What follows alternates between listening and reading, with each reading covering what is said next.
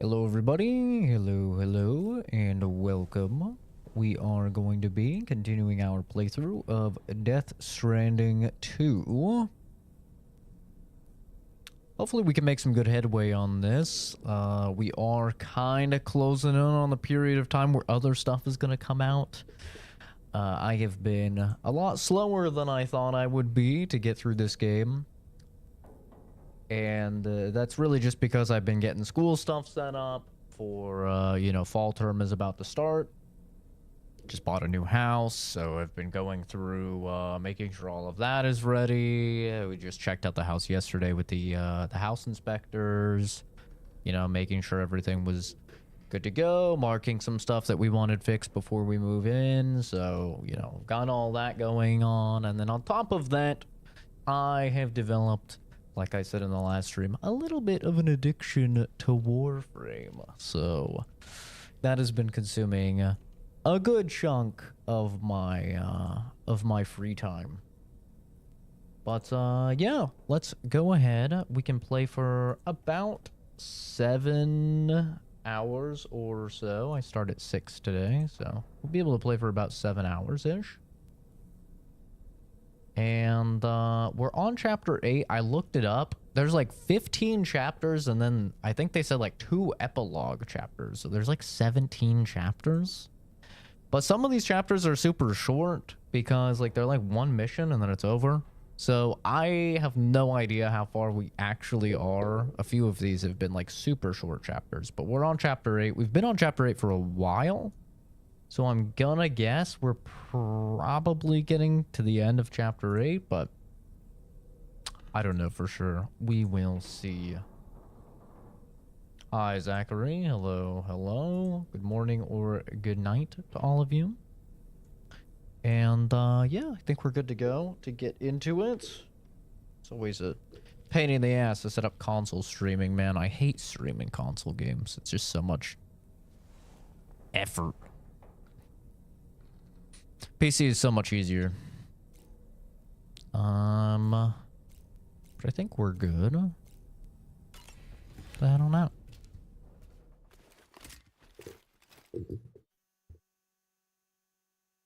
It's just how to go.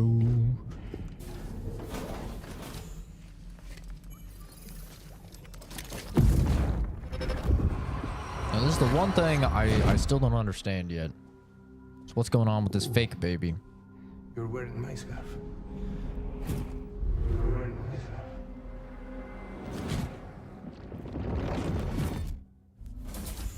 You saw his face too, didn't you? Mm-hmm. It was him, Neil Vanna, I'm certain of it. That clearly wasn't a memory of yours. Was it some thought of Lou's, lingering in the pod? Hold on. Lou was assigned BB-28 serial number 4 years ago. But Vanna died in a void out 11 years ago. It doesn't add up. Meaning what? That it was his memory we just saw? He and Lou must be connected. But how? Hello, Doom Gamer. Yeah, that's what I have not pieced together as of yet. The link between, like, what's causing the visions, because we know Lou is not actually in the pod, right? Like, what's causing the visions? Sam, the data you secured for us at the weapons factory earlier has proven invaluable. With it, we were able to continue our investigation and succeed in locating fabricators with similar specifications. I'll brief you in depth as you review the map. Uh-oh. Accept this main order from the delivery terminal in order to proceed. I'm about to throw down with Higgs again. Is he gonna shred some weird electric guitar?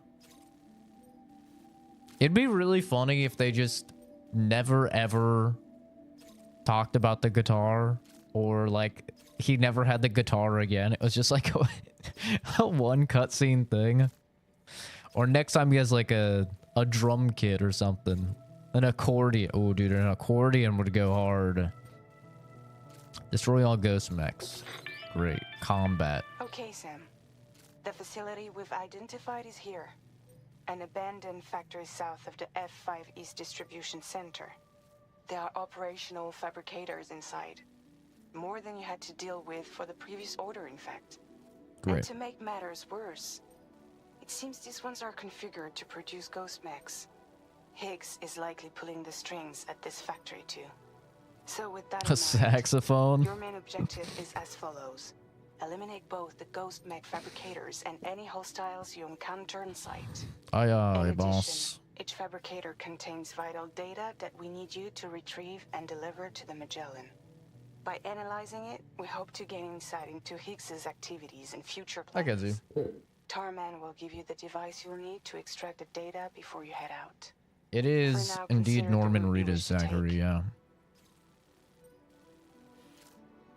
It's funny seeing him talk about the game, because he, like, very clearly doesn't know anything about the You'll need to game. take this ring terminal expansion device with you again. Just like, yeah, Make sure it's in your possession whenever you Kojima attempt wanted to see my access that feet. ghost mech fabricator on he scanned site. my feet. If you have it with you, it'll automatically I extract let him data scan them from the dogs. fabricated terminal while Paid me a lot of simultaneously money. destroying it. Once you've disabled all fabricators, return to the Magellan with the device and submit it for processing. We'll handle the analysis on our end like last time. Remember that it contains special components that can't be reproduced by printers. Take every precaution to ensure you don't break it. Me? Break cargo?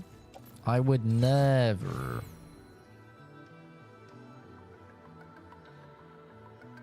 Take care, Zachary. Looking fly in that tie. Wow. What a rhyme. Do we have enough guns? We have a shotgun. And a silenced pistol. Is that it? I don't know if that's going to be enough.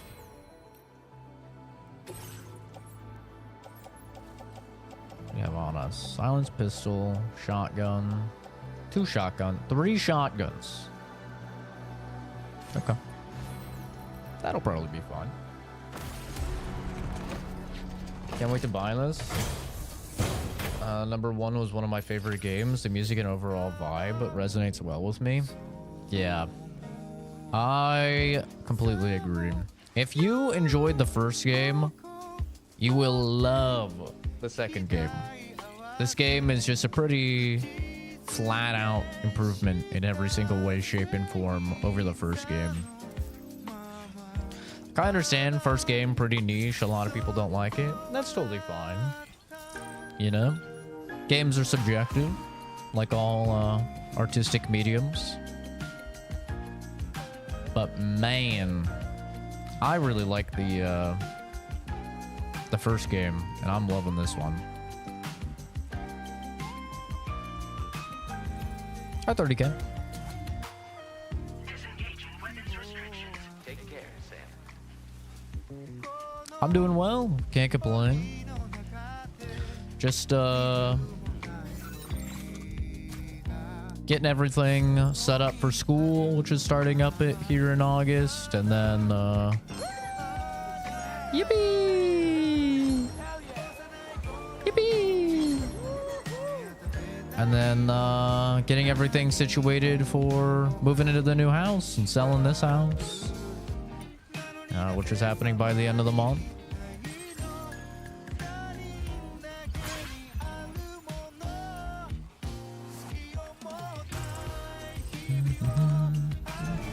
So, been pretty busy. But it will be nice to just relax, you know? Can't see shit.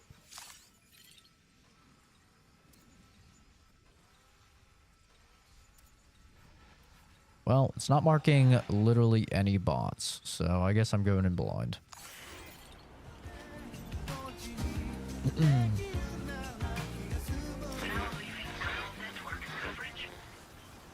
Oh wait, isn't there a thing? Can't I put equipment in here? Am I getting that mixed up? No, I can't put equipment in there. I think there's only 4 bots. Can't store it here either. Do I have a PCC? I do.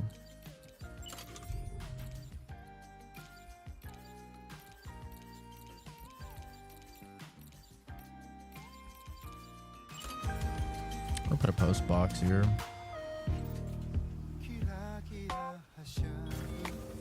Store the package.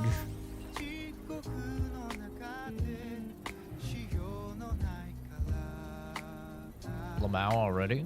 Already what? Construction process now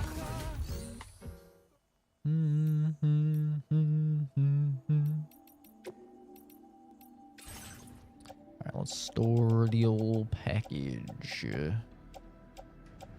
Where's the package?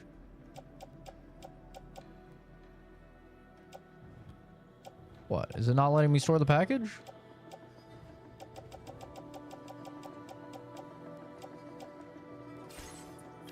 Oh, god damn it. I can't store the package here?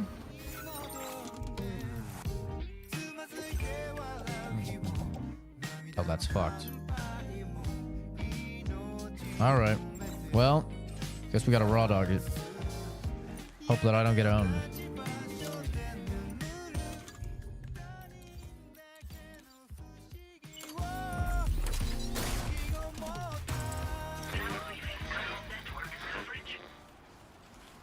Bravo 6.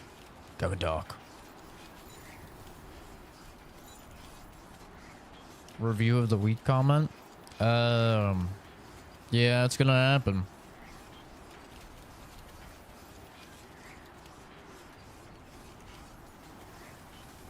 You gotta realize most of the people online are NPCs, you know? So if you're thinking that there's going to be a single actual unique thought Damn, it's cold. in like a YouTube comment section, especially a YouTube Shorts comment section, you're setting yourself up for disappointment.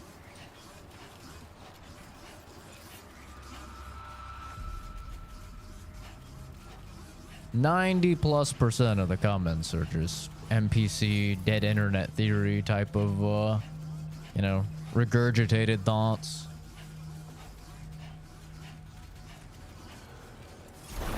Oh, that's not ideal. Uh-oh.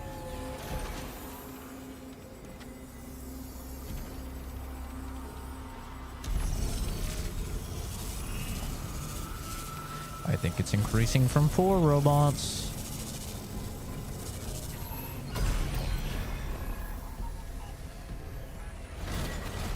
What in the goddamn?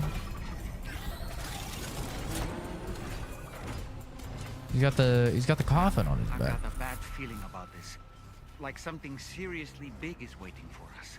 Yeah. Stay on your guard and proceed with caution. Yeah.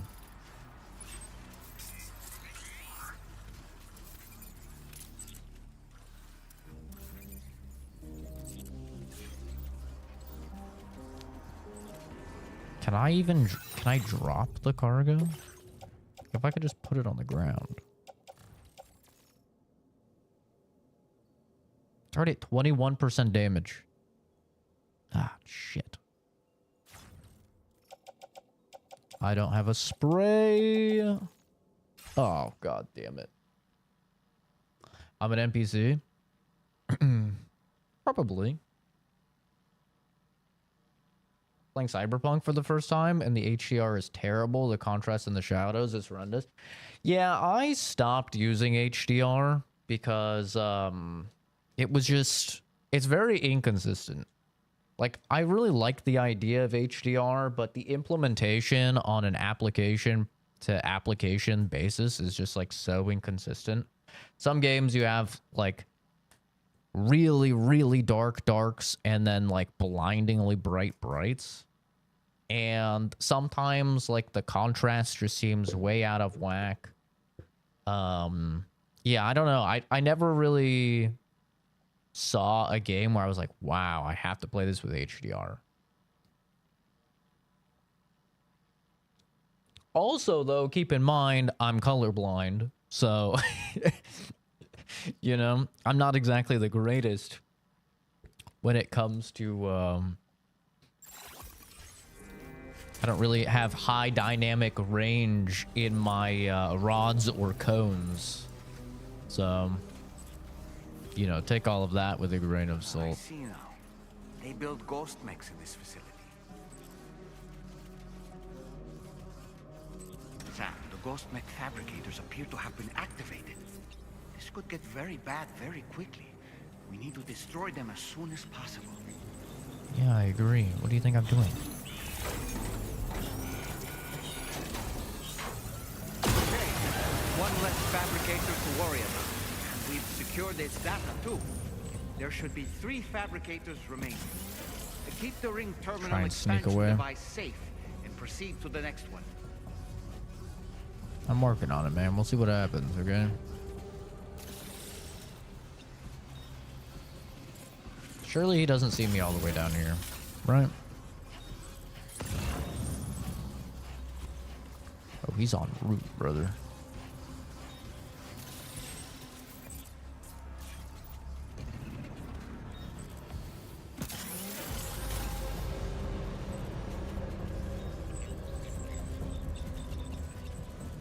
Shit. Ignore these packages. Uh-oh. I think he sees the packages.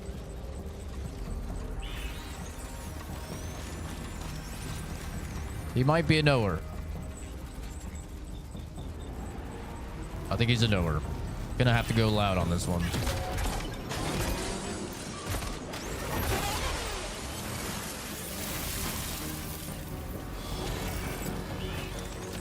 Go, go, go, go, go. We gotta destroy this shit ASAP. Whoa.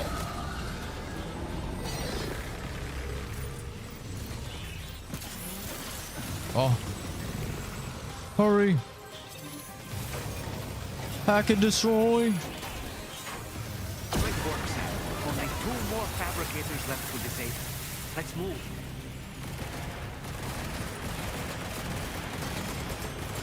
Well, we found ourselves in a bit of a predicament. What the hell? They got little Amazon drones. I'm terrified of this giant dude.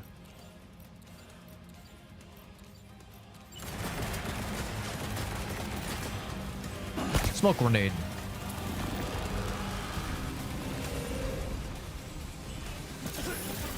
Smoke jutsu. Huh. They can't hit me. Uh-oh. That doesn't look good. Smoke jutsu. Go, go, go. I'm a man on a mission. And the mission is to not fight every fucker out there. Smoke jutsu. Go, go, go. I should have wore the fucking battle skeleton. They've got no idea. Gone. Gone in the wind.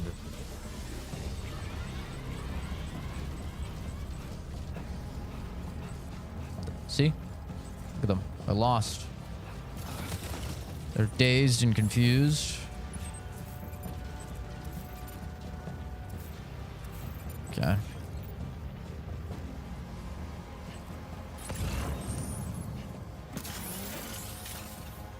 They've got no idea. I hit them with the loop-de-loop. Like SpongeBob tying his shoes. The loop-de-loop and pull. Take this blood bag though.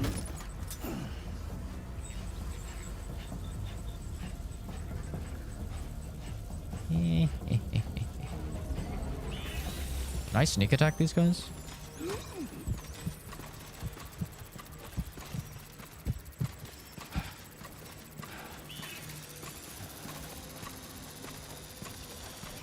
Oh, you can. Oh man, I wish I would have known that before I started blasting. Go to sleepy. He's getting up.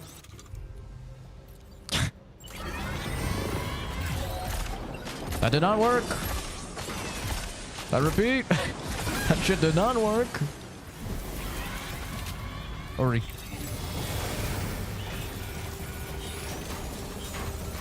We're almost there. Just one more fabricator to go. Yep. It's gonna be the hardest one. Fucking 20 dudes here. Do I have a normal grenade? I thought I did. I only have capture grenades. I'm a buffoon. Wait. And blood grenades. I'm a buffoon. It's okay. I got this little guy. Ooh. Ooh. Yeah. Group up, boys. Papa Sam's got a little something something for each of you. Mm-hmm. You like that? Hungry little robots, huh?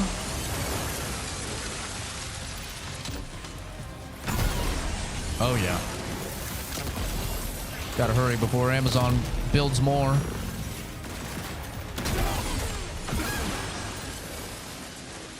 Go, go, go.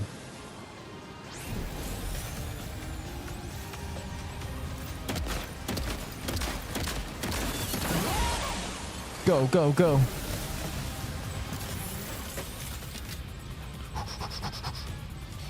Take him out, Sam. Hurry, he's coming. Oh, shit. All fabricators have been rendered inoperable, and we've extracted invaluable data as well. Great. Can we get the fuck out of here? The remaining ghost bits. Oh, no. I have to fight Big Boy? Oh, no. I gotta fight the Tyrone of mechs. He's terrifying. I did all of the side content in the first game. I have not done all the side content in this game.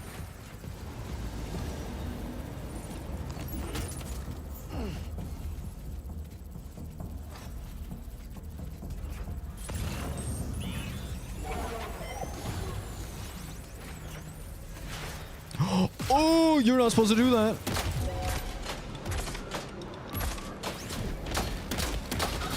Wow. Oh. Iframes. Iframes. Iframes. Iframes.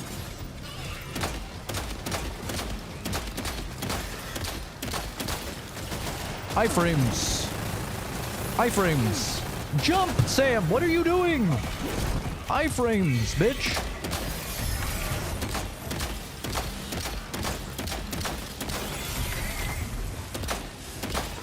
Yeah, I'm just gonna keep shooting.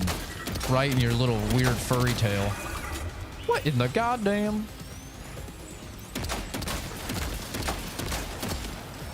Bro's eating. Holy shit, he's hungry.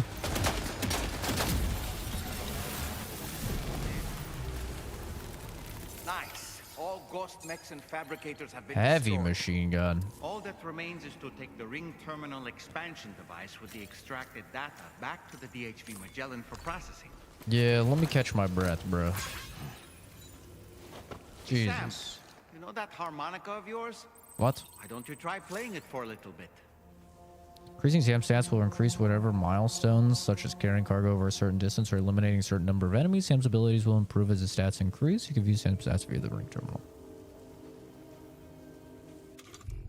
Well, I just need to drink some water, okay?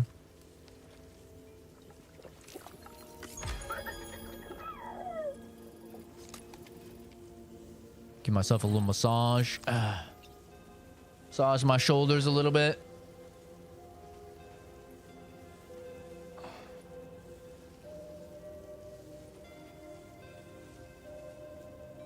I've done a healthy amount of the side content in this game, but I haven't like maxed out every single person or anything like that, like I did with the first one.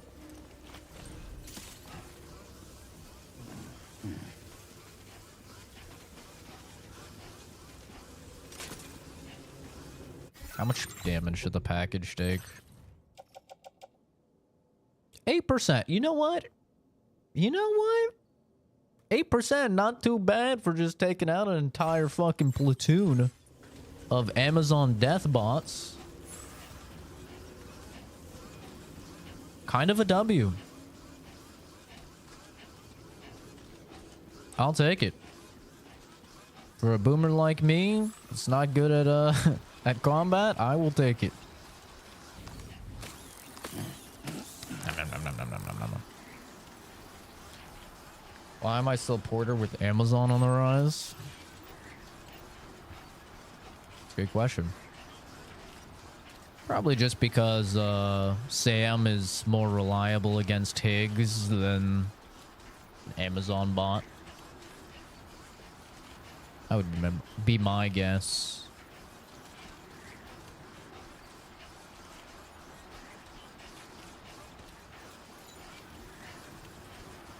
When you have Higgs just being an asshole all game.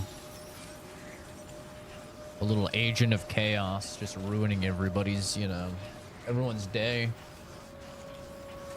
Probably don't want to trust it like just a bot with a pretty valuable package.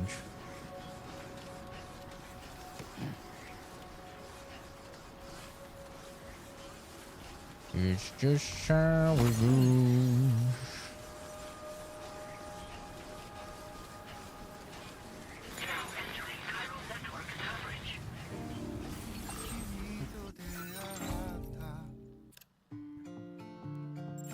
I wish it remembered where you left off on the songs more often, you know? So many times it's like I hear the beginning of the song because I go out of chiral network range or something. It's like, okay, next song. I've heard the beginning of this song 10 times now.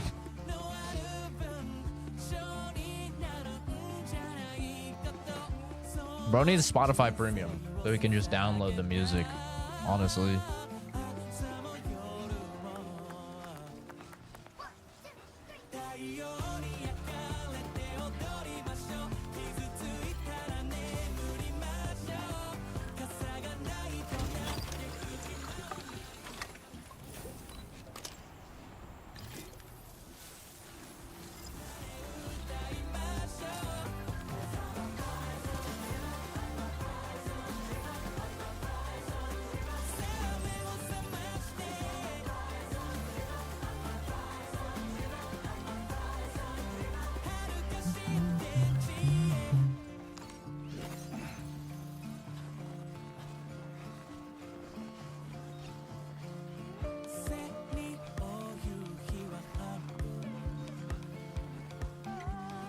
Is this a road paver or is this a tram line?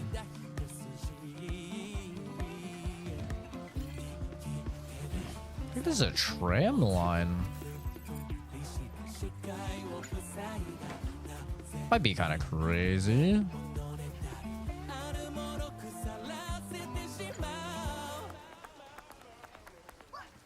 Oh yeah, I leveled up my skateboarding abilities. Let's see what that looks like.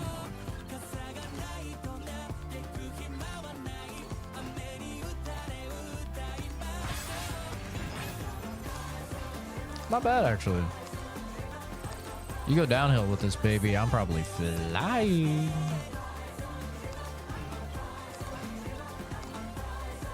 Oh, not the tar. Not the tar. Ooh. Oh. Gotta go around this side.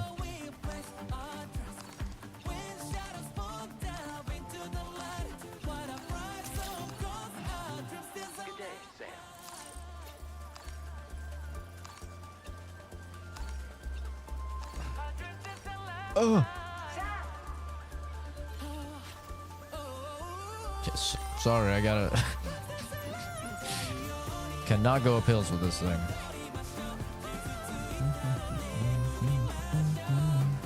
Probably only gonna get like an A for this one, or maybe even a B. 8%, 14%. I got shot up a little bit, not gonna lie. There were a couple times it was not doing the dive, which was a little weird. It's good to have you back, Sam. Now let's take a look at the cargo you've brought us.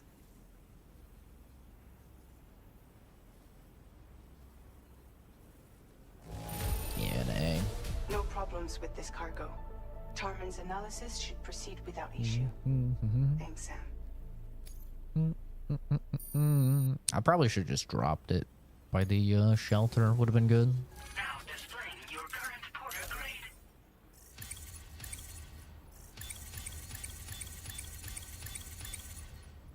Jesus. Our analysis of the data you extracted for us has yielded detailed records of deliveries to the factory.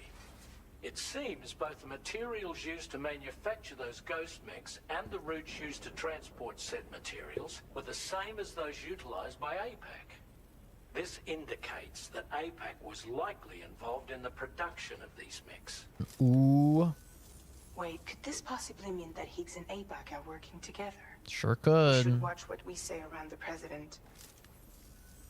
We'll need to proceed carefully with our investigation. Who could have If guessed? APAC and the President did indeed have a hand in these activities, the security of our operations is entirely compromised. One Yup. more thing, Sam.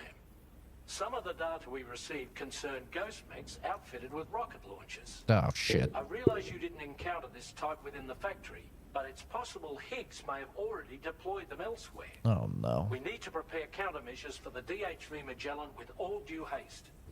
There's a specialist who can help us in South Fort Knott, just beyond this mountain. Putting F6 on the grid is one of our objectives anyway.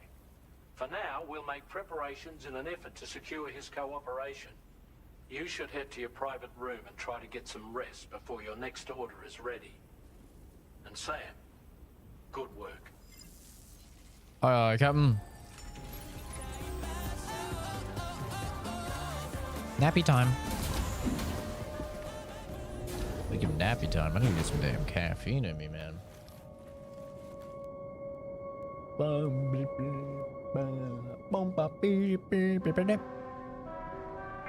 Oh, look how dirty I am. A little dirty boy. Need to take a shower. Got a little goopy on me. Got a little blood. Charlie, another assignment is now available for processing. Pick up this main order by accessing the delivery terminal at the F5 East Distribution Center. Fuck you. He's in on it, man.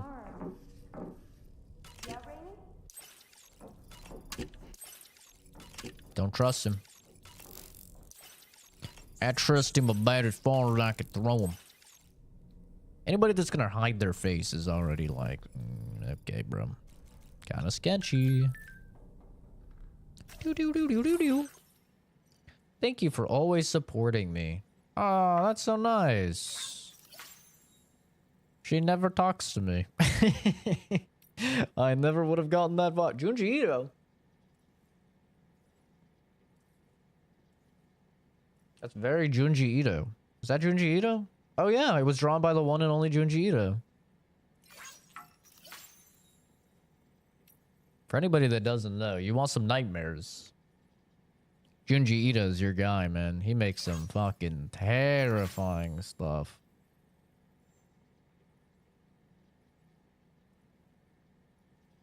Oh, those were her pets? Oops, I killed them all.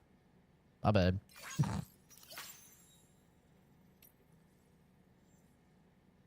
Did you get a cool patch? I introduced Tamara to VR training. Now she's totally hooked. She's already racked up a bunch of X-rigs in the Porter Mastery program and received some cool patches for her troubles. Now she's obsessed with doing even better. Got your hands on any of these patches yet, Sam? Yeah, just train the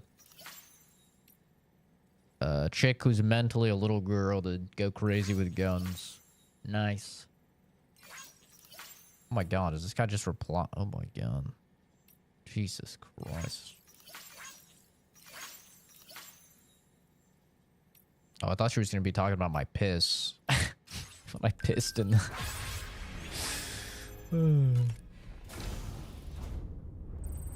I pissed in the snow.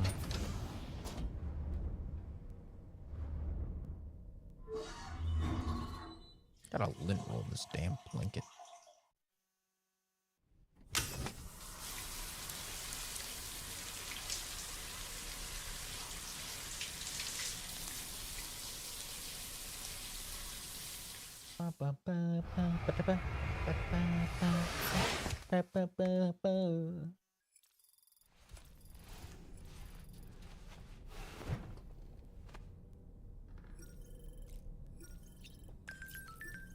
beep, beep, beep, boop, boop, boop. All right. Let's get her done, brother. I don't know what the sunburn does. I keep healing my sunburn. I don't know what that does. I don't even know how to tell that I have one. It's not like instantly visually apparent.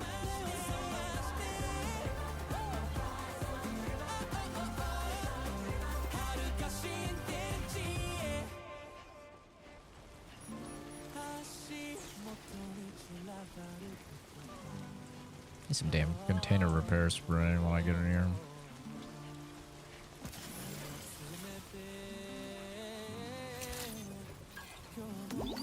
Kenzie, what are you doing up this early, by the way?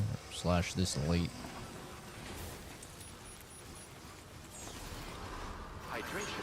Shouldn't you be in bed? It's like freaking 2:30 over there, right?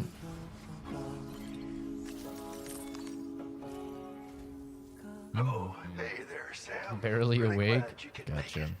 Now, your next main order is ready and waiting, but I should mention there are some special considerations. For one, the cargo container will start leaking toxic gas if it's damaged. Great. This run is going to involve a hard trek up some snowy mountains, too. Wonderful. I love that. So make sure you're well and truly prepared before heading out. Now, the adventurer you're delivering to travels the continent to try and solve the mysteries of the Death Stranding. You gotta respect a man putting in that much work. The cargo you'll be taking him is related to his latest investigations, or so I hear. I'd appreciate it if you helped out, not just with this order, but any future ones as well. Don't let us down, Sam. No pressure. Of course, no pressure or anything.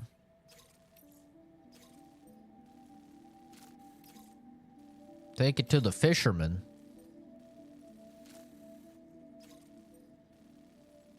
Bruh. I gotta do the fisherman. Are you kidding me? What if he gives me the ability to fish? God damn it. I've gotta do the fisherman. This is a big package, though.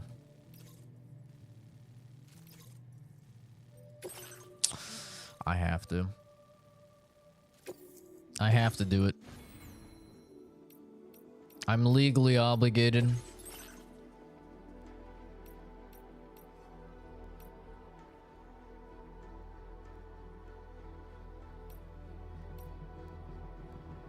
Oh, that's cute. A little rainy one or a little tomorrow one. Take the tomorrow one.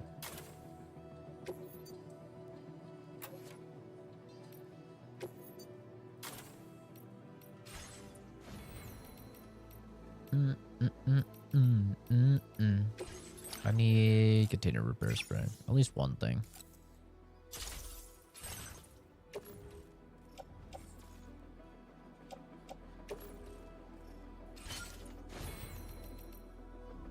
Do you have any new cool skills?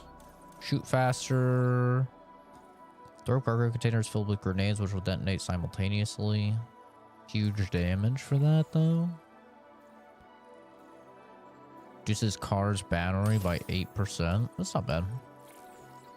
Let's see where projectiles are coming from. I remember that one. Auto aids. Reissuing standard orders more efficient, meaning they spend less time on standby once completed. Improved coffin board. I might actually do that one. I start using the coffin board. First started playing number 1, I was extremely confused about why the landscape was so barren with few structures. If for real, the timefall would truly be the bane of humanity eroding the past. Yeah, I mean, that's why, it's kind of genius when you think about it from a game design perspective, because it allows them to really push the graphics because there's not many NPCs or buildings or structures or anything out in the world, so it's mostly just generating like landscapes.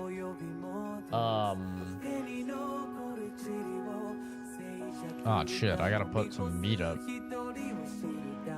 Make 2 containers for you, put all of them in the fridge. Oh. Let me do that now. I gotta go put some meat in the fridge. I'll be right back. That's not a euphemism for me hanging out with my lady friend. It's not. Because she doesn't exist.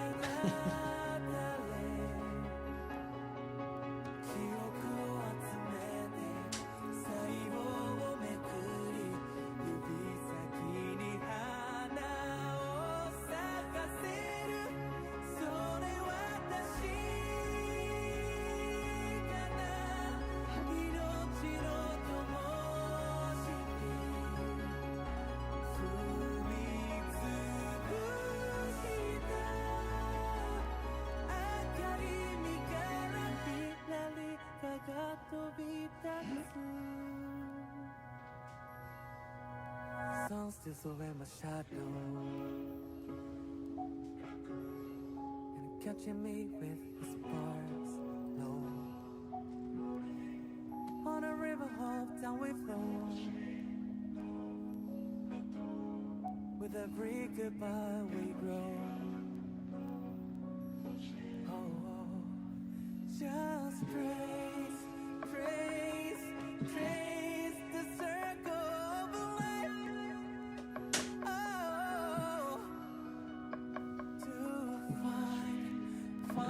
But yeah, it's kind of a genius like game design thing because they can really push the graphic. And the game looks fantastic and runs great because there's not NPCs everywhere because they're all underground. I'm actually gonna toss this on. I'm a little cold. A little chilly.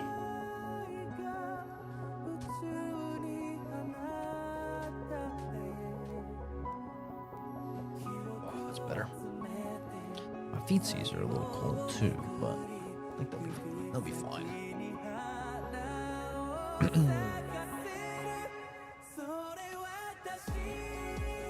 But yeah, everybody's kind of just being chilling underground. They have a couple cities, but unfortunately, like, they usually get hit with void outs, you know?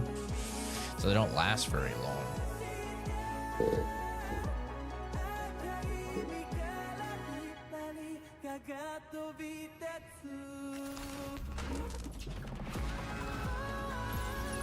This song's fire. Awake because the baby woke up, and yeah, I can't get back to sleep. Oh, it's so bright. Yeah, see, I can't relate to all that. I can fall asleep over and over and over. It's like a superpower. Even if it's only like for 30 minutes, I could just keep going to sleep over and over.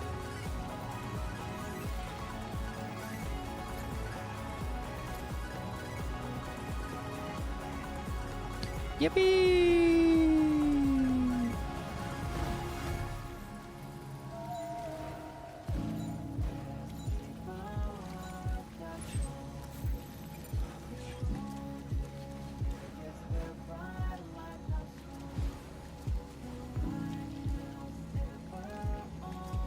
The song is incredibly good.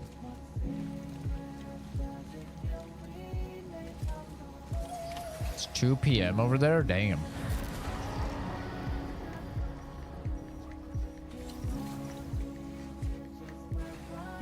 Uh-oh. I see why he didn't go get these packages.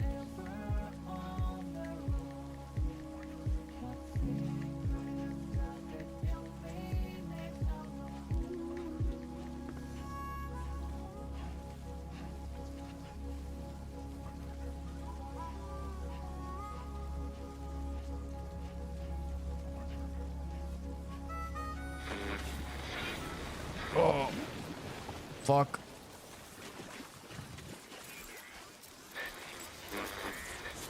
Well, Not sensing any BTs nearby. Let's move quickly and grab the cargo. very strange for there to be no BTs. Something feels off.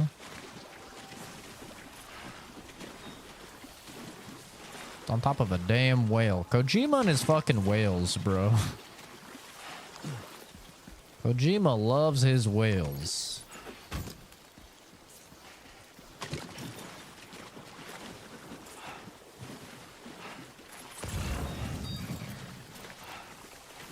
One, two, three, four. Where are the others?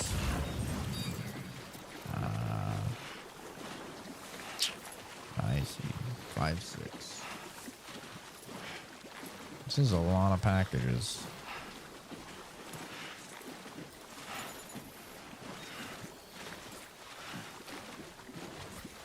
At least there's no BTs. That's a W. I'm going fast.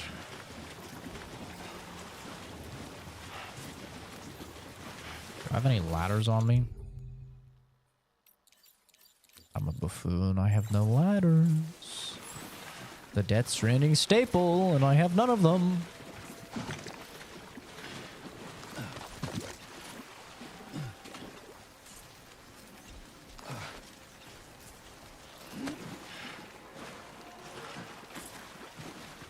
Yeah, you know, you say there's no BTs, but I'm definitely hearing some type of horseshit.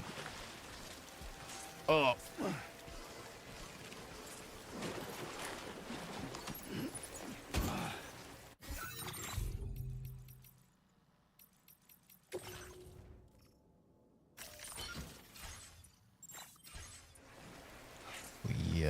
We're getting fat. Gotta go load these in the damn car.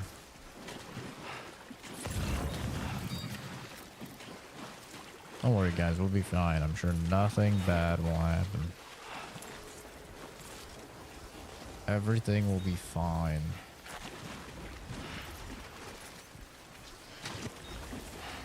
Time feels really slow right now. Really?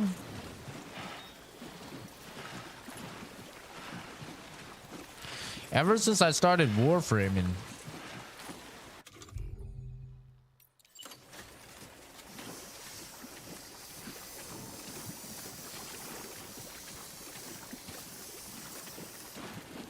time's been going pretty fast. Warframe has been making my work days fly by, bro.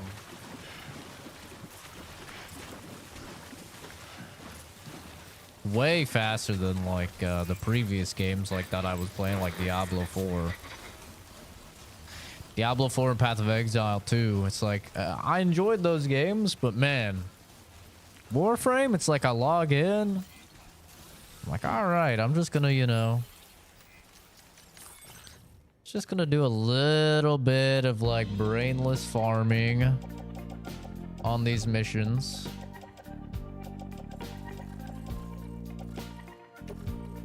While I'm going through these reports. And then I'm like, oh shit, it's been 4 hours. I'm like, what the fuck? Jesus Christ. It's great.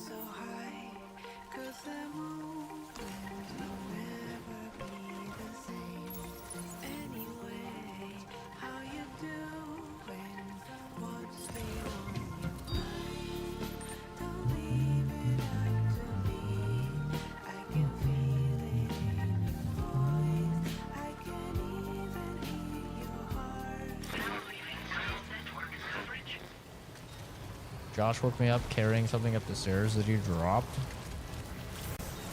Uh-oh. That's not ideal.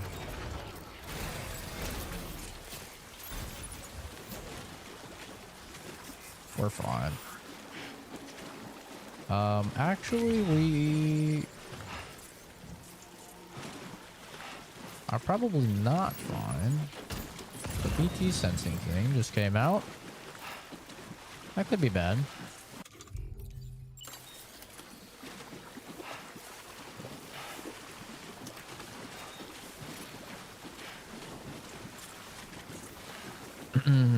Yeah, my friends have been telling me, like, oh, dude, just stream Warframe. You need to just stream Warframe. And I do not want to stream Warframe, man. Sam, did you hear that? Sounded like a creature of some sort. Like, I made that mistake with Diablo 4 of, like, I made a video for Diablo 4 and it kind of blew up. I think it got like 60 or 70,000 views or something like that. It was back when everyone was saying, like, Druid was terrible and, like, that you could not play Druid at all and stuff like that. So I was playing Druid. I made a video, like, on my build and just deleting everything and stuff. And it kind of blew up a little bit. I was like, oh, okay, you know, like, people seem to enjoy some Diablo content from me, so I streamed it. I streamed it for a little while on the channel, and like those streams did pretty well, but I don't know. Once you start streaming a game, it kind of like gets put into a different category, at least like mentally of like, I don't know, it kind of loses like its chill factor. And the most important thing is like I end up not wanting to play the game off stream at all. And so that's normally fine. Like with Death Stranding, like that's fine, you know, or like a more story game or something like that, it's fine. But when it's something like Diablo or it's something like now Warframe, where it's like this game that I'm playing, you know, in my like while I'm working and like downtime and just like as a whatever game, that's when like I don't like that feeling of like, oh man, like now I can't play this game while I'm at work or whatever, because obviously I can't stream while I'm at work. And so it's like, oh man, I could like get in my head about it. I can't play this game because I'm not streaming the game and stuff. So yeah, I like to just have some games that are separate from stream games. That's all. Even though like my friends are like, dude, the Warframe fans go crazy for seeing like people's like reactions to these parts of the story and stuff like that. It gets so many views. Like the Warframe community is awesome. I have no doubt about any of that. But I don't want to stream the game because I know if I stream Warframe, it's going to be like backseat gaming like crazy. The game's been out for a decade, bro. People are going to be backseat gaming like crazy. Oh, you're running this on this. That's suboptimal. You need to run this and blah, blah, blah, blah. And like, the thing is, most people will be doing it not in a mean way. Also, like they'll just be trying to help, but it's still annoying. You know, it's like backseat gaming is usually like people be like trying to be nice and trying to help, but it's still annoying. Like you try driving your mom around, right? And it's like your mom is being a backseat driver. She's like, oh my God, like you got to get in this lane and oh, slow down and stuff. Like she's trying to help. She's not like trying to be mean, but it's like, Mom, with all due respect, I love you, but shut the fuck up and let me drive, you know? Like it's kind of like that. Like backseat gaming, like there's a reason why we have the rule on the channel about like no backseat gaming unless I explicitly ask for help or something. Is just because like most of the time people are trying to be nice, but it's still just annoying. It's not fun. And I know there would be a ton of that. I'd also have to worry about like spoilers for Warframe. Because I'm really enjoying the story of the game. I'm really, really digging it. So I'd have to like worry about people spoiling stuff because the game's been out a decade. It's like fair game. You know, I've spoiled stuff for people, you know, when the game's only a year old, let alone 10 years old, right? So, like, it's totally understandable. It's fair game and stuff, but, yeah.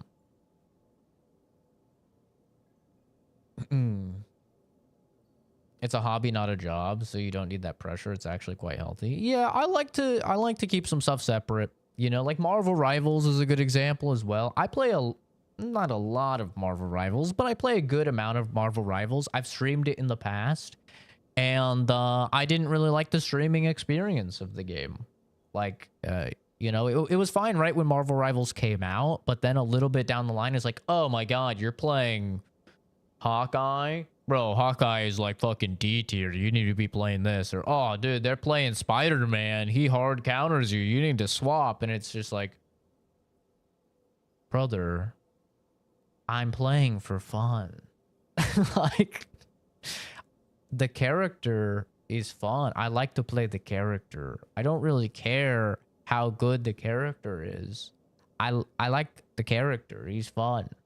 So I'm going to play the character. And even if they play a character that counters my character, I'm still going to play the character because the character's fun.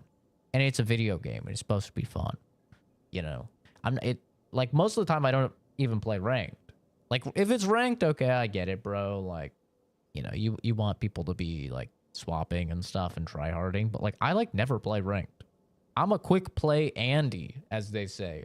I'm a filthy little casual. And you still get people like yelling at you and shit. I was like, dude, relax. Okay? Calm down. It's a video game. Let me play who I find fun. You play who you have fun. If you're not having fun playing with me in your game, leave the game. Find a new game. You know? It's really that simple. It's not that deep. So yeah, like Marvel Rivals is a game I play off stream as well now. Most PvP stuff. I used to stream a lot of PvP stuff, but what I found with PvP stuff is if you're not like the best, then your chat will be pretty awful. Like if you're not insane, even if you're insane, people will still like you could go in Shroud's stream and they'll still like make fun of him and stuff for missing like one shot or something, even though he's like insane at FPS, right? It's like I'm just not good enough, bro. I'm just here to chill and play my little Marvel character. You know?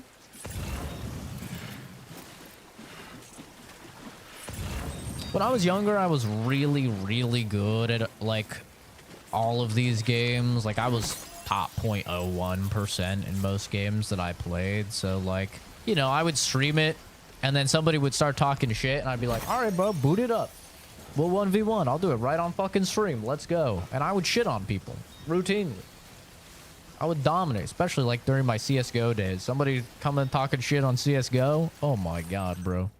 They were signing their own fucking death warrant. They're putting a hit out on themselves. But, you know, now I'm a shitter. Now I'm not good at games. So I don't do this. And I don't do, like, any of that stuff anymore because I'm a shitter. I'm an old man and I don't play PvP games very often. So it's like, I'm not going to fucking 1v1 you because you're going to win. You know? You're going to win, bro. I'm not going to, like, act like I'm the best or anything like that because I'm not. I'm like a solid gold gamer these days, you know? Solid silver gold gamer.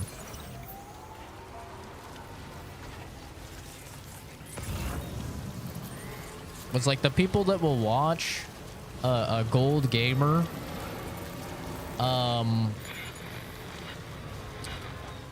and they're gonna be chill.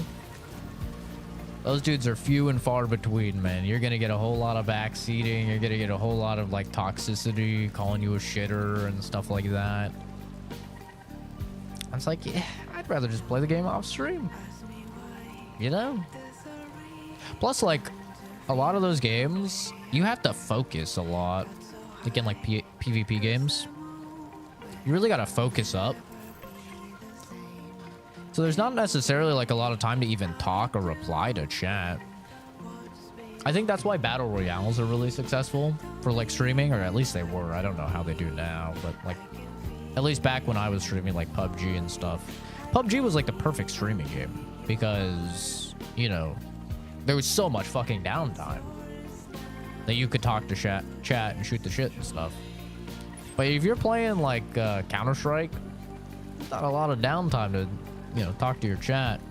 Or like Rainbow Six Siege, Rocket League, right?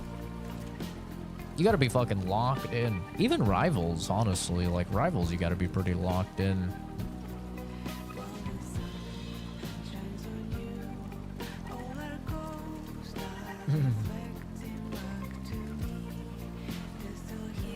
Yeah, Rocket League is another level, bro.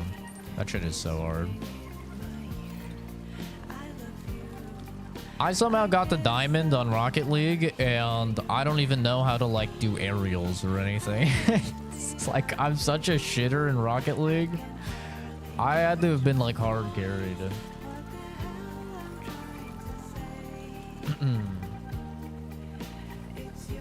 Yeah, they're very toxic over in Rocket League. My favorite thing was I would hit people with when they'd get really mad at me in Rocket League, I'd go, I know you're not a fully grown man getting mad over a little car driving soccer game. And they would they'd either get even more mad or they would just shut the fuck up.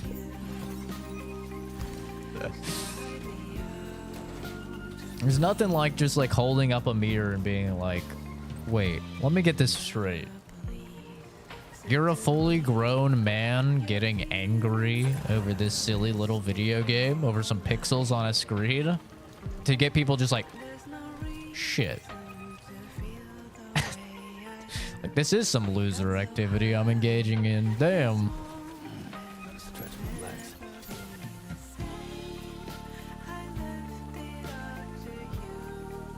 You just completed Callisto Protocol?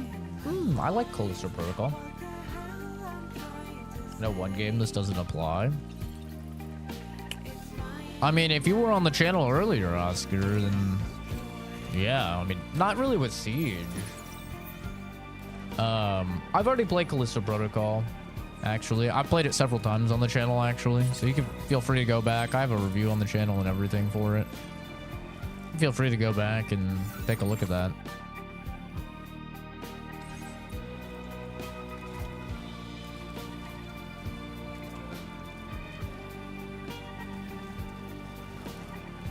I'm loving the game except the part where you can't fast travel sometimes. Driving a vehicle as slow as a golf cart for 4 to 5 kilometers is tedious.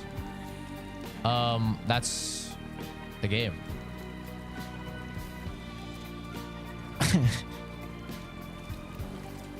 The game is the journey, not the destination, man.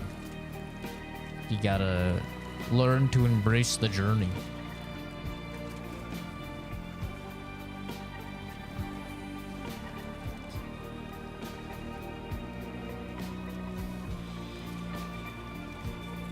It's supposed to be tedious, so that way you are more inclined to make things when you unlock them to make it less tedious for the next person going through, right? Or for yourself on subsequent deliveries, right? You set up zip lines, or you build roads, or you... Nailed it. Wasn't even worried for a second there. Or you set up, you know, the tram line, or you set up bridges, right? All sorts of things that you can do. You set up the booster ramp.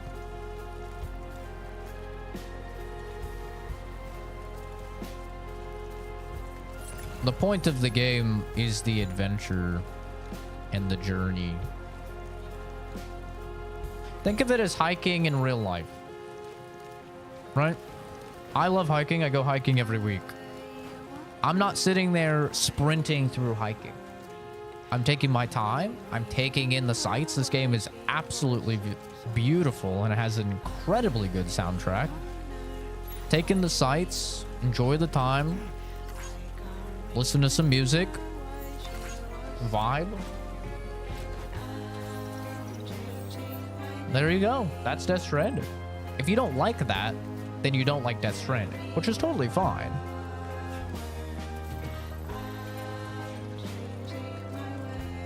It's a very niche game, but that is the game.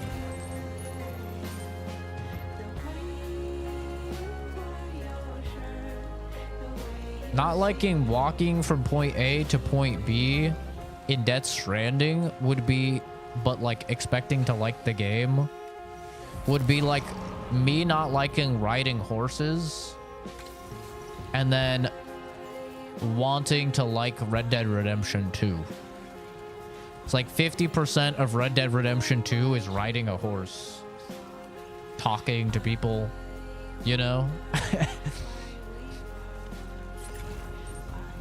If I don't like the riding the horse and talking to people, I'm not gonna like Red Dead.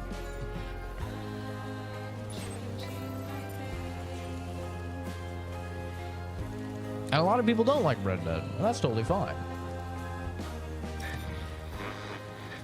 But those that do enjoy Red Dead, you know, and they get through Red Dead Redemption 2 or Red Dead Redemption 1, I mean, they're gonna have a, you know, probably a life-changing experience. They're probably gonna experience one of the greatest narratives they've ever had.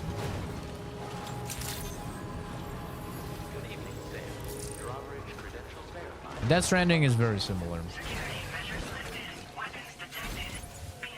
This game is about hiking. It is, yeah. I mean, this is essentially like a hiking simulator for a lot of it. I tell people it's about 50% going from point A to point B. Now, it's not only just walking. You can drive vehicles, you can create zip lines, you can rappel down mountains with like an anchor and ropes. You know, there's all sorts of ways to get from like point A to point B. But 50% of the game is getting from point A to point B with your package or to get a package or whatever. 30% of the game is cutscenes. Some of the best cutscenes in the entire industry, amazing cutscenes. And 20% of the game is combat. That's how I've been breaking it down for people. And the combat is pretty good. You know, it's quite serviceable. It's not bad. And now they give you a bunch of new things that you can use in combat. Like they just gave me a fucking Pokeball where I can fight a BT and I can throw a Pokeball in its mouth and then I can summon that BT later in combat, which is sick. And they've added a bunch more like cool combat things in the game. They've added like a dodge roll that has iframes to dodge attacks and stuff like that. So they've added a bunch of things for the combat. But yeah, I mean, 50% of the game is traveling from point A to point B. So if you don't like that, you know, you're not going to like it. Yeah, I had one Shadow, but it got destroyed. So I'm just using other people's right now.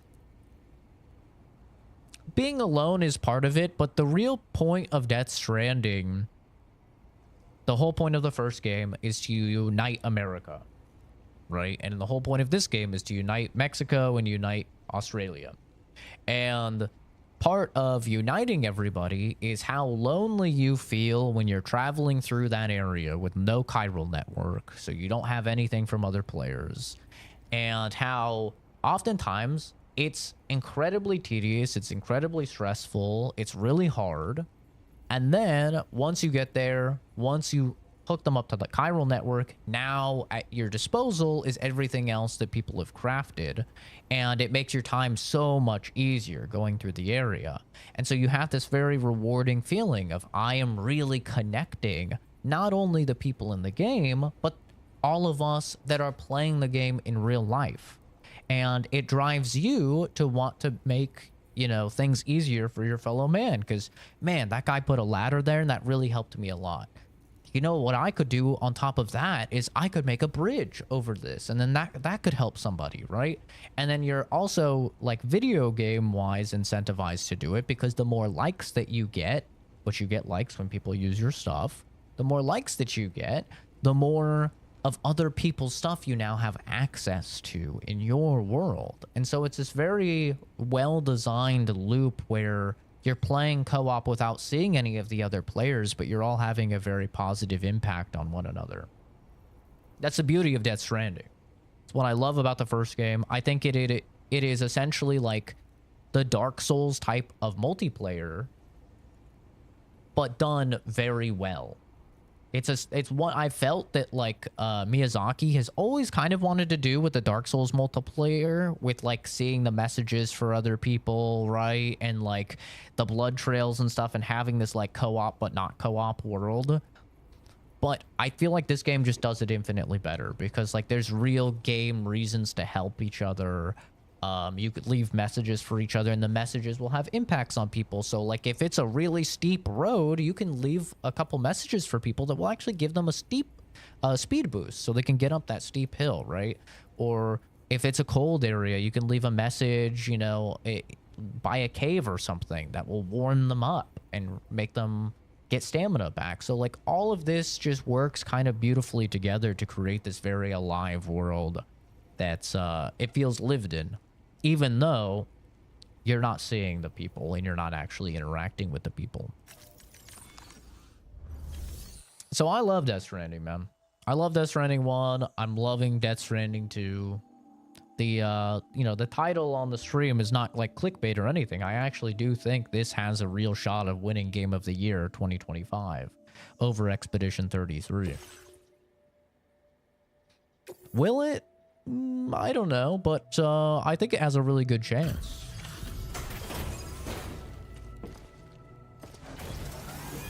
But it is a very niche game, you know. A lot of people are not going to be into it, and that's totally fine.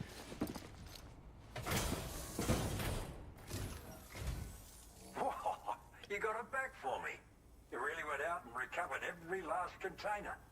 Right. Take care, Give me Mandalorian. just a moment to check the Thanks for damage. stopping by, dude. Have a good one.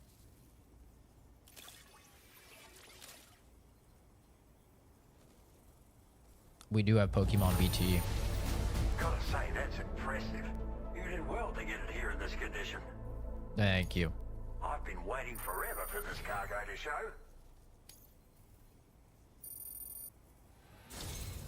Can I Thank hook you so up, much. man? Really?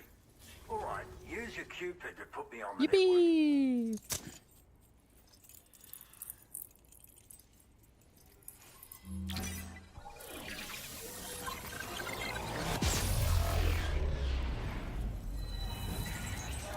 People don't have patience. That's why they don't like this game. This game is definitely for an older demographic. No doubt about that. I don't think you're going to find any teenagers that are really into Death Stranding. You know? I think the teenagers are going to stay with their Apex Legends and their Call of Duty and their Fortnite and their, you know, Valorant or whatever. Like, they're going to stay with their, like, oftentimes multiplayer, but, like, very high-octane gameplay type of games. And, you know, us boomers, we love this shit, though.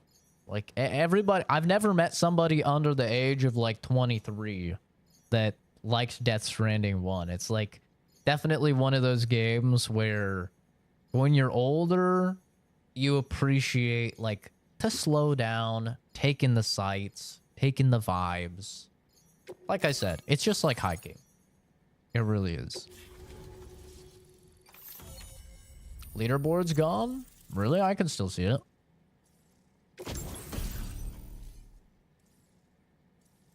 A grenade launcher loaded with adhesive MP shells. Effective against any target. The grenades stick to their target on impact and can be detonated remotely, damaging all enemies caught in the blast. Oh, cool. I was hoping I'd get a fishing rod. Your current porter grade. I'm 15 and this is fun.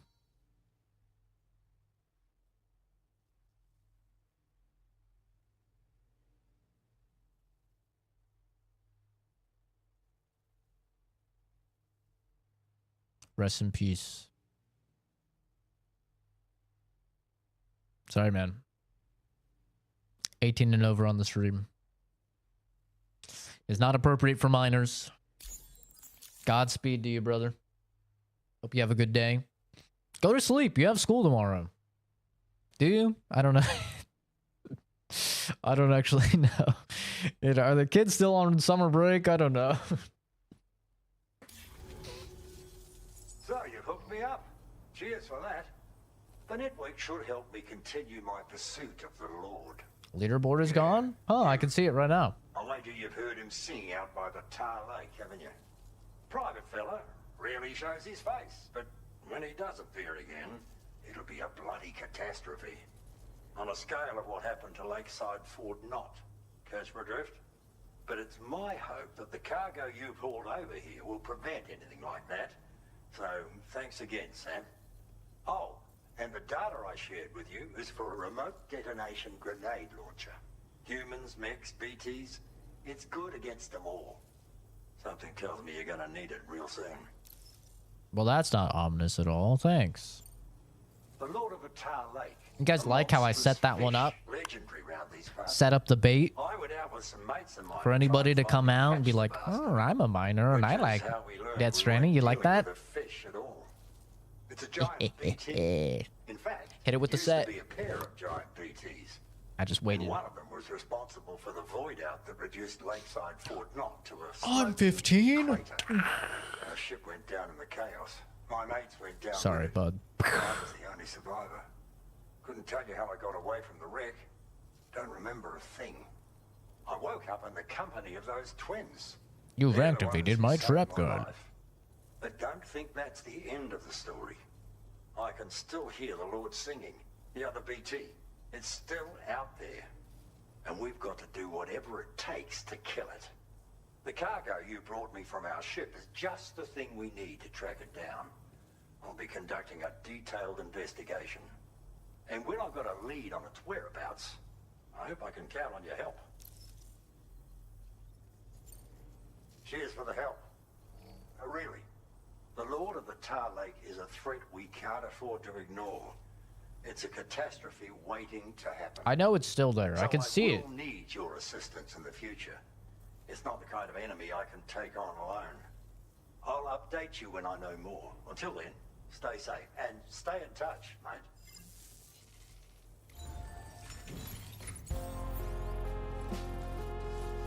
Us Australians don't sound like that, right? Oh, mate.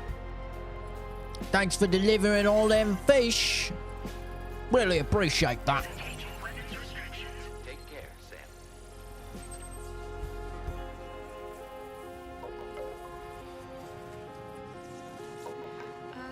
Oh, bloody hell, mate. That one's a big one. Jumped right out of the tire at me. Barely got away scratch-free, let me tell ya. And I've been hunting her ever since. The moment she pops her pearly eyes right out of that tire, she's getting a harpoon in between them.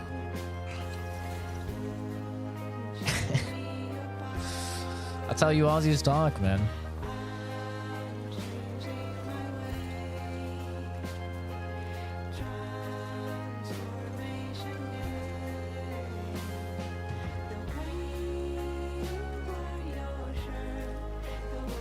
The crown isn't showing next to people? It is for me.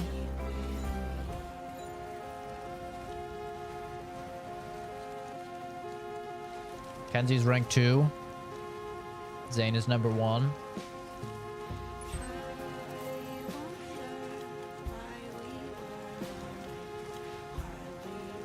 Hi, Corvette.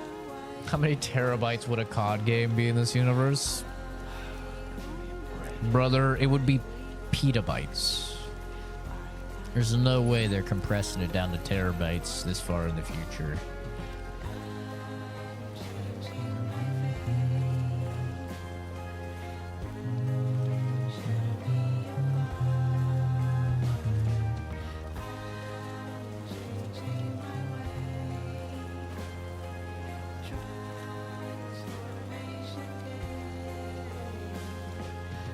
It's so funny to me that people literally agree that they're 18 plus before they chat in the stream, and then they go out of their way and they say that they're a minor. It's like, brother, I know you're a minor, so you're like retarded, but still, I mean, come on, can't be that dumb, right? G'day, mate. Welcome to the Australian outback. We're looking for a great big white whale out here. Really, the only difference I think between like a British accent and an Australian accent is enthusiasm. You know? I feel like Australians are more enthusiastic and British people are just more like dry and dead inside.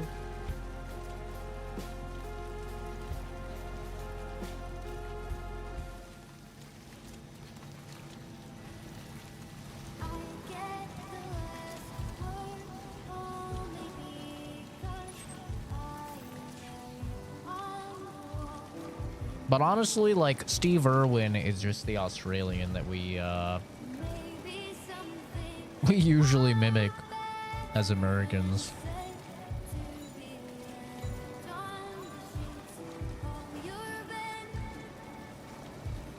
Hi, Winnie. How's it going, dude?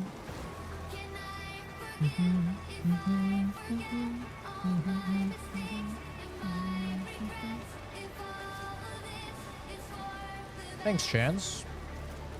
I'm gonna be logging in for work after this stream, so that's why.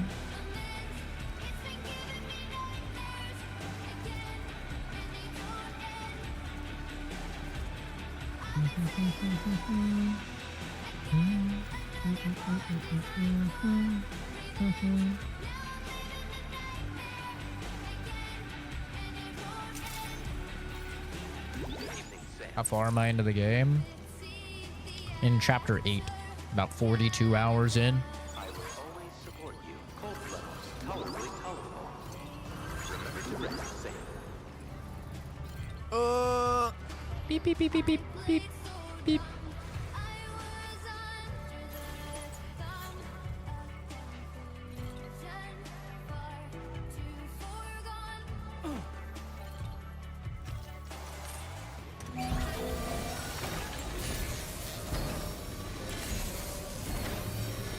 My disappointment is immeasurable that we found another NPC As good as new to me.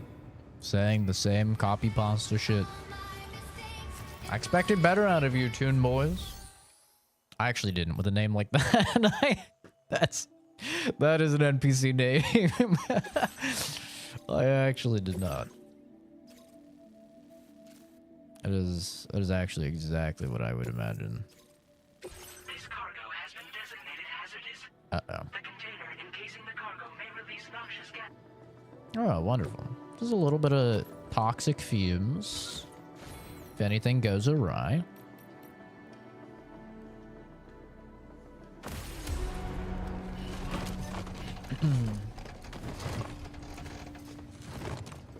Very nice, Weenie. Congrats. Order accepted. Thank you. Fucking fat.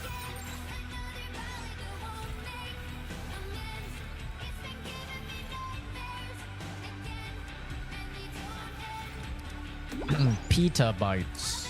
That's what comes after terabytes, not pedobytes.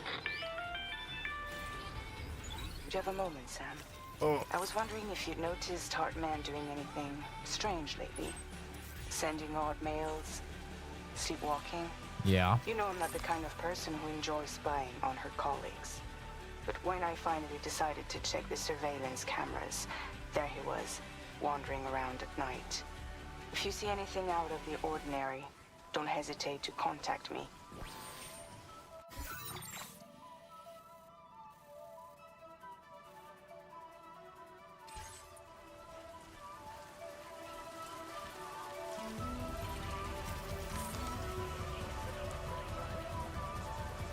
That's like right around when we're moving into the new house. Very exciting, man.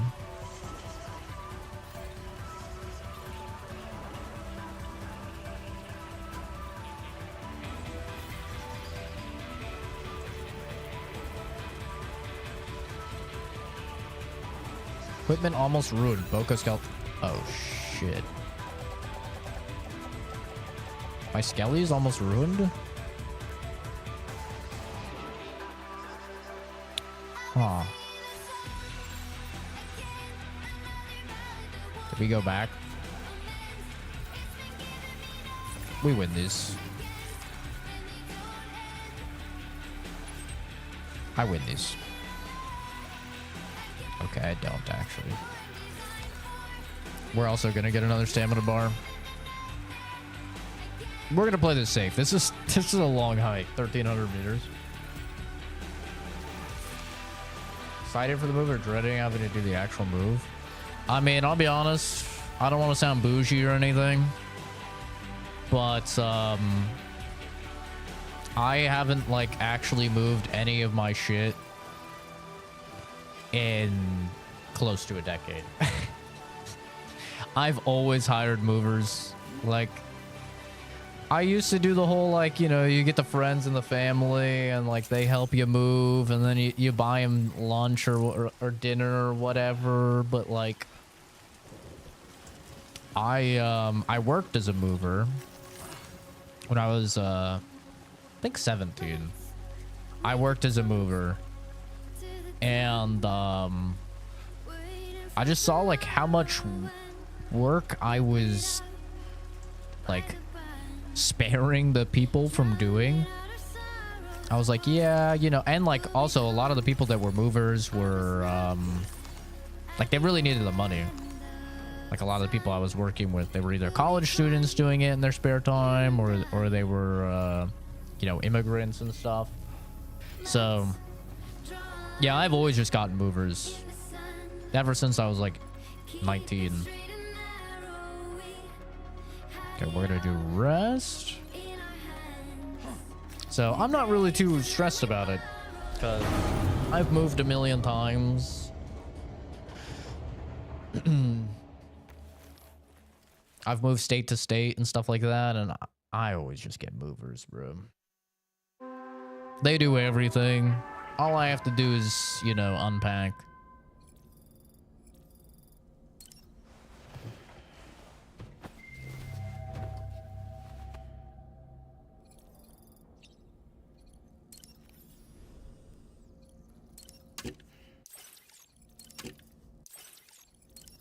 But honestly, since I've moved so much, I don't have that much shit. Like, I've downsized so many times that... I mean, I'm gonna downsize a bit more. I'm gonna get... gonna throw out these 2 desks that I'm using right now. Get a sit-stand desk, finally. Gonna... probably donate my bed. I'm not really sure what I'm gonna do with the bed, but I'm gonna get a new bed. Much smaller bed. Right now I have a California King and it's just way too much, and since we're downsizing the house as a whole, there'll just be no fucking room in the room.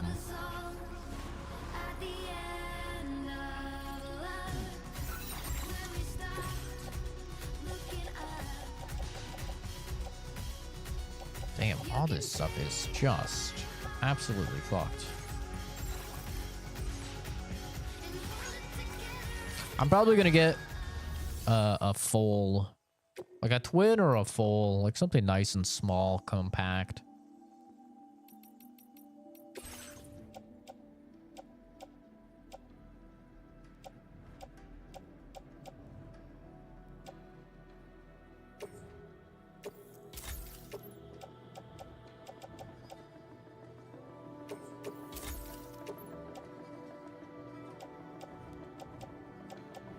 But yeah, just too much shit.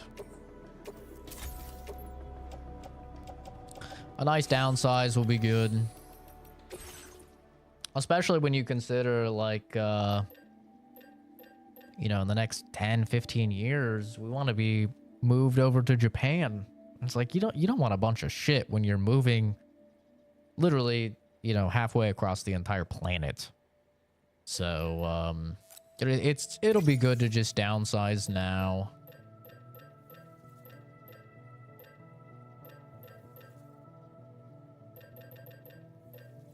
We need another one of these skeletons.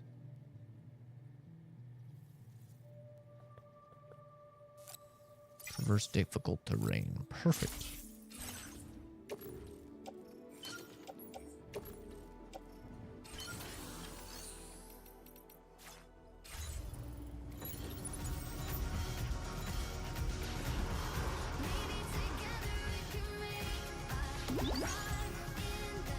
Roll over and not fall off. I've never fallen off a bed before.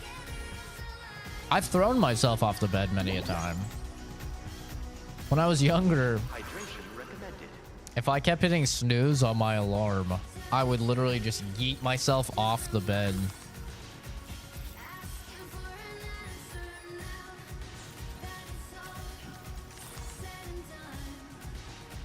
And that would do wonders to wake me up. But I've never fallen off a bed. I didn't even know that was a thing. Like, do people actually do that? You actually roll over and fall off? Do you have, like, no survival instinct or something? Like, evolutionarily, you should have something built into you where you can sense you're about to roll off a fucking cliff. Like, back when we were Neanderthals, and you should, you know, have a reaction to stop that from happening.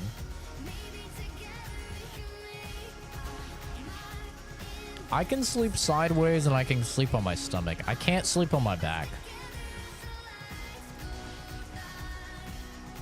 You've done it so many times. Yeah, that checks out. You don't seem like... You seem like a deer in the headlights type of chick. You do not seem like someone with survival capabilities at all. You definitely give the vibe of someone that's just gonna fall off a cliff. Yeah, there's not really going around on this one.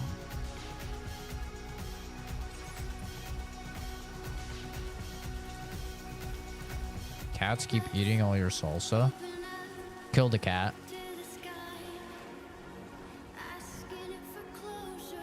You say cats, so I'm gonna think it's plural. Kill one of them after they eat the salsa to make a point to the others, like you do with a horse. You know, horse acts up, it kicks someone or something. What does the farmer do? They beat the horse's head in front of all the other horses, so that way they don't act up anymore, and they learn. So that's what I would do personally.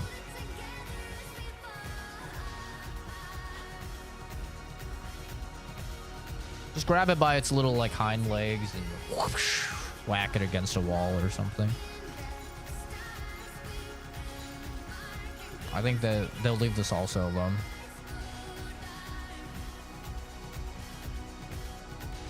I've had to do it a couple times in Momo. You know?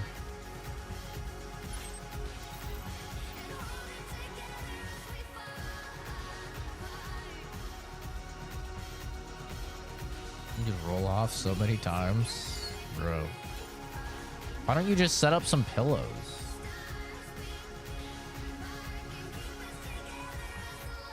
Like, you're all about having 95 fucking pillows on your bed, like every other woman in existence for some reason.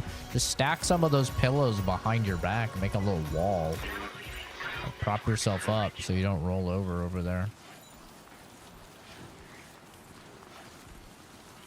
What happens when you kill someone in this game? You either have to bag their body and properly dispose of it, or you trigger a void out.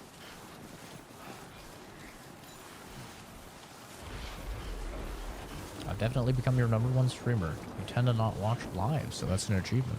Well, thank you. I don't know what the hell I've done in order to be awarded with such a mantle, but thank you.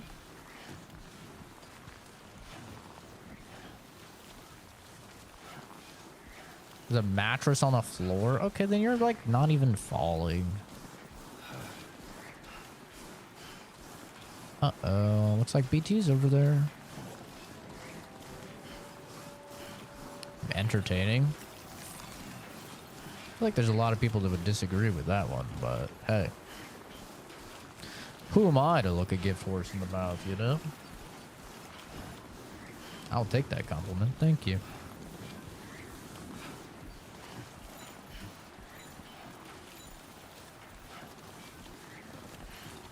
Do I have a climbing anchor? I think I do. I'm gonna grab another one.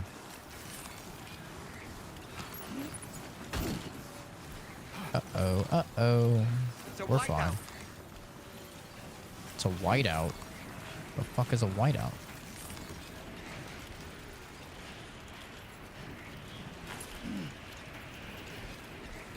Oh, this is brutal.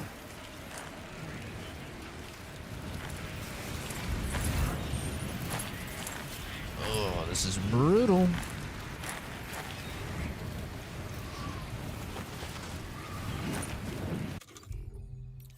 I'm gonna use some container repair spray.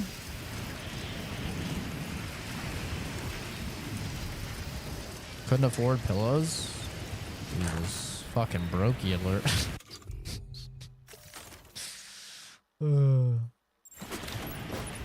Like the part now? Let her rip, brother.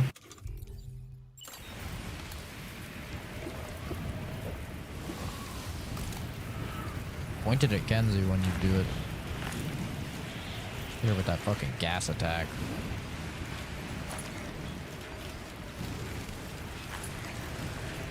Oh, man.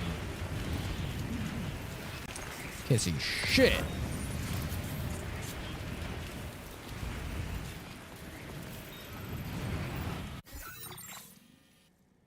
Ah, fuck. We're not even up the main mountain. Well, ain't that some bullshit? Like Gordon Freeman? My hair is too long to be Gordon Freeman.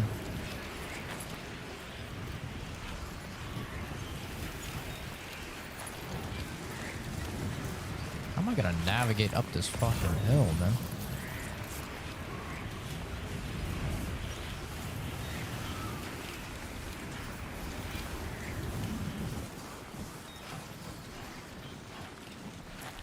Might be able to get up here.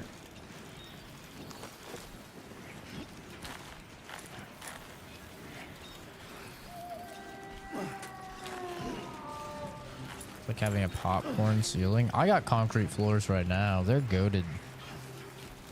I'm actually going to be really sad. I think I'm going to pull out the carpet in the new place because concrete floors are awesome, man. They just stay cool all year long, which is really good for Momo. He loves it. So obviously, you know, here in Arizona, it gets a little hot from time to time.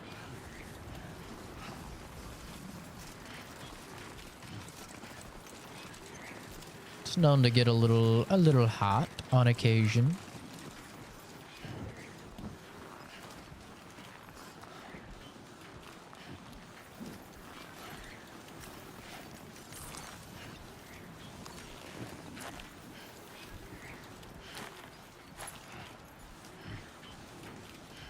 The worst was in the winter. And that's a nice thing about having them here in Arizona is like it doesn't get cold. If it got really cold, then yeah, that would suck.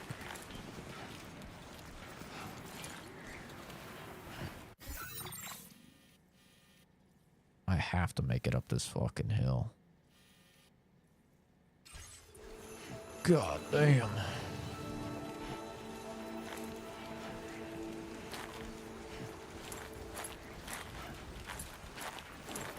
Dude, this is so steep, it's hilarious.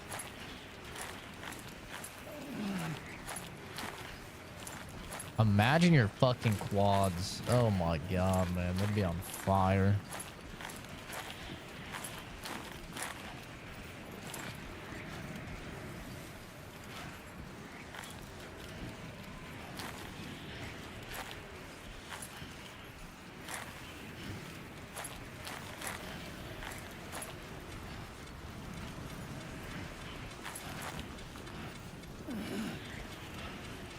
Get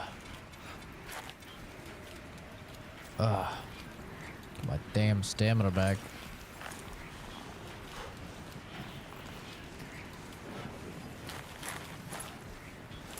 I wonder if I can place. Whiteout conditions. Take care that you don't lose your way. Yeah, I'm working on it. Might be time for a new pair of shoes.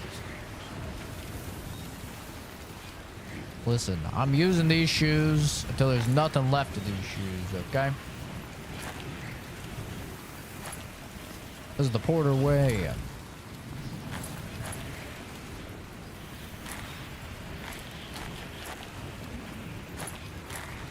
We ain't bougie.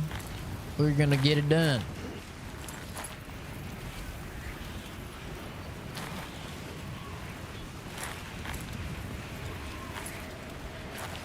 It's only 80 degrees at 300 kilograms. That's nothing. He's gonna apply for his disability check. They're gonna say it was not service related. Sorry, after a very oh shit, did I actually get turned around? Oh motherfucker, I did. Damn whiteout. After very extensive investigation, we have found that your injury is not service related. I'm gonna put on the new shoes. Anybody that's been in the military will feel that one. Meanwhile, these dudes that are completely fucking fine, somehow getting 3-4 grand a month. No visible injury whatsoever. No mental trauma. Bro was a fucking line cook. It's completely fine.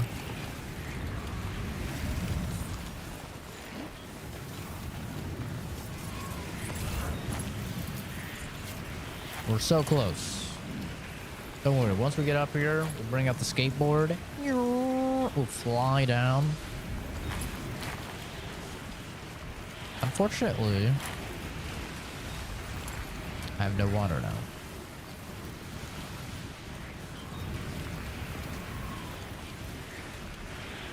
We're catching some of the snow. It's true in Australia to the poor veterans. Yeah, here in the US, it's really bad. There's this YouTuber I watch. He does a show called Financial Audit. His name is Caleb Hammer. These people apply to come on the show. And,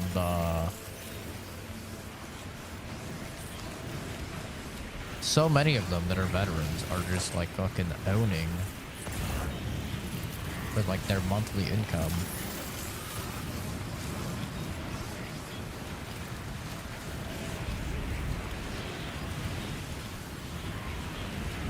But they're getting like 3-4K a month just off disability, and then they're just like spending it on the dumbest horseshit imaginable. It's like they still got both arms, they got both legs.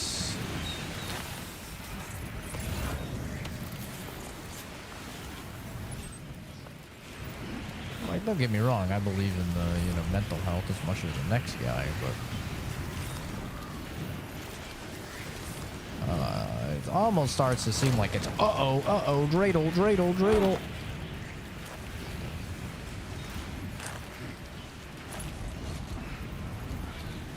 Almost seems to. Sam, noxious gas is leaking from your cargo. Oh fuck me. Oh fuck me. You must have container repair spray on there, no? Wait, you don't have repair spray? Then we have no choice but to complete the delivery ASAP. The client should be able to fix it. Oh fuck, I'm leaking gas! Straight on your body, your endurance is being drained. Oh, I'm gonna fucking die because I'm leaking gas. We're so close. I just need to get down this horse shit. I'll be fine. Okay, this is too steep. There's no way I can work my way down normally here.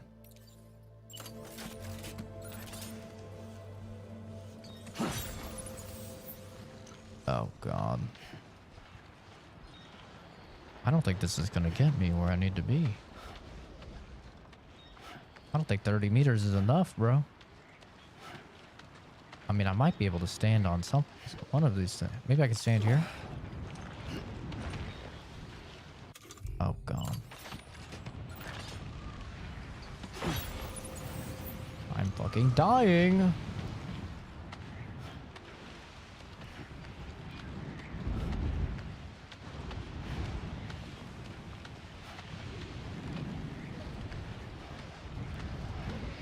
Oh.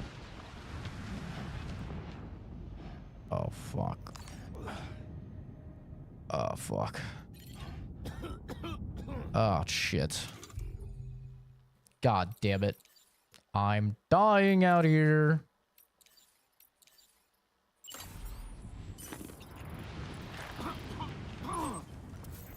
I still have to go 500 fucking meters. That's insane. I just gotta skateboard it and hope for the best, brother. I might be fucked here, honestly.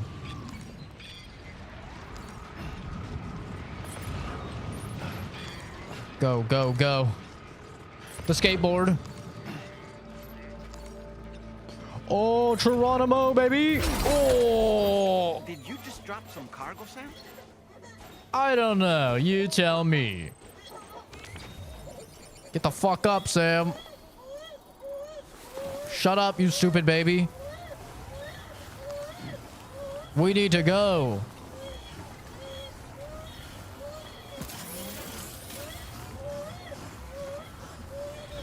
Shut up, baby. We're almost there.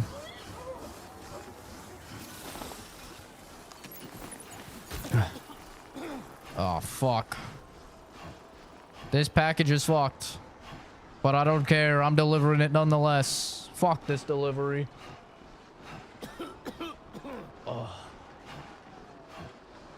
Never try to get disability. It seems pointless. I mean, it's not pointless if you're making fucking 3 or 4 grand doing nothing. I had an ex-girlfriend that was on disability because she had paranoid schizophrenia. It was ruled that she couldn't work.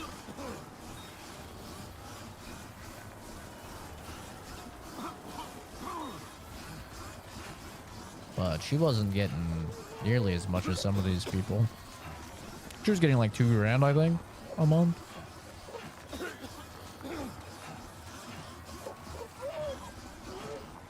Yeah, your package is fucked. Womp womp. Cry about it. Maybe don't locate yourself in the middle of the fucking mountains. Huh? Security measures lifted. Weapons detected. Be advised that usage is restricted inside facility grounds. Take the fucking package. Take the fucking package now. Take it. Take it. Take it. 67%. Fuck this thing. Give me the D. I don't care. Pause. Fuck you and fuck that delivery.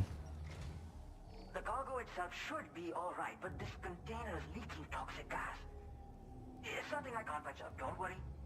It's my fault for asking you to carry something so dangerous. Yeah, it is. I'll go ahead and check the contents now. Yeah. Yeah, you're lucky it even got here.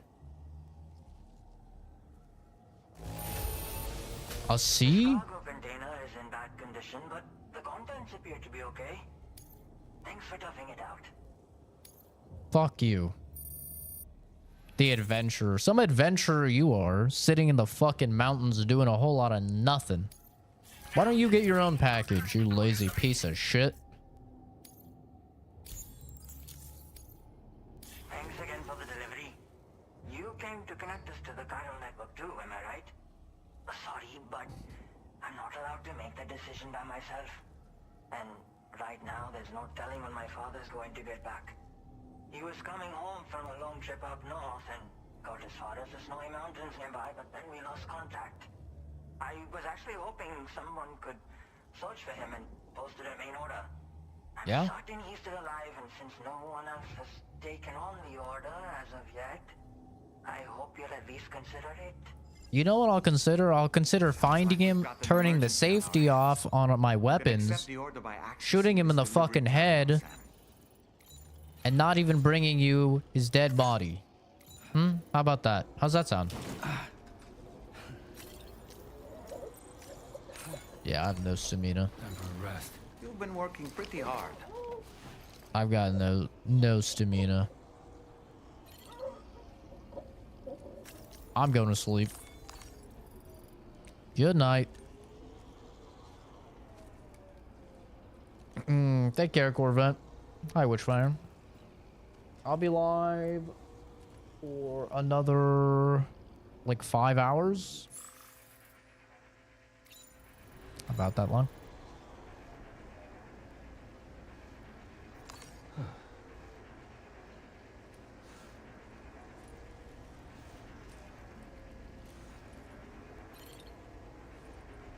That delivery was fucking tough, man.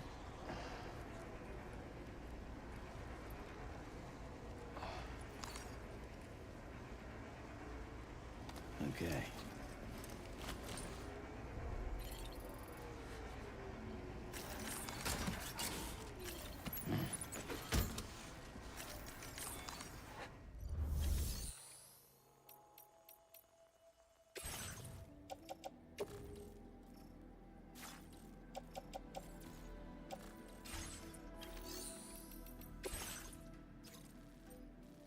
Rescue this guy from the fucking mountains.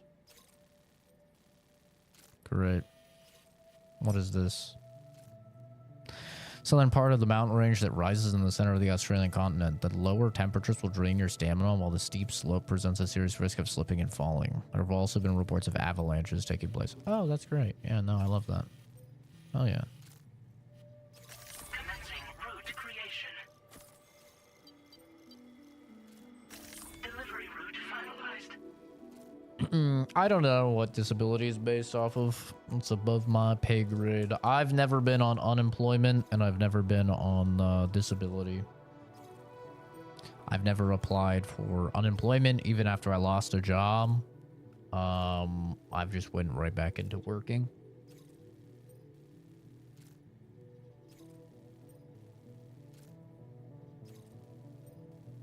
I've always maintained good relationships with past employers and temp agencies and stuff like that. So I've never had that issue.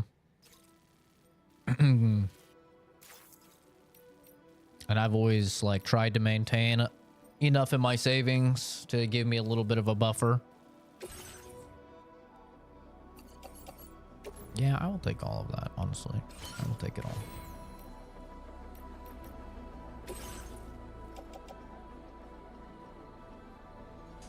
Well, this is fucking busted. That's almost busted. Probably gonna be busted, honestly.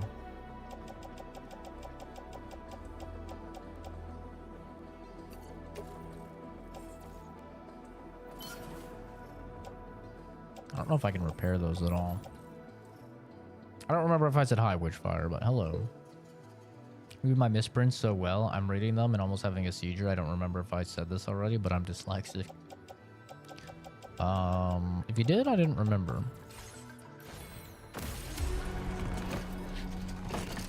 But yeah, you know, I've practiced reading hundreds of thousands, if not well over a million, probably well over a million, you know, comments and stuff. So, not too tough for me to decipher what people are trying to say.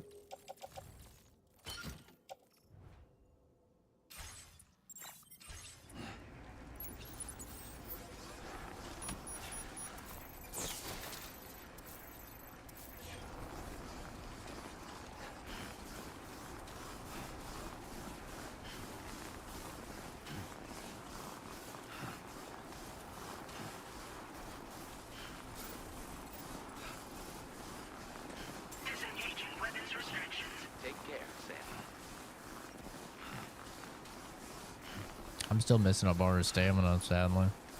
It's not going to be easy.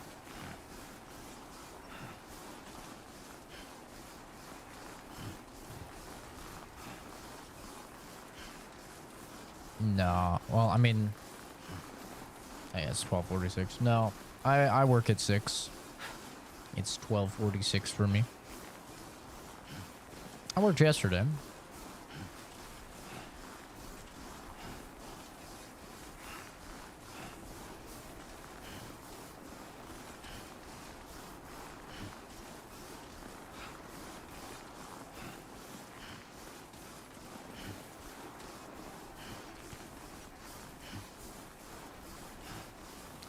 Just been a bit busy settling things with the new house, working with the house inspector, having a couple of them go out to the property and check it and stuff. Make sure everything's good, submit any complaints that we have for the construction team so they can fix all of the, you know, little things for the house. We're set to move in by the end of the month here. I think the 25th or something like that. Whatever that Friday is. Maybe it's the 27th. I don't remember exactly. But I've been busy with that. Also in August, fall term starts up again for school. So I've been trying to schedule all of that. Get everything finalized there. So yeah, I have not been streaming very much. And will not be streaming very much once school starts up, that's for sure. And probably a little bit after the move as well. I don't know how fast they're gonna have internet set up and everything. But busy time of year. It's the beauty of this just being a hobby, you know? I kind of have no stress about when I can stream or if I can't fit in a stream or something like that. It's kind of nice. I was just watching one of my favorite content creators, Maximilian dude. He posted a video. It's like this very dramatic, it's a super dramatic video, just announcing that he's gonna go on vacation for 10 days.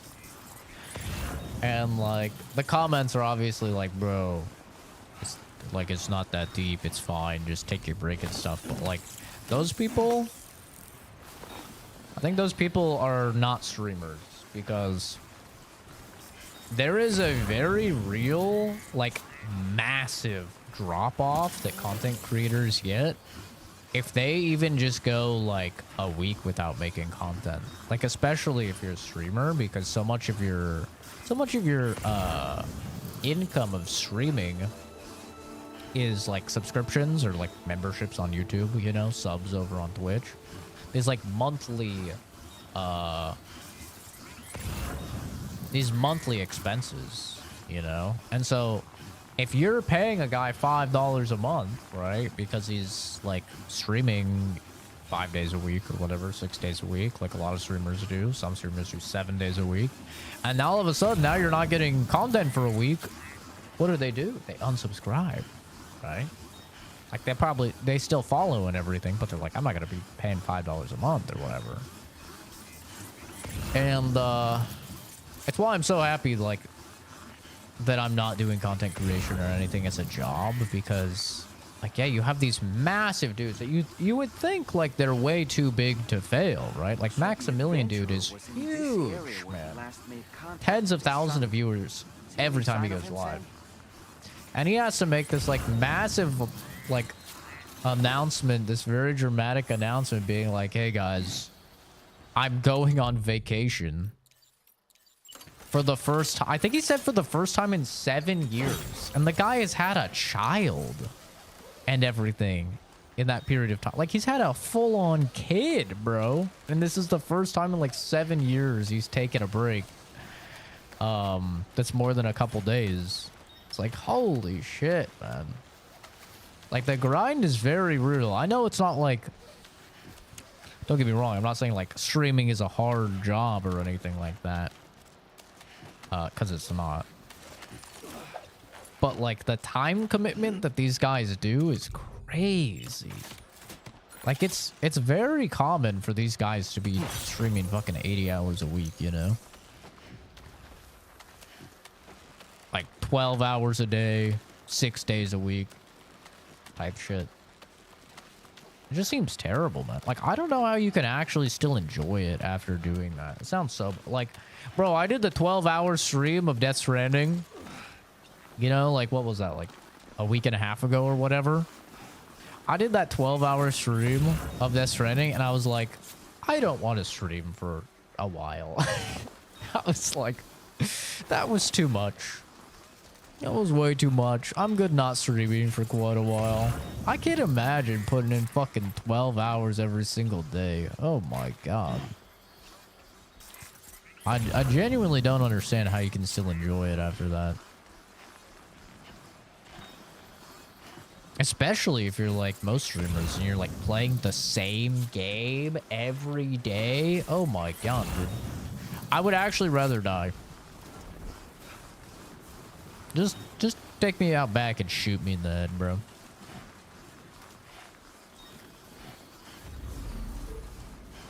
Put me down.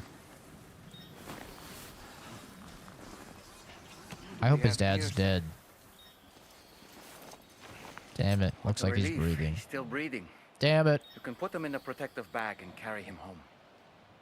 You know, he looks familiar somehow. Didn't we save this man once before? Yeah, we sure did. Right then. Let's hurry and take him to his shelter.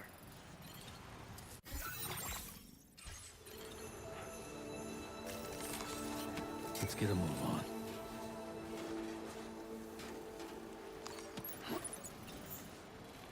Put it in cargo management. There you go. Put it on there. There we go. Is the suit for engagement? I'm gaining knowledge. No, it's just so I don't have to get dressed and everything after the stream. Have I ever created an AI model for anything? Nah, I'm not a big believer in AI.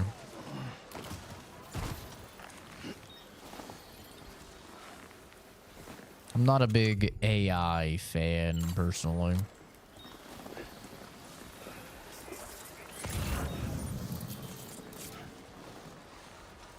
I'm not like one of those people that's super like against AI or anything, but I prefer to do things myself. I know for a fact that when I do something, I can guarantee the best possible results. And a lot of the times with AI, I don't know, there's just like weird, finicky things that happen that I don't really trust. Look like I comment on YouTube professionally. I don't know what that means, but is that a job? Are people hired to do that? No, I'm a biochemist. That's my professional trade. I haven't heard of somebody being paid for that, though. That's interesting. Can I climb this while I have the carrier attached? Is it just going to kind of float up with me? Oh, I guess so. I'm against AI in the media. It's so deceiving. Oh. Yep, that doesn't work. All right. I figured it wouldn't, but, you know, you never know.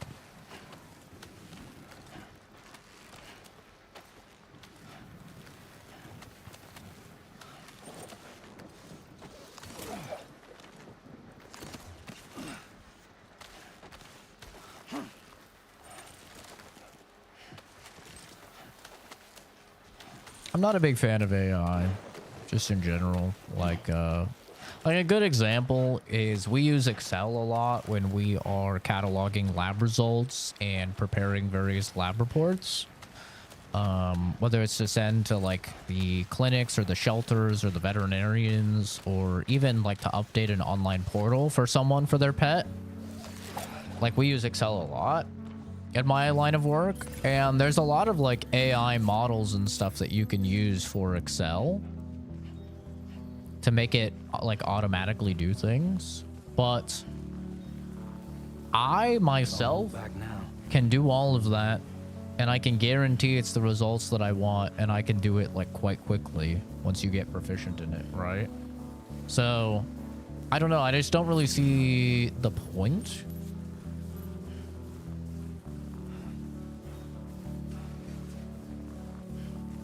I've yet to see like AI models that are more accurate than a trained professional. You know? Don't get me wrong, they're faster. But especially when you're in my line of work, and one mistake could literally be the difference between life and death of an animal. Or like my past job when I was a medical laboratory scientist and I was working at Quest, like it could be the difference between life and death for a human and that person like being able to get the proper diagnosis for a disorder or something, right?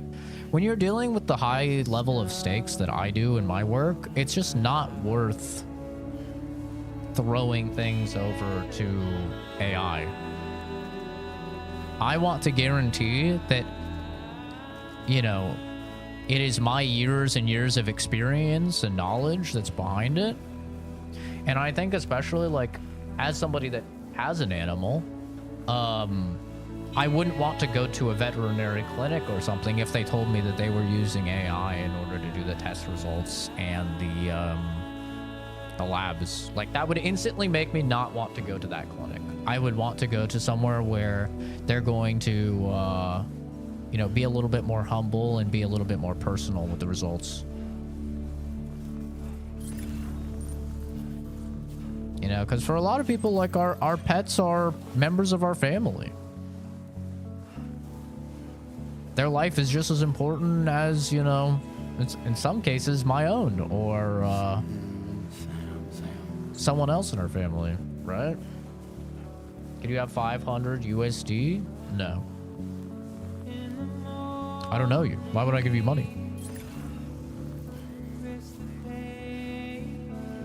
I know, this song is really good. So yeah. Now, if you're utilizing AI for, you know, Google search results and stuff like that, then worth an ask, IMO. How about instead of leaving comments on YouTube videos, you use that typing to fill out some job applications, huh? I think that'll get you your $500 a lot more reliably. Properly channel that energy, my guy. Stop asking for handouts.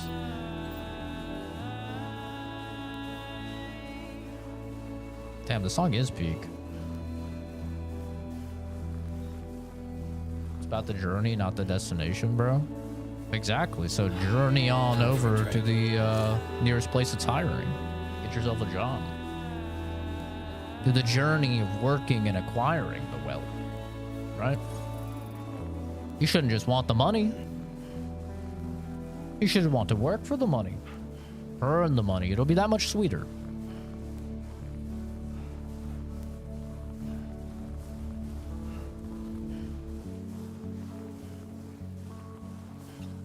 Begging a stranger online for money. Sad. Good day, Sam. Keep those legs moving. Some people have no shame these days. It's really interesting.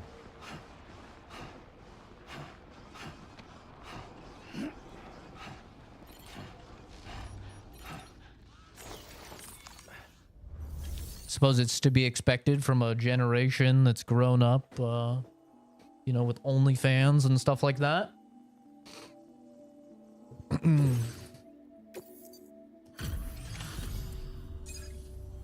This generation of Gen Z who none of them want to work a job.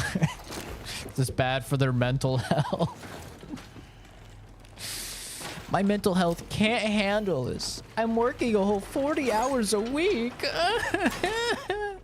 Oh, you mean like everyone has done since forever? I knew I was right to trust you. Thank you for finding him. That's crazy. I need to assess his condition right away. Please wait. He's doing better than I expected, actually. Crazy generation, bro. I just watched a video on that. It's like just a compilation of these chicks on TikTok crying about how they want to quit their job and stuff and how terrible it is. And it's like, one, you women wanted this. You wanted this. Okay? We didn't used to let you work. You wanted this. Okay? So get in there, clock in, like men have been doing since the dawn of civilization. All right? Put the fries in the bag or whatever you need to do and get the fucking money. But two, there were all these like younger women and they're just like crying. And it's like, oh man, I really don't like my boss. And it's like, yeah, bro, most people don't. So what? I just can't handle it. My mental health can't handle it. I'm like, oh my God, bro. Those kids in sub-Saharan Africa dying of AIDS, starving, having no water, getting hunted down by fucking lions out in the wild, right? Oh man, I'm sure they're so sad for you. You have such a hard life. Jesus Christ, man. It's crazy. So, you can go ahead and connect us to the chiral network.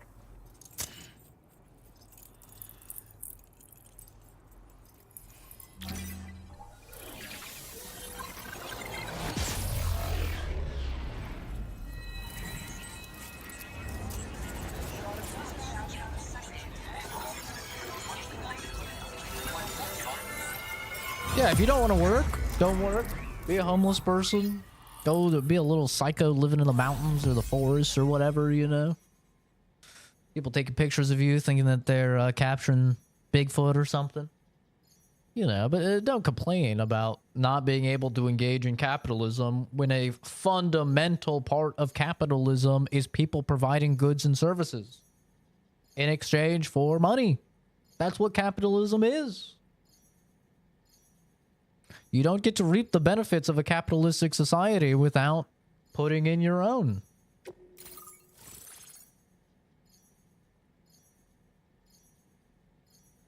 This is Death Stranding 2, Blurs.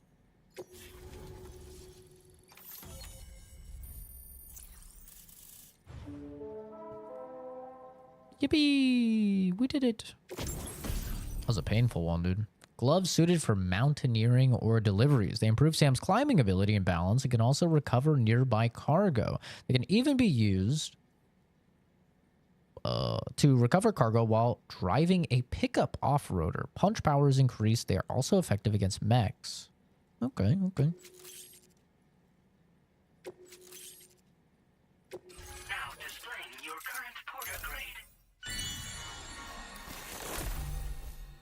Reduces floating carriers chiral crystal consumption. Honestly, I've like barely noticed it consuming anything. Connection confirmed. Seems to be working fine. Thanks for that. I'll have my father take a look at the cargo you brought me a little while back. But knowing him, he might vanish the moment I turn around. People have given him a nickname. The Adventurer. He takes it a bit too far sometimes, but it's not like he would stop if I asked him to. Anyway, as my way of saying thanks for tracking him down, I've shared a schematic for climbing power gloves with you. They can help you climb steep slopes and grab cargo more easily. But don't take my word for it. Try them on for size and you'll see.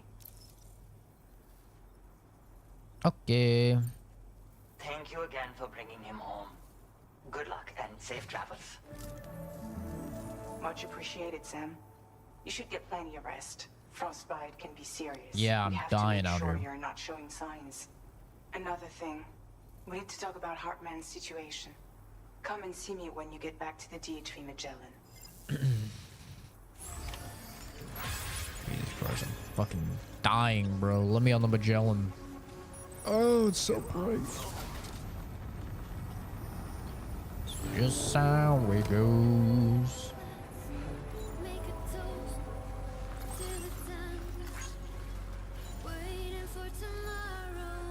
That container repair spray.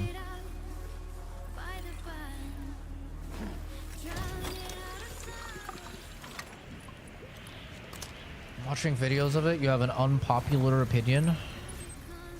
I mean, if you think the game isn't good, then it's a pretty popular opinion. The game is very niche. A lot of people don't like it, or they don't think it looks very good, or they think it's boring, or they think it's confusing. It's all pretty common. Alright, I'm gonna pee while this plays. Don't worry, I'll watch it on my phone. I won't miss anything.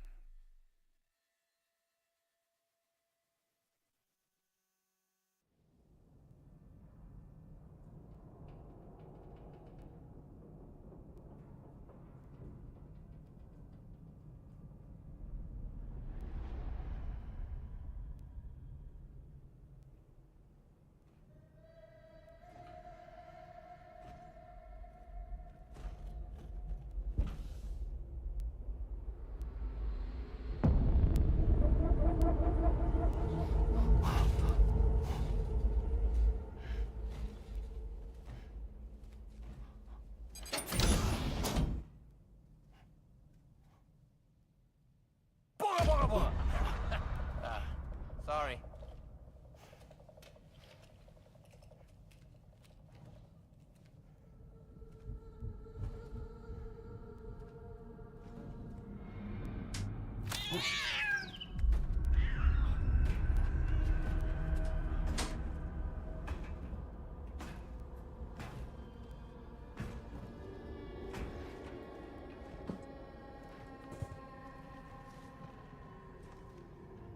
Look at those dogs. Those some dirty dogs he's got out.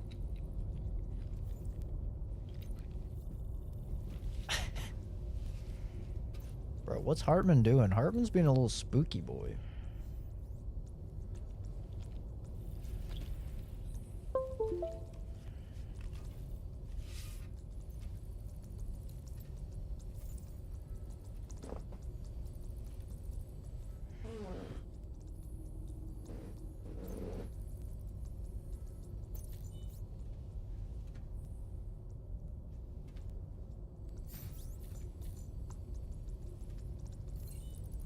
He's a manager's wet dream, bro. Long time no see. What? Why does it sound like fucking Dead Men?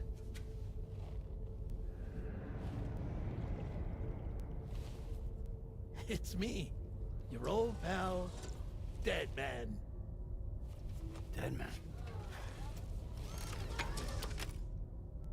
Sorry if I gave you a scare.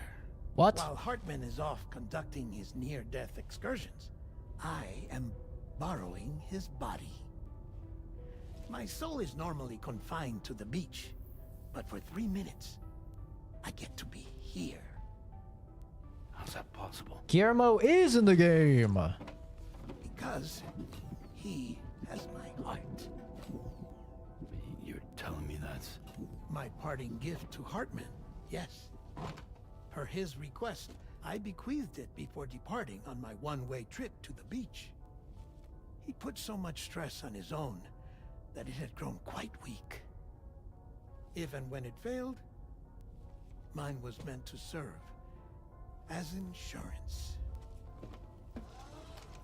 Huh. But as you can see, he appears to have become rather attached to my heart. His finger never far from the proverbial on switch. Which is why I've been able to assume control of his body. Come here. Aww. It's good to see you, Sam. I told you in Mexico that someone had falsified BB-28's records. But in truth, it was yours truly. My intention was to leave no trace of a second BB-28 or of Lou. I wanted you to be free to live your lives, unburdened by the past. But then, well, everything changed, didn't it? You lost Lou and needed answers to make sense of it all. So, I decided to access the network servers from within the beach. Spit it out, Guillermo. You got 30 seconds. As it is here, you see. So that was you? That's right. I am the one who dug up the information about Lou's past. Your very own Hartman was me all along.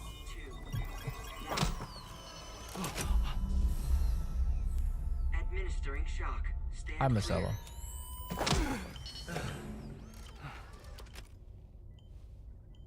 Sam. What's going on?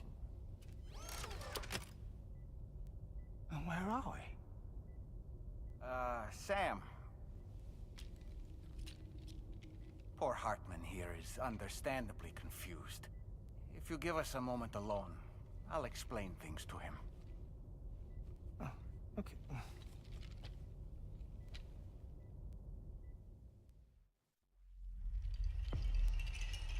Chapter 9. Only 6 more to go. But actually, there's like 2 epilogues apparently, so there's 17 chapters. It's not unlike my own experience. A soul finds itself in a puppet and then acts as a puppeteer. One's ka can reside in any vessel to which one has a strong attachment.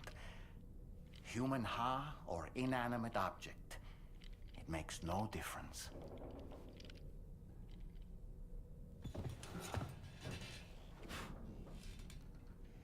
Can I take a shower? I'm a dirty boy. Sam, it's Charlie. We've received an emergency distress call from the Eastern Environmental Observatory. I urge you to access the Adventurer's delivery terminal and pick up this main order immediately. Suck my balls. I know you and APAC are bad guys working with Higgs, okay? Hate when people say bequeath. Hi, Sam. How come? What's wrong with bequeath? I think it's a good word. True, there's no mana-ass. It's true, that is a big L. So much mana-ass in the first game. No mana-ass in this game. What are they doing, bro? 2 out of 10. Not enough mana-ass.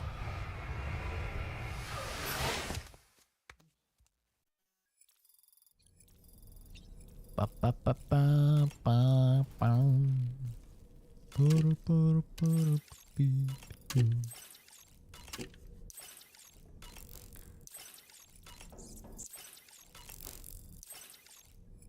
I do not have to use 2 hands to pee. Okay. I sit down to pee. It takes 1 hand for me to pee, because it takes 1 hand for me to pull down my shorts and my undies.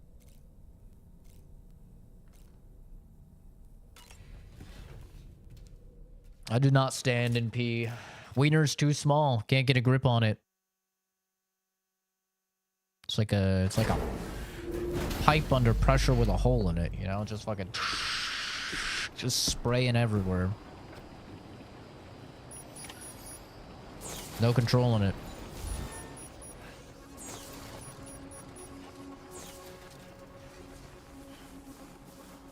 Very small wiener. I want to listen to the new song. The song was pretty fucking fire, honestly. What was it called?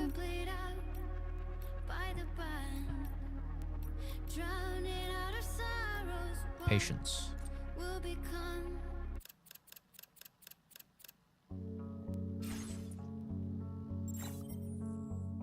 Microscopic, it's true. Very small wiener. Very small. To the disappointment of men and women across the globe. And to my rejoice. I love having a small weenie. It's goated. Underrated, honestly. Not a lot of people talk about it.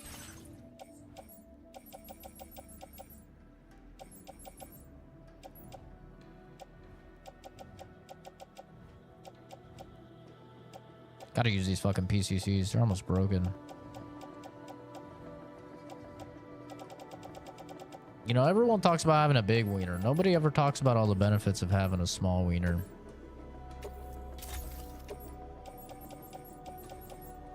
You got a boner in public? Guess what? Nobody can tell. And it's not even uncomfortable. Because it's so small. Goated. You don't have to hide anything. You can wear gray sweatpants and not have bitches eyeing you up. You know? Goated. There's a lot of benefits. Small ween. I'm telling you.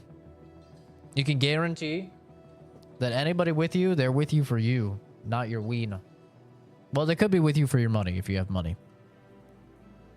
But most of you don't have money. So you can guarantee they're not with you for your body either.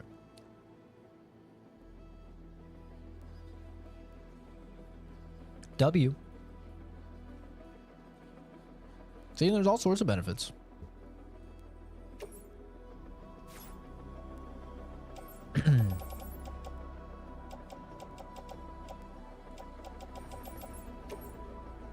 I don't want to recycle this. I want to take this.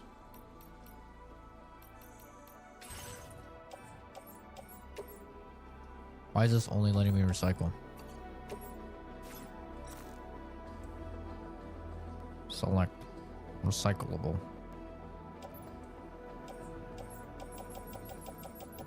I don't want to recycle it.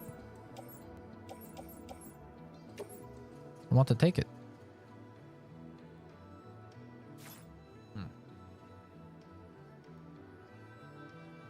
Personally, don't think Death Stranding 2 is going to be game of the year. Well, unfortunately, Marcelo, I think you're probably wrong. The gaming industry loves Kojima too much. They love Kojima.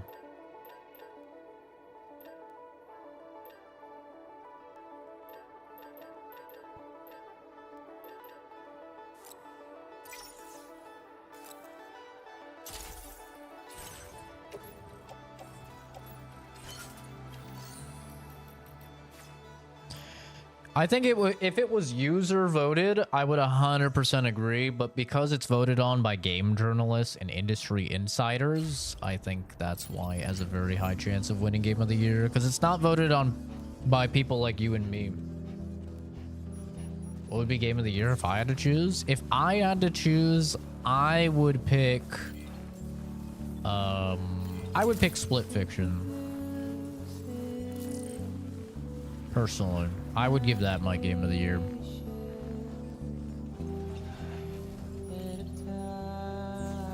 Got banned from wearing shorts in PC because of his thing. See, I don't have to worry about that. In fact, my friends and a lot of people at school knew me as the guy that wore short shorts. I wore those fucking Juno style short shorts, man. To the dismay of many individuals that couldn't handle the neutron style. There's not a good way to fucking get up here, dude. It's really not.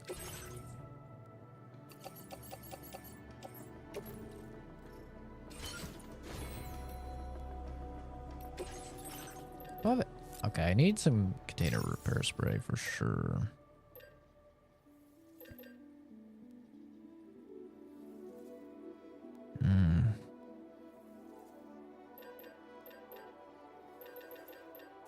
Climbing gloves wouldn't be bad.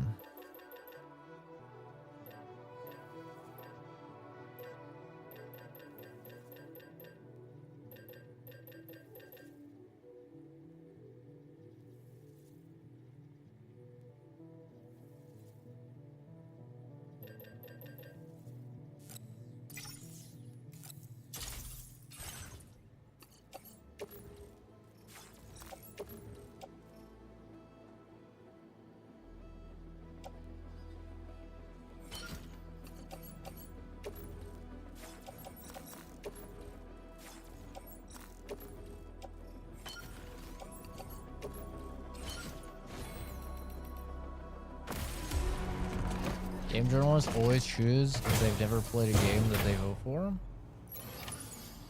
Game journalists always chooses if they have never played a game that they vote for.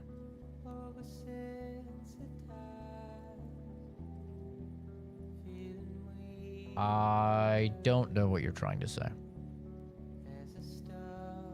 But game journalists, they love Kojima.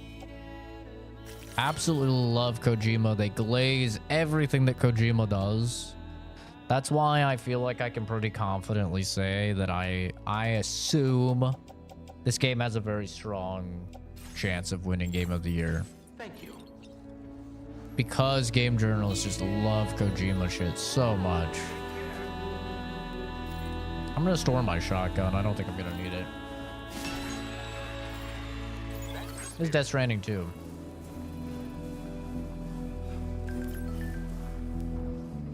A hot spring? The fuck? Where's that? I want to go to a hot spring. What the fuck? What the hell? I dug that hot spring. I don't believe it. Someone created that? Well, in that case, thank you very much.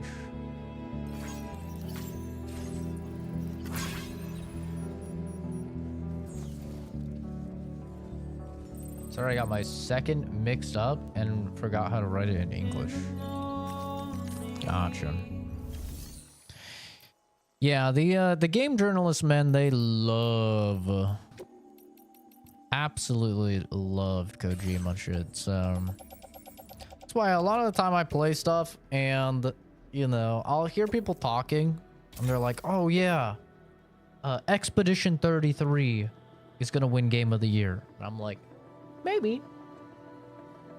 But it might be Split Fiction. Or it might be, you know, Death Stranding 2. And they're like, no, there's no way. Like, everybody loves Expedition 33. And I'm like, yeah. The users do. But the users don't choose Game of the Year. Game journalists do. And what do game journalists love? They love Kojima. They love overly contrived, complicated, artistic horseshit, which Death Stranding is full of. I4, thank you for the sub. Very nice of you.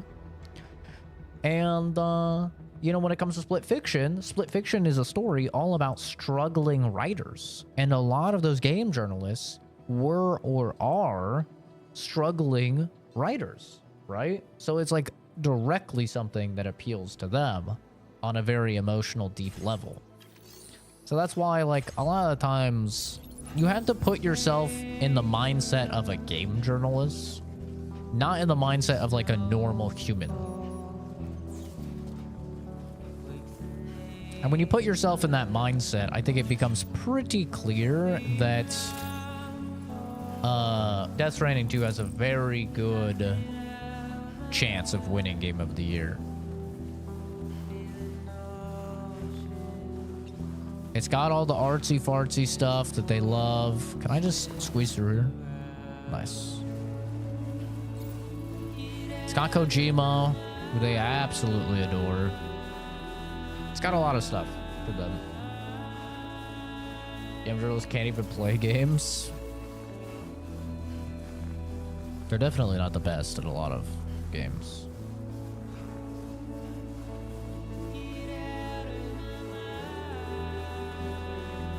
But still, we have Hollow Knight Silk Song. That could be Game of the Year. Obviously, that's very, very hyped up at this point.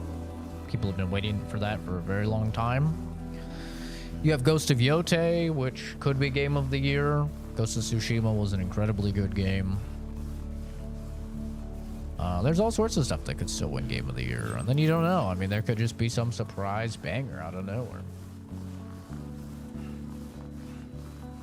Walking Simulation ain't got nothing on Expedition 33.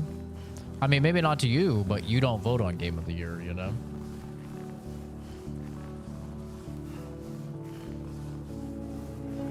Like, the people that vote on Game of the Year, they really dig this type of game, and it has a very high Metacritic, which those are the people that are voting on Game of the Year, you know?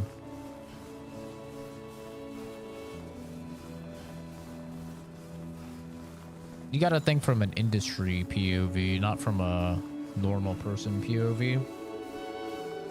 If Silksong comes out, I mean, apparently it's coming out this year. Xbox seems pretty clear about it coming out this year, so we'll see.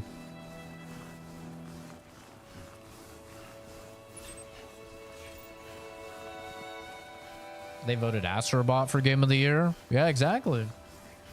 Exactly. Which Astrobot is a fantastic game. Like, I have nothing against that winning Game of the Year.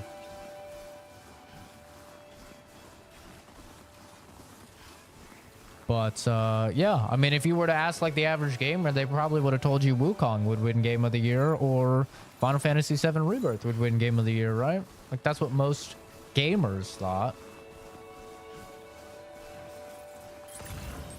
And they were wrong. Astrobot won.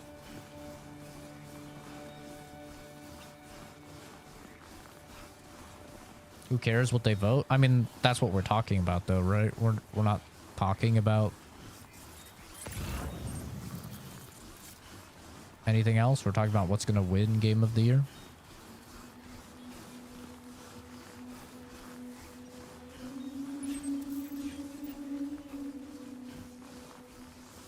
There was a time when I was shattered, every hater's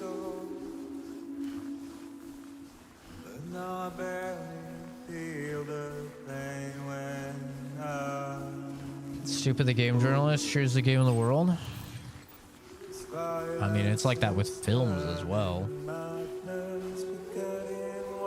That's just how all entertainment industries work.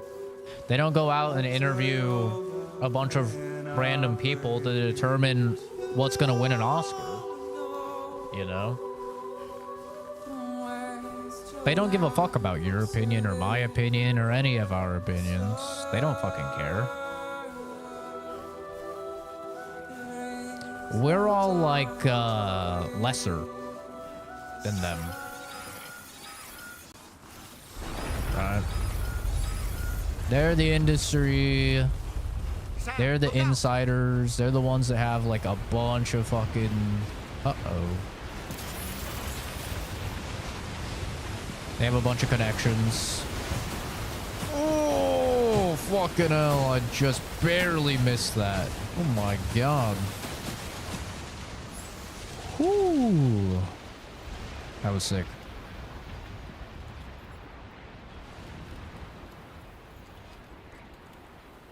Of course it's all rigged. I mean, that's always been the case.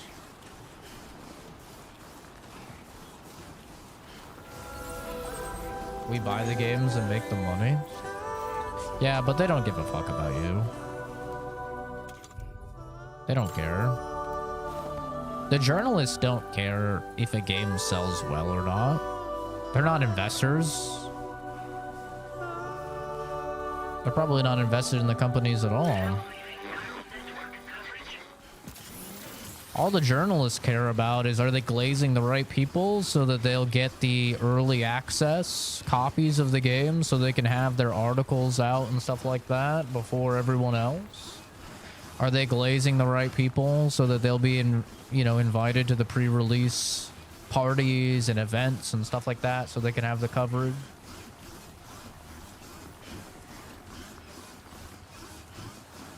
Like, that's what they care about. They don't give a fuck how a game sells. That doesn't matter to them.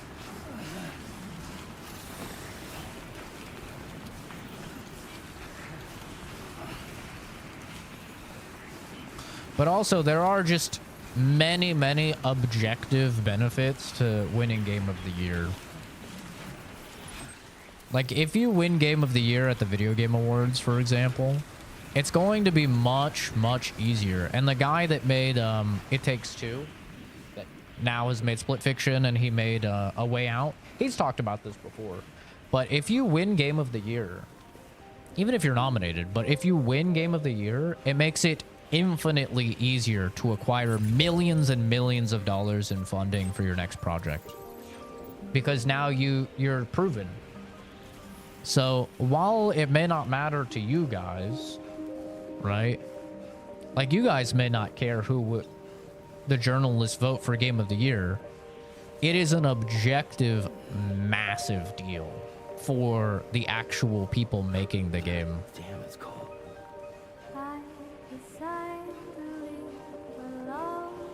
So it's kind of another example of a disconnect where, like, if you were to ask a lot of people, like a lot of users online, if they care about critics' opinions on stuff, I think most people would tell you no. Like, they don't really give a shit about what critics are reviewing a game. They probably look to, like, certain streamers or certain YouTubers that they value their opinions more. Either because it aligns with their personal views more, or because they feel like they're not as biased or whatever.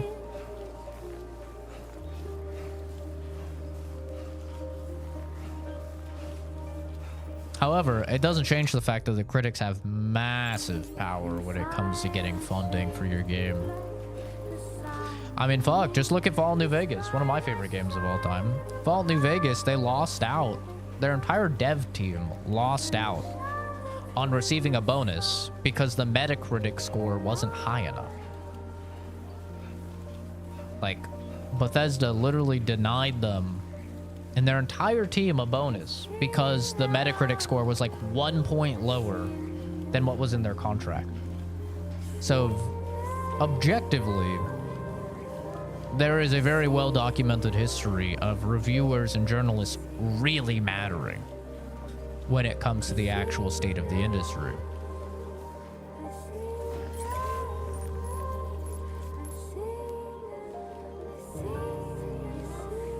Whether, you know, us average Joes care about what the journalists say or not, really doesn't matter.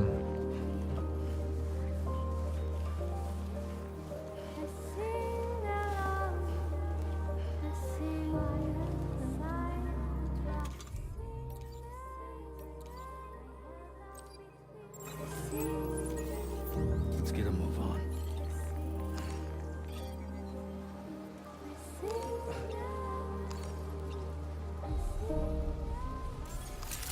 Ah, that's the place, huh?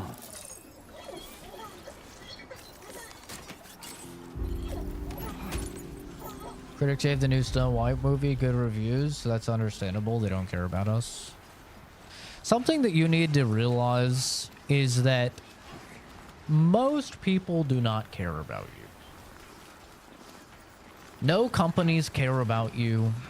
No video game devs really care about you. Certainly no video game publishers care about you. No film directors care about you. All they care about is money. And they care about what their peers think. Which honestly is probably what a lot of us think as well. Like, for me personally, I don't give a fuck what people online think about me. Why would I care? All I care about is how my friends and how my family view me. Like, people online, who cares?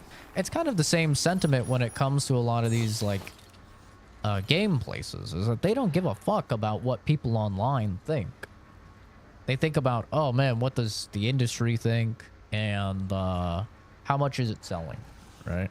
And sometimes reviews correlate with sales and sometimes they don't. You know, you can have a situation like Snow White where, to my knowledge, it did really bad financially. And, you know, they're probably not going to make another one because people online didn't like it. People online didn't go to see it. Or you can have a situation like the Switch 2, where everybody online absolutely hates on the Switch 2. Oh my god, screw Nintendo. $80 per games. They're ruining the gaming industry. And then guess what happens? It sells faster than any hardware in history, with over 5 million units bought already. You know? So sometimes reviews correlate with sales, sometimes they don't.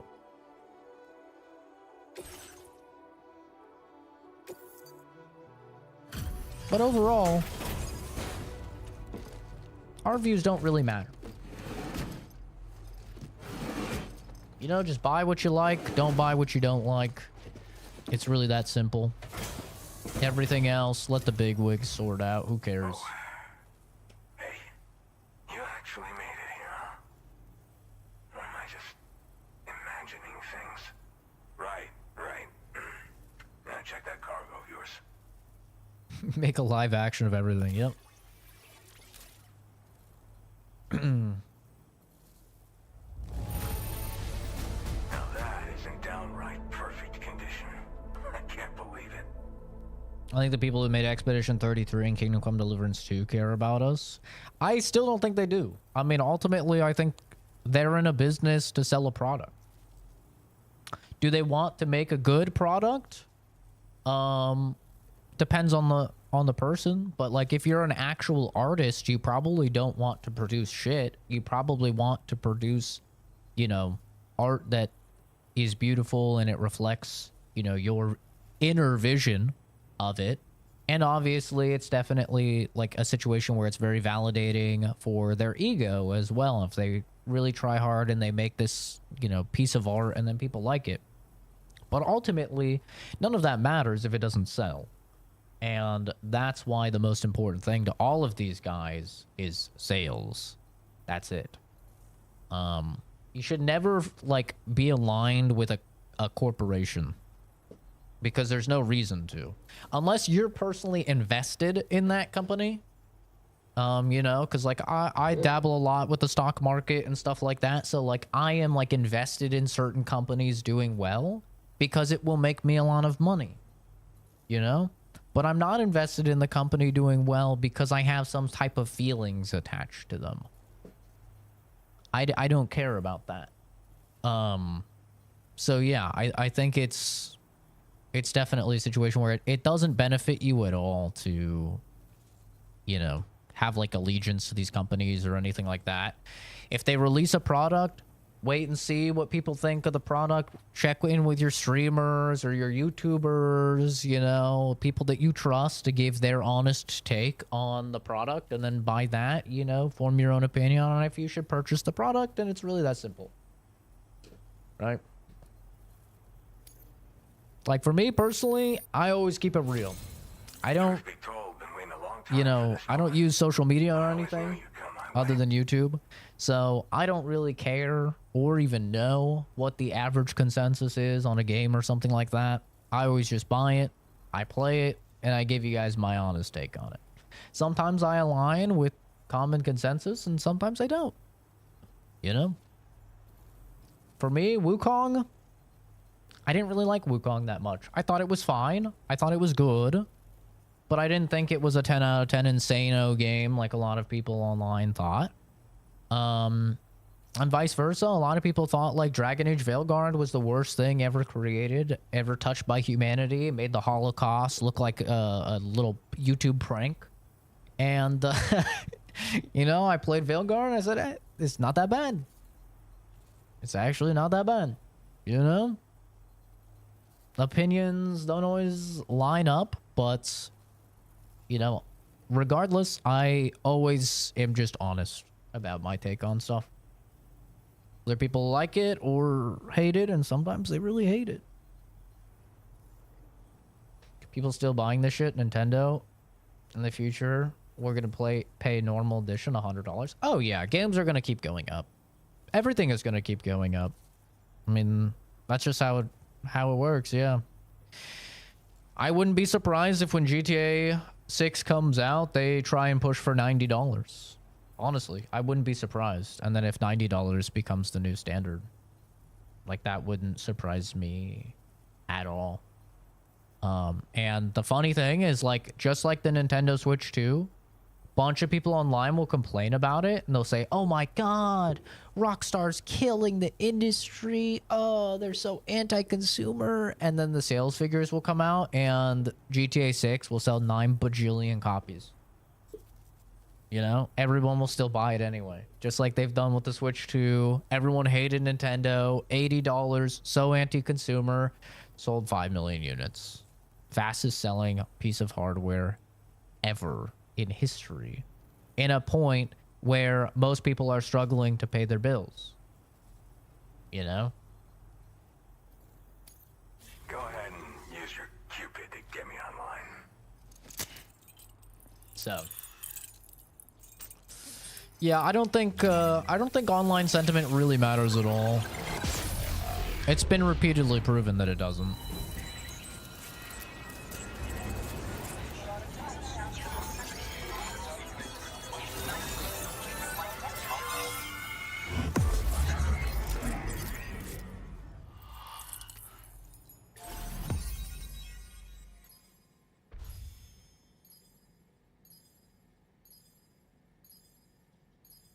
Uno came free on the Xbox is funny.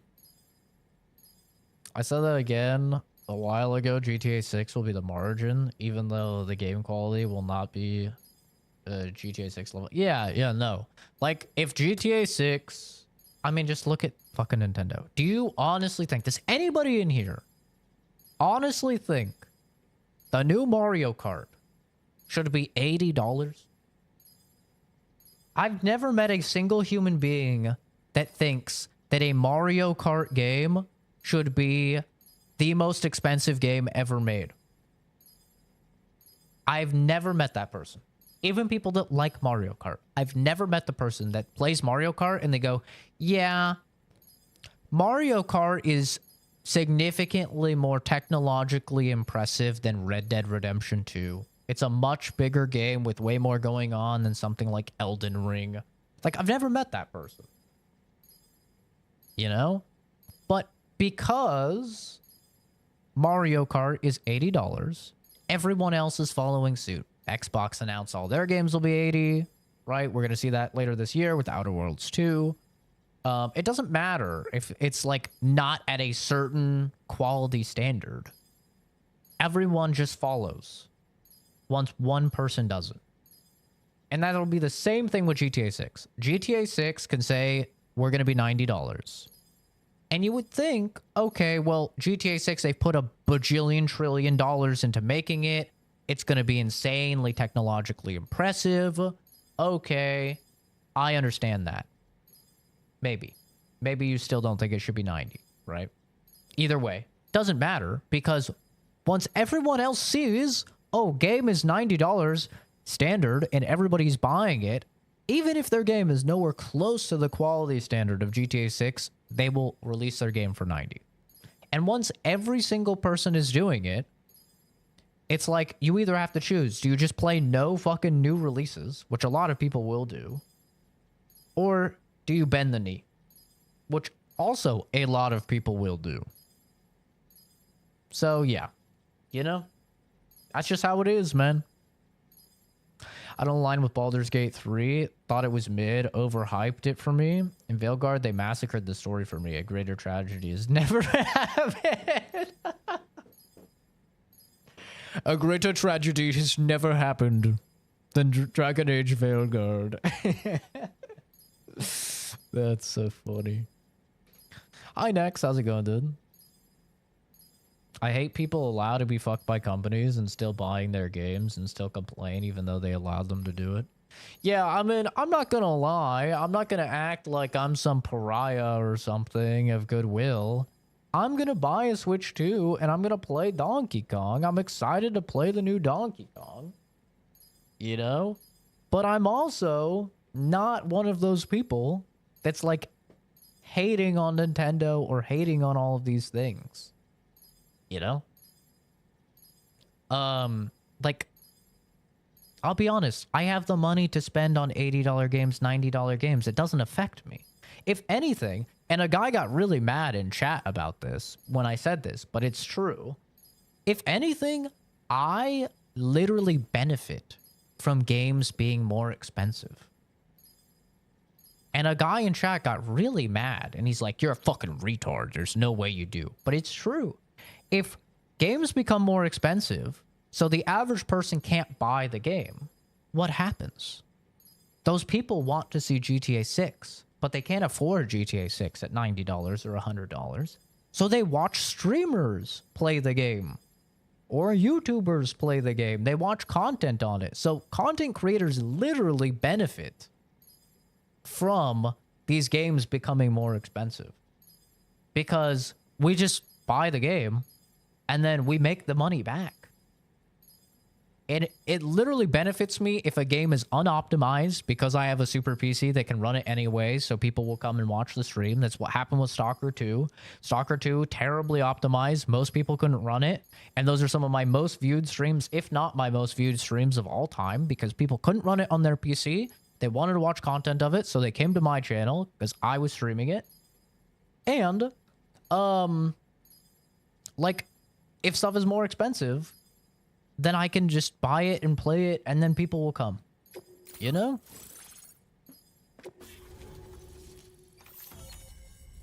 And yeah, a guy got so mad about that, but I mean, it's just the truth.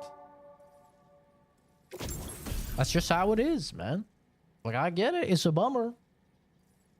But it's true.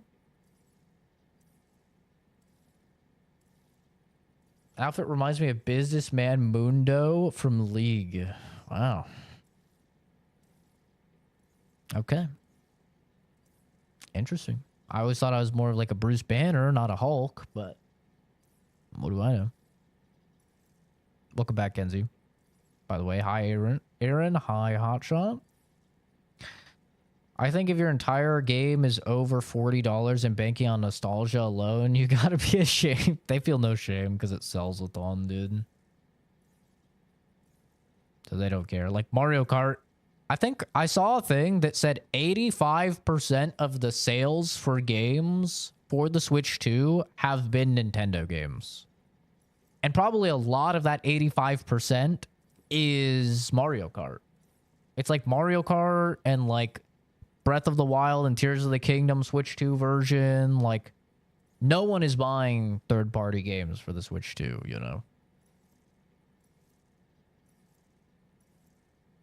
First I said GTA 6 is bullshit to cost 100 plus, but then Rockstar is indeed goated, and their games are one of, if not the best. They earn the trust, and that's why people spend the money. Me too. I mean, I don't think any games should be $90. I don't think they should be $80, and I still don't think they should have been $70, because even when games were $60, yes, the price to make games was increasing, but also profits have been increasing, and profits have like consistently been increasing year over year. So I don't see any actual valid reason for games getting more expensive, because the data and the analytics show that even with the increasing cost of making games, these companies are reporting record profits, year over year profits. For those of you that don't know what profits means, because I've seen this a couple times in chat, profits, because I had like a guy arguing with me about this and he clearly did not understand what profits meant. Profits is how much they're making over what they spent to make it and market it. Profits is everything in the green. So year over year, these companies are reporting record profits. Microsoft is reporting record profits, yet they're still laying off. They just laid off like 15,000 devs, right? And closed several studios and stuff like that. And they're still increasing the price of games, and they're still putting in more microtransactions in games. So it's not about like increasing the price of games because the cost to make games is going up. That's just a bullshit validation. There's no reason for it other than greed. Like, literally no reason for it. And all of this information is publicly available because these are publicly traded companies. So you can look and you can see investor meetings. All of this stuff is public, and you can see how much money they're actually making. And it's insane, bro. They make so much money. And especially when you consider that a lot of games aren't even physical releases anymore. They don't even have that cost anymore, man. It's crazy. Gonna gamble your son's college tuition tomorrow? Very cool. Good luck. Put it all on red. Honestly, not that hyped for GTA 6, but still gonna probably get it just cause. I think that's a lot of people. I don't really care about GTA 6. I've only ever played GTA 5. I just played that like 2 years ago or something on the channel. I wasn't that impressed with it. So I don't really care about it, but obviously I'll be playing it and streaming it because I would be a fool not to, you know.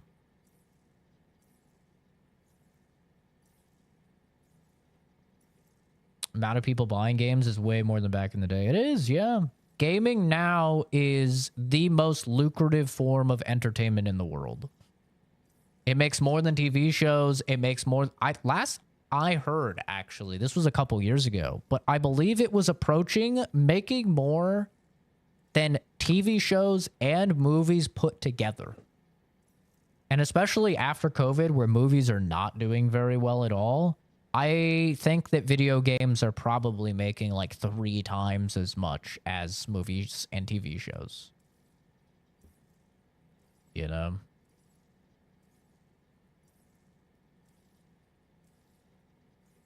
Price increases related to expenses? Yeah, exactly. It doesn't make any sense. Like, they think that we're stupid, and to be fair, a lot of people are stupid.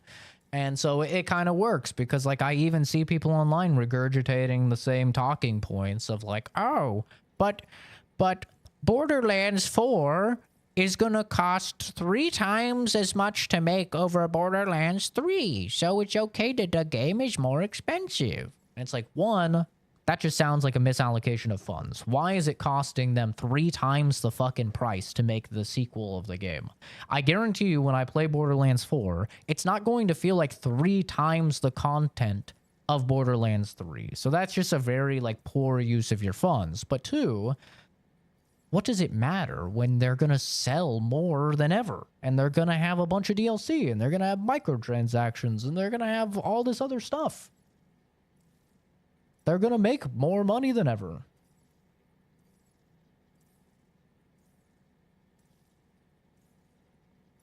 Would have been impressed with GTA 5 if you played it back in 2013 at launch. It's insane for 2013. Maybe. Maybe. Like, from a technical perspective, I can see that. But from a story perspective, I just didn't find it that engaging. And from a gameplay perspective, I didn't find it that engaging. I mean, I would definitely take something like Fallout New Vegas over GTA 5 every day of the week. And I believe that came out before, right? That came out before GTA 5, I'm pretty sure. I would definitely take that over it. There were a lot of games that I would take that maybe aren't as impressive from like a technological aspect, but I just think they're better.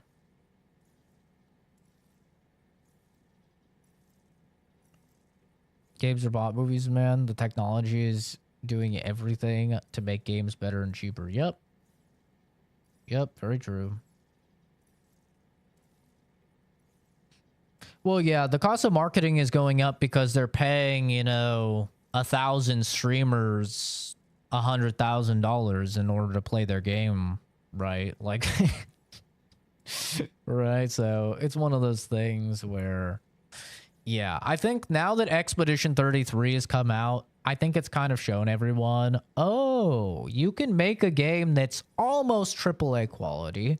Like, don't get me wrong, the faces are definitely a little bit jank in Expedition 33, and some of the animations are definitely a little bit on the jankier side of the spectrum, but I don't think most people care about that stuff because ultimately the artistic direction, the music, the actual story, the voice acting, and the gameplay are fucking incredible in Expedition 33.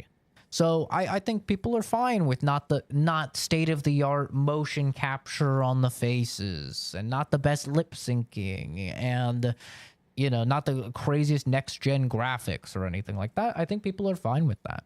And Expedition 33 has shown that. I mean, it sold very, very well.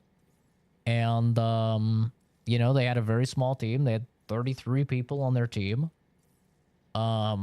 So yeah, I think like the more and more these, I don't want to call them indies, these like AA games do really, really well, it kind of just makes AAA and now quadruple A games look like shit.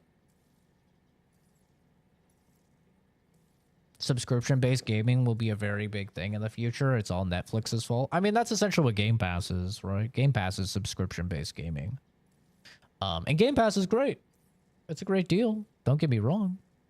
I know some people bounce back on it because they like to own their stuff, which is understandable, but it's still a great deal.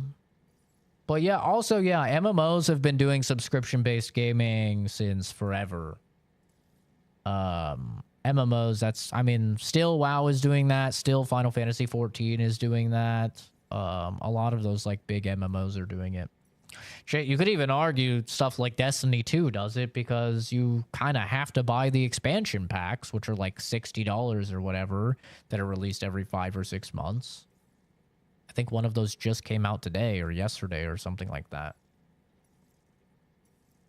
So, I don't know. It sucks. I've talked about it before. I have a whole video on the channel, but I hate seeing like my go-to hobby become essentially more and more of a luxury hobby. Start to, you know, ascend from something achievable for the average Joe. I hate to see it because my favorite thing is when we, you know, a new game comes out and we can all play it and we can all shoot the shit. We can all have conversations and stuff like that about the game. I love that. It's one of my favorite things about streaming new games is like all of us talking like, oh, dude, I just played that level. And when I played that level, this thing fucking happened. I'm like, dude, really? That can happen? That's sick. And I'm seeing less and less and less of that as these games are getting more and more expensive because people can't afford them. So that's kind of the primary way that I'm affected by it, is just like I like to have these conversations with people, and more often I'm having, you know, friends that come out and they say, yeah, I'm not going to get the, like Borderlands 4 is a good example. Borderlands 4, you know, coming out, $70 game. My friends are like, yeah, you know, I can't really justify spending that much money on the game. And I'm like, okay, well, now I have a decision. Do I buy the game? Do I play it alone? Or do I buy the game for them? Right? Which, you know, I told Josh I'd buy Borderlands 4 for him just so he could play it, because, you know, he said he wasn't really in a position to buy the game at the moment. But it's like, you know, it sucks that I'm like having to do that at all. When previously it was like, oh yeah, you know, $60 new game, like we can fit it in. Cost of living is lower, stuff like that. Now it's like, dude, cost of living is higher than ever. Wages have stagnated, they're not increasing.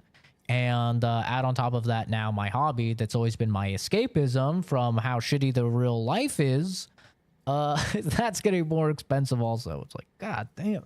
Like, I already couldn't get a bunch of my friends to get Monster Hunter Wilds because of that. They just said it was too expensive. And I was like, you know, I'd love to play Monster Hunter Wilds with you guys, but I understand.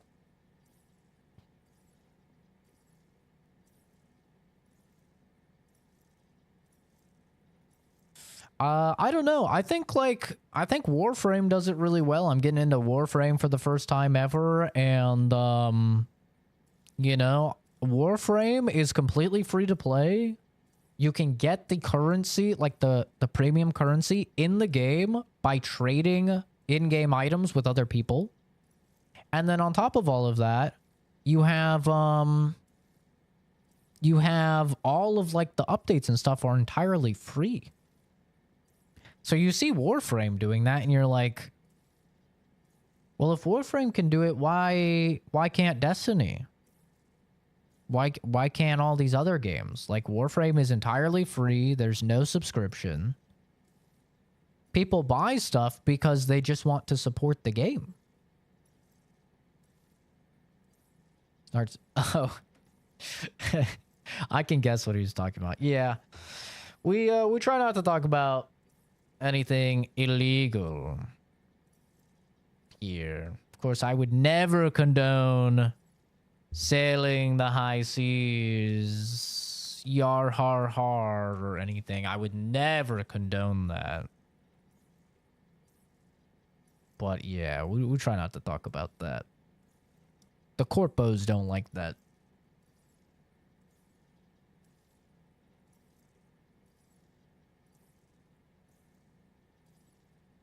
If you want to play shit games, Game Pass is perfect because you can rent a game for a month and 4 times the cheaper price. Yeah, not even shit games. I mean, if you think about it, you got in 1 month, if you got Game Pass for 1 month, which is $12, you could play Oblivion Remastered, a $50 game. Very good. To my understanding, I haven't played it, but people love it. You could play Expedition 33, a definite head runner for Game of the Year. That's another $50. That's $100 so far. And you could play Doom the Dark Ages. And just for $12 in 1 month. And you could play Doom the Dark Ages, which is a $70 game. Also very good game. And those are brand new releases day one. I mean, it's hard to argue with that, man. For $12, you can pay, you know, play $170 worth of fucking games that are really good. It's hard to argue with that. Not to mention the giant backlog that they have. It's like Game Pass is fantastic. It is. But yeah, it's definitely one of those things where if you're not playing a lot of games, it doesn't make a lot of sense. But it's the same with any subscription. Like, are you going to get Netflix and then not watch any fucking shows? Like, maybe, but probably not.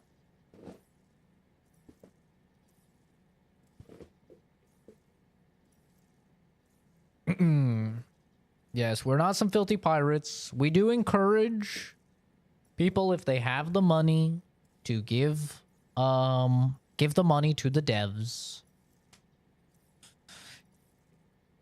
I like to give money to people that make good games because it does encourage them to make, you know, more good games. But if you're not in the position to financially support them at the time, there are avenues for that for sure.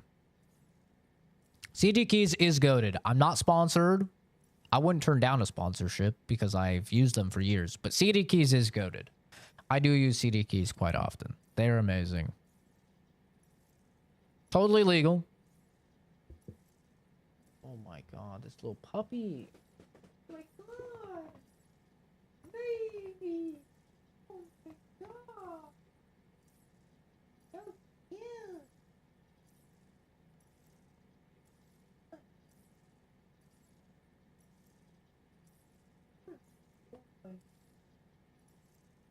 He's so cute. He's just laying on his back.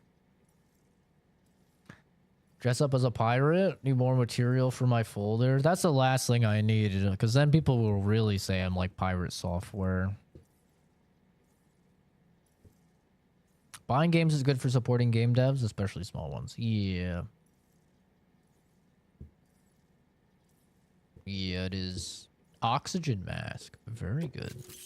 Very cool.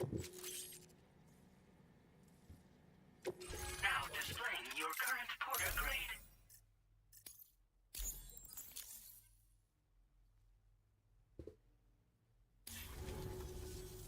All right. He's got my To the hairline. network. Hell yeah. Which means I can finally start fixing up this observatory. In case And you my haven't forehead. heard, we've been seeing an increase in chiral density in every region as the network has expanded. More instances of strange phenomena outside network coverage too. And I've been told this is indicative of plate gate emergence. You know? Oh, great. After being alone all this time, I wasn't sure I'd be able to stay the course. Till you arrived with that life-saving cargo. Should be all set to hold down the fort now. Not exactly a one-man job, but I'll do my team proud. Oh, I've shared schematics for an oxygen mask with you. Well, I'll help you stay active in areas where the air's thin. Personally, I'd recommend you wear one at all times when you're in my neck of the woods. Hope our US of A gets the petition to stop killing games. Yeah, I don't really know too much about that, honestly. All I know is that what I had Oscar explain to me, which Oscar didn't know what the fuck he was talking about either. He's like, I don't really know either. So all I know about stop killing games is it's apparently a thing that makes it so like devs have to make their game playable after they are done with it. Whether that's like people running private servers or something like that, which seems like not too crazy of a request.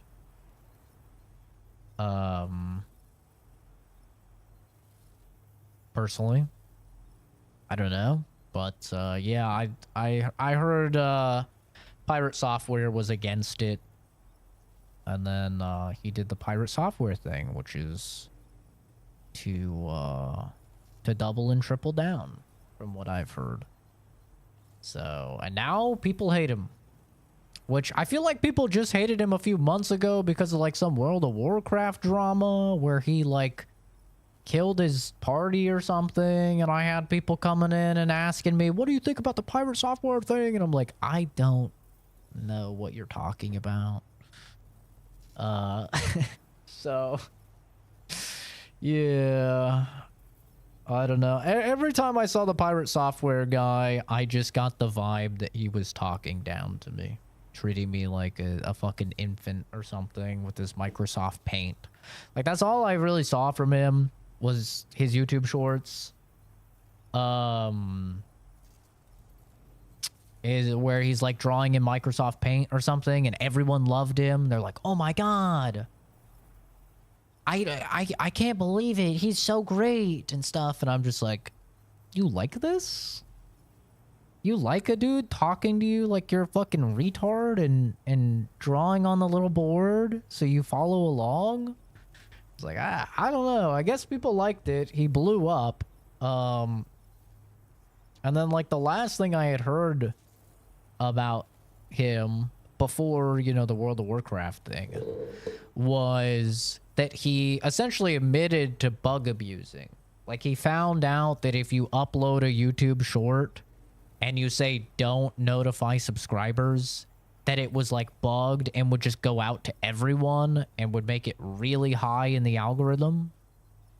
And he basically like abused that system. He bug abused that to make everyone see his YouTube shorts, so he would grow a ton. He grew a ton, and then after other people kind of caught wind of it, and other people started using it, and after he had already grown his channel exponentially, which it was exponentially, I think he grew like 100,000% or something. It was insane growth.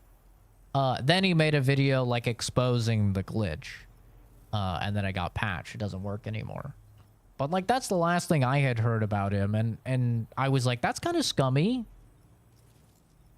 Isn't that kind of scummy? Like, you figure out that there's a thing you can do to get your videos on the top of everyone's algorithm, and it makes you, like, explode, and then, like, you don't tell anybody about it?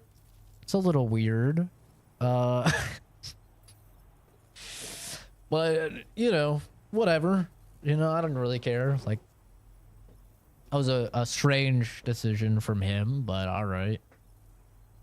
It worked. I mean, the dude was everywhere for a while there. When he was doing that bug abuse, he was like, I feel like everyone was seeing his shorts. You had people that don't even play games. Like, I think he was a World of Warcraft gamer or something. I don't know for sure, but like, I don't watch any of that type of stuff, and I couldn't get that dude out of my fucking feed. Like, I could not get rid of him. I remember one time I literally said, don't recommend channel, and I still was seeing his shit. I was like, oh my God. Something's going on, man. And then, yeah, it turns out he was just bug abusing. He found a damn glitch in the system. And it was just popping off from it. It's like, okay, whoa. A lot of people would do the same thing, you know, so... I don't know how much I can really fault him for, but for me, like, if you find out something like that and then you're abusing something like that for your own monetary, like, gain, especially when you have, like, a history of, like, your career is finding, like, kinks in the armor of companies, right? Like, he was a hacker or something. Like, his job was literally to find kinks in the armor and let the company know about the kinks in the armor.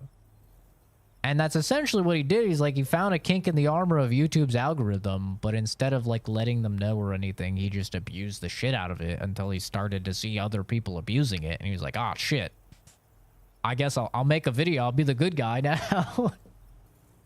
Report this. It's like, haven't you already gotten like hundreds of millions of views? But yeah, I don't think any of this will really hurt the guy.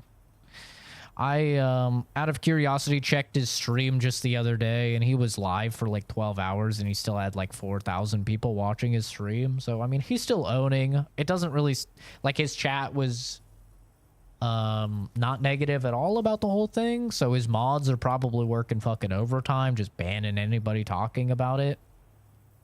So, like, I think he'll be fine.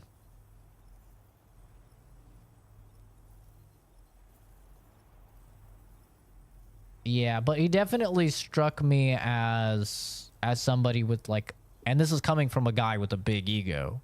He struck me as somebody with a massive ego, and all the clips that I've seen with the stop killing games thing have just kind of solidified that.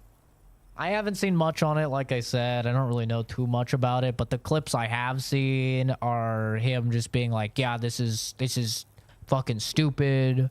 The person that did this doesn't understand anything. This could eat my whole ass. Not only am I against this, I'm gonna tell everyone I know to be against this and stuff. And it's just like, it's kind of weird. I don't know. It's weird verbiage. It's just not very adult or professional for somebody that works in the gaming industry. Seems kind of weird. But yeah, and now I see everybody calling him a Nepo baby, which is always funny. I always love when someone gets exposed as a little Nepo baby. Tar current fluctuations and whatnot.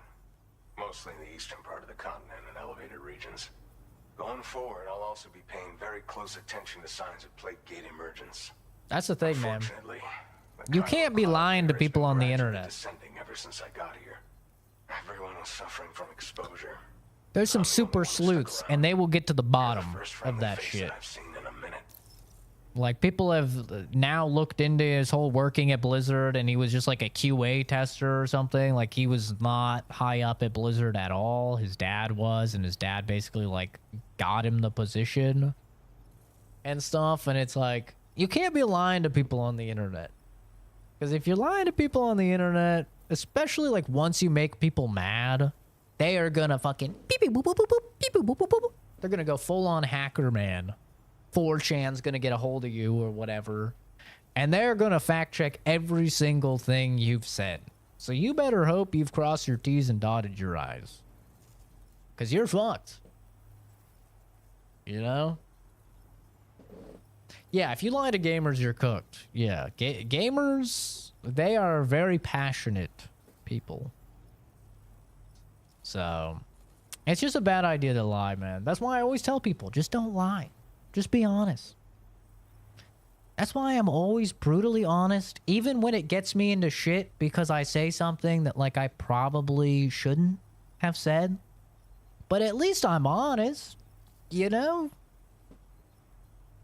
I don't have to worry about, like, keeping all of these lies in order and so, oh, this one has to line up with this one. Oh, I said this one. And then, you know, I have people that have watched the channel for a fucking decade now.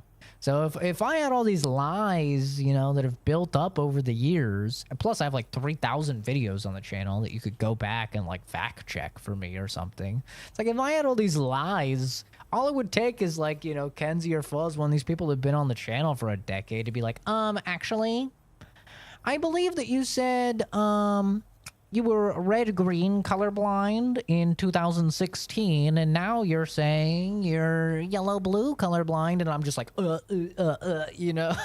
Like, I believe you said you're from the Czech Republic, and now you're saying you're from Canada? It's like, I can explain, you know? It's just so much easier to just be honest. Mother Nature You might be boring and not interesting, but people will respect you more. Or stop your progress altogether. Now would be a good time to make sure that you're fully prepared for the journey ahead. By the way, the aeronautical engineer who lives northwest of here just posted like Elon. for you. Seems something at the Ghost Mech factory's got him all hot and bothered. Just like fucking Elon. Help him out and he might hook you up with some useful gear. In any case, I hope you'll come visit me here again sometime. I understand it's a lot to ask folks to make the trip on a regular basis. It is. It's terrible. I'll never visit you again. Stuff that'll be of use in hazardous conditions like these. God damn it. Keep on keeping on, man. And thanks again for all your help. Oh, he's so nice. This is the President, Sam. Chiral network coverage has just passed the 75% milestone here in Australia. Yippee! The next leg of your journey will take you to the southern part of the continent. Once the remaining regions have been integrated into the network, the manifestation of a new plate gate is all but guaranteed. Marshal your strength to overcome the final hurdles and make this continent whole again. We're all... Make Australia great again. Sam. Wait. Rainey's not doing so great. Wrong It side. might be more of a mental than a physical issue. But I'm honestly not sure. Do you remember the doctor from the Motherhood? We think she should be able to help ease Rainey's anxieties. It was Tommen's idea. We already reached out, and she said we could come visit anytime. Since the Motherhood's within the Chiron network, we can use the Magellan to travel there. Once you've made it back to the ship, just head to your private room and settle in. You can use the trip to catch up on sleep. But if there's anything you need to take care of before we depart, now would be the time to do so. Uh-oh. They hit me with the do other shit now. Sam, I'm contacting you via a different protocol. Oh This shit. private mode affords me a direct connection Spooky to you version alone. of him.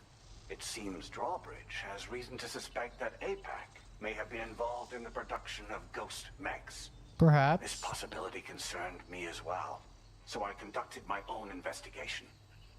Ah, yes. Like when a police officer shoots an unarmed black man and they go, "We have conducted a very rigorous internal investigation of our own department. And we found that he is absolutely innocent." This is giving those vibes. We affirm that APAC's underlying technologies are iterations of an older Bridges framework. What I'm getting at, Sam, is that the guilty party is not APAC, but Bridges. Which is to say, the UCA may also have some involvement with ghost mech production. This would perhaps explain why firearms and other weapons have become commonplace on the Australian continent. The UCA's precursor, the United States of America, had a prominent gun culture. That's ridiculous. We did not have a prominent gun culture. We had the gun culture, okay? Across the entire globe. People thought of guns and they thought of America, okay? Prominent gun culture. Do not downplay us. We are gun culture. Though Americans first took up arms to liberate themselves from British colonial rule, they retained the right to bear arms so that they might defend themselves against future government tyranny. True, brother, true. APAC has no such designs, of course, but Higgs has used factories to obtain weapons in an attempt to subjugate the continent through violent action. And so, the people of Australia have, in response, been forced to take up arms in self-defense. All right. A distinctly American philosophy, Hell and yeah, one brother. which would appear to have spread to this continent. The more we seek to unite the people with metaphorical ropes, the more essential sticks seem to become. This particular situation is one that I feared might come to pass, which is precisely why I determined that it must not be the UCA. Is Kojima kind of based, bro? Is Kojima kind of based right now? I mean, he's kind of actually like, he's not getting, he's being kind of conservative right now. This is sounding kind of this is sounding kind of Republican right now, brother. I don't know if the game journalists like this, Kojima. I don't know if you can be saying this type of stuff. He's saying America was kind of right for having guns. I don't know if you can say that, man. Civilian organization which takes the lead in expanding chiral infrastructure. But if the UCA is indeed somehow implicated in these events, it may dramatically alter the calculus. I realize it must be vexing not knowing what to believe, Sam. I just believe none of you. Should I learn more, I'll contact you at once. Right. For my part, I have a favor to ask. I must insist you not disclose that we've been in direct contact. There's no telling who may be involved with what at this stage. If you think I can't trust Fragile, you're out of your goddamn mind, brother. By drinking a ghost, I am, yes. By the way, hi, Valdez. Hello. Broke your damn hand. Well, hopefully the surgery went well. He shot me. I tripped. Kill him. Damn. I'm so happy I have not ever broken anything. Hello, Pickle. That's an interesting intro. Have I washed my hands today? No, because it's only been 2 hours. I did sit and pee. And I did not wash my hands after I sat and I peed.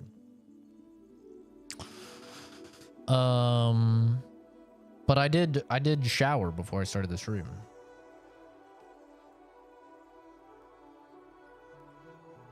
I not see the post I put in memes yesterday. It was hilarious. I don't know. Maybe I did.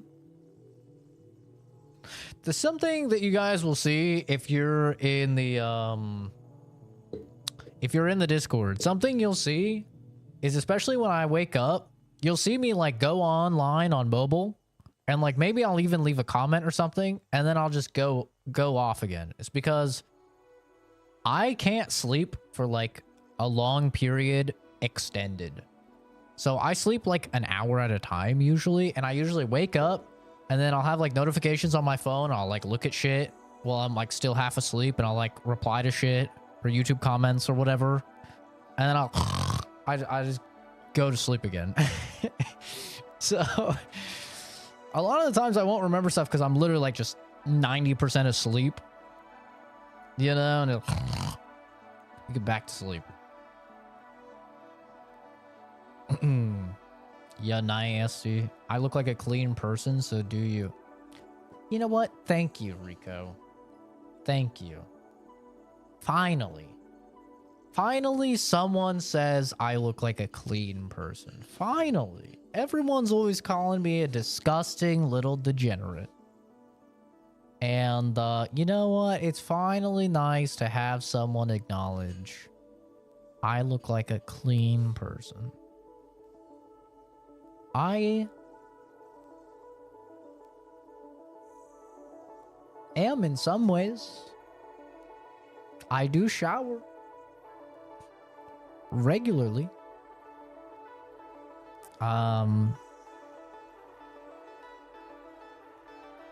I do my dishes eventually. You know? I wash my hands if I'm cooking or dealing with food at all, or I poopy, or if I just get something gross on my hands. You know, so that's like pretty good. I don't wash my hands when I pee. I don't do it because I sit and pee and I don't touch anything. So, you know, you can hate me for it. That's how it is. But that's how it is, brother. Okay? Don't hate on me, because you ain't on me, brother. Amazon Simulator indeed, yes, yes. My shit is so fucked. It's actually so fucked.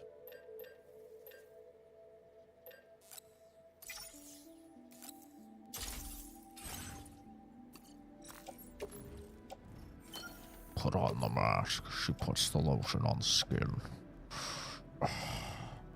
Or else she gets the hose again.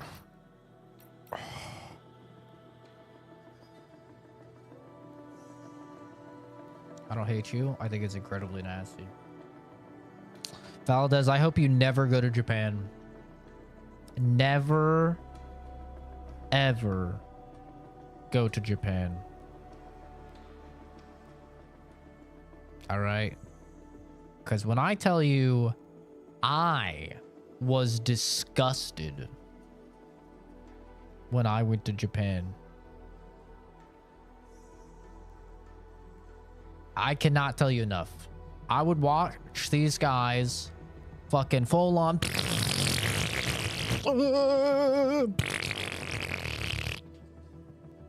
come inside, right? Spray their booty hole and then walk out, and then just walk out. It was insane. And a good 70 or 80% of the bathrooms that I went in, which, by the way, I will always wash my hands, even if I just pee in a public bathroom. Always. That shit's dirty, gross. Always will wash my hands there. But I saw that in like 70 or 80% of the bathrooms, they didn't even have soap at the sinks. They didn't even have any soap. 70 or 80%. Almost all of them. I was actually surprised when there was soap. in a public bathroom. Crazy. I was like, bro, what is with these people, bro? That is not right. So, and I can't use hand sanitizer because I'm allergic to hand sanitizer. So I had to keep, like, in my backpack, I actually just kept fucking full-on soap. I kept goddamn soap. And I would pull it out. That's lies. The little soap dispenser, surely. No. No. It's not lies. I spent a little over 3 weeks over there, man. No. And most people wouldn't even rinse their hands. Like, most people would just come out of the stall or come out, finish pissing at the stand, and then they would just walk out. Like, that was the vast majority of people. It wasn't until I would actually go and, like, be rinsing my hands that people would be like, oh, guess I should do that. Yeah, I got a bunch of wipes as well. He's gaslighting us? Listen, go to Japan yourself. Go to Japan yourself. Anybody that's been in Japan will corroborate what I'm saying. Anybody that's been to Japan will corroborate it, dude. Everywhere at the train station, everywhere at the airport, every single, like, public bathroom. All of them were like this. It was gross. The only ones that weren't were, like, in restaurants. But even then, a lot of restaurants don't have bathrooms.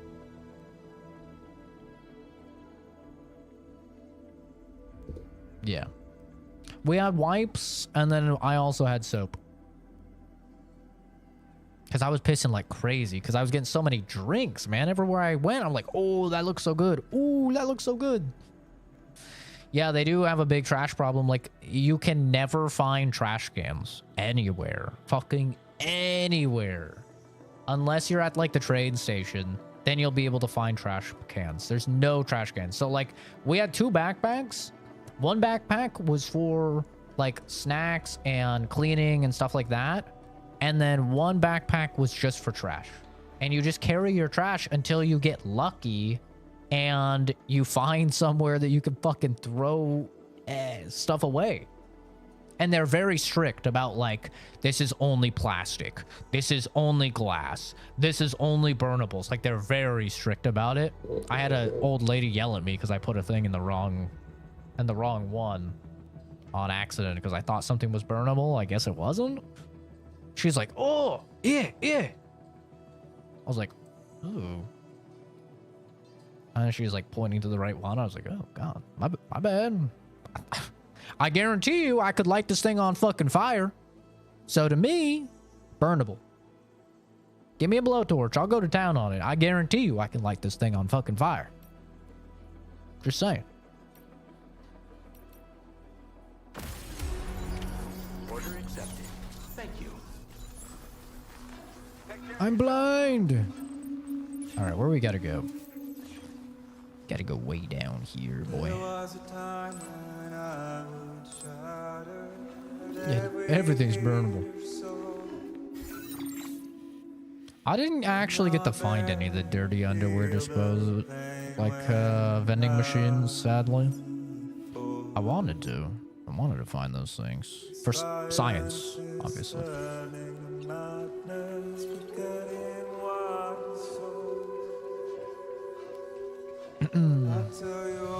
Yeah, you're gonna learn it. I got yelled at by a lot of old women in Japan.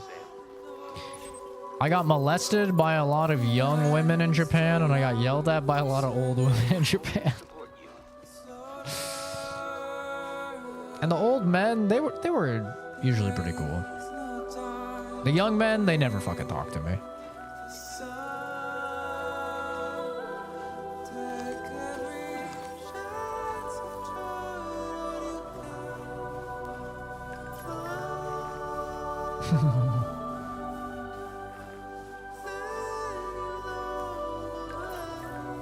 Yeah, no, the women loved me, man. They would find any way to sit next to me or push up against me in public transportation. Ugh, it was terrible. I don't like being touched.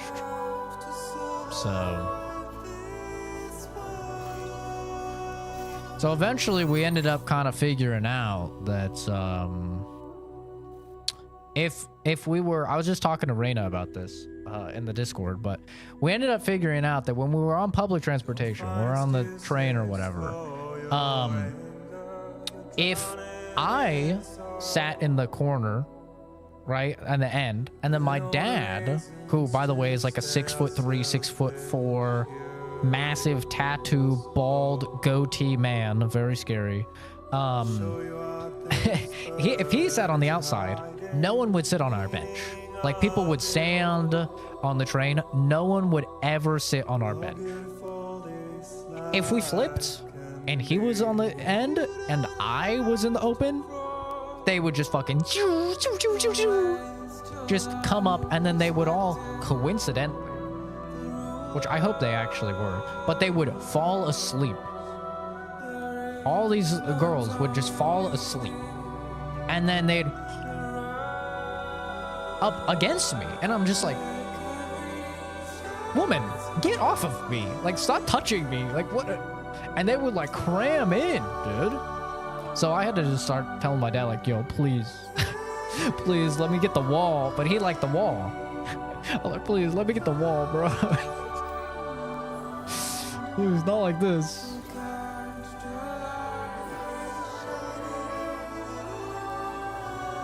Yeah. Or like the train would start to fill up, and I was telling Raina about this. I would see someone at the end of the train car, a girl, I'd see her come in, and I'd see her look around, and then she'd fucking see me, and she would weasel her way all the way across the fucking train car to stand next to me. I'm just like, brother, what is happening here? You Japanese men need to fucking start making some schmoves on your women. I have never in my life, ever, had a woman treat me like that. Gay men, yes. Absolutely. But I've never had a woman treat me like that. Unless we were dating or something, obviously. But like random women, unheard of. Literally unheard of. Got lucky? It was not lucky to me, bro. I was like, yo, leave me alone. Respectfully. I'm sure they're very nice women. But respectfully, leave me alone. Oh, that's a level 1. Ah, shit.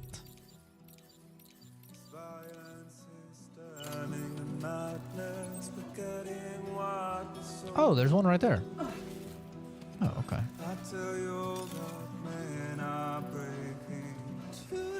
That's American women? Yeah, a lot of American women are obstinate, to say the least. Which, if not like just sheerly combative. But I'm fine with that. I'm fine with that. You don't want me next to you? I don't want me next to you. We Gucci. We're on the same team. I like that about American women. They're like, yo, leave me the fuck alone. I have a boyfriend. Don't talk to me. I'm like, W. I don't want to talk to you. Yeah. Deal. I'm okay with that. I don't mind. I will take that. That's better than getting fucking molested by the Japanese women.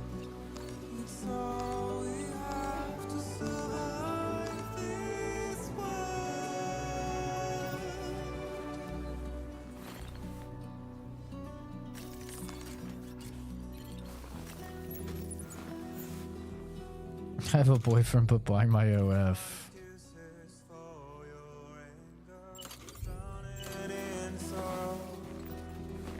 Steep slope detected. You're shitting me.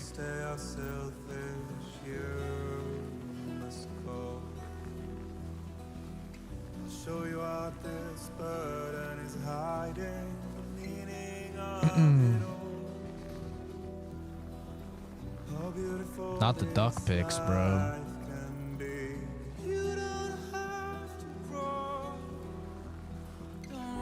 Looking for a boy toy? It's true, I didn't. I didn't run into any, I was warned ahead of time to look out for the, Gaijin hunters.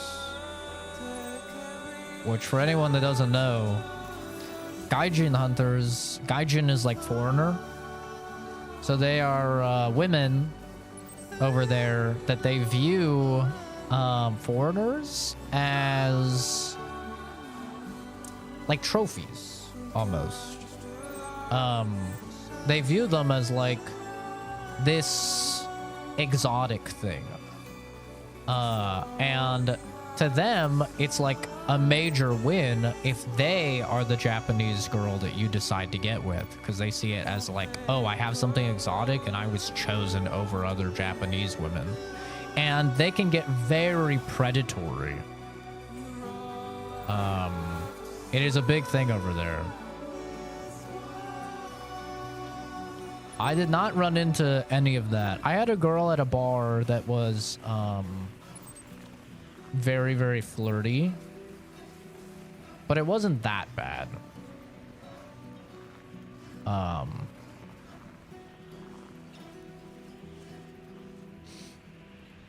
I not a trophy? I think I'm a human. I mean, last time I had checked.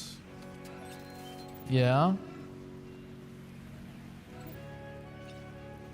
I don't see myself as a prize or anything like that. I just see myself as a human.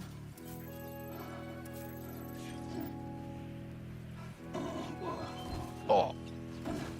Oh. Oh, come on. Are you injured, Sam? I'm fine. Minus 61. Have I ever really loved someone? Do I deserve what I got? Shut up, baby. I don't remember how to rock you. How do I rock the baby? Soodaloo. There we go. Shut up. You're not even real. I'm not jerking it. What is it that I've become? Minus 61. For like 3 hours before I got on a train on my trip there? Jesus Christ. Yeah, I got lucky. You good, baby? Okay, shake this damn thing. Numbers I never really liked. The way they think of life. I know, right? That was good to shut up. I'd like to put this on top of here, but I don't know if I'm going to be able to.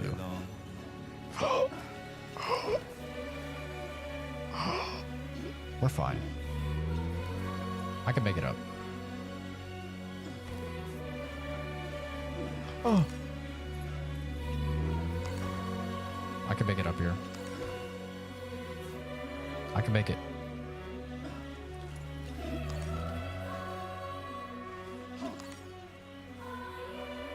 I can make it.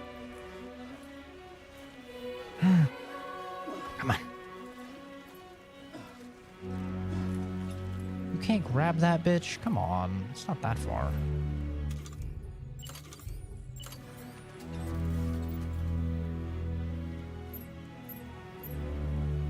What's detected? What obstacle is detected?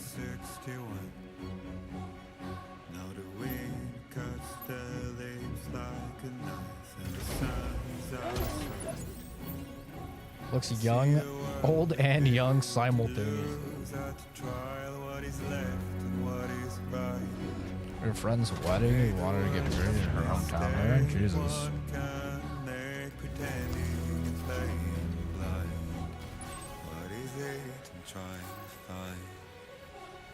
I think I want to go down. Place it maybe down there. That way?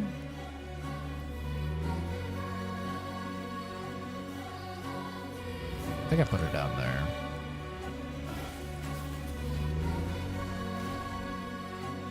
I think the smart thing is to climb down here.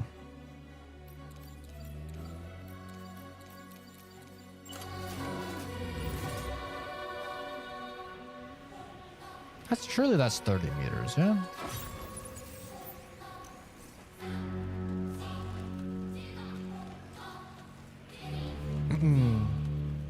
But yeah. Yeah, so that was something, man.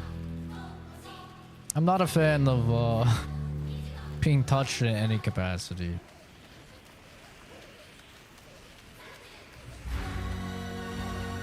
But they love their white boys and they love their twinks over there.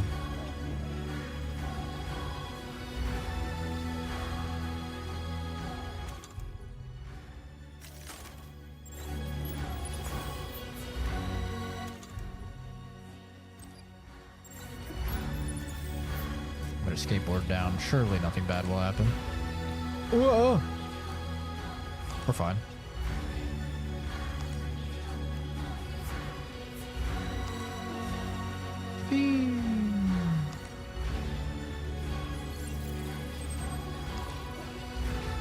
Boats if possible. Morning. So, good morning.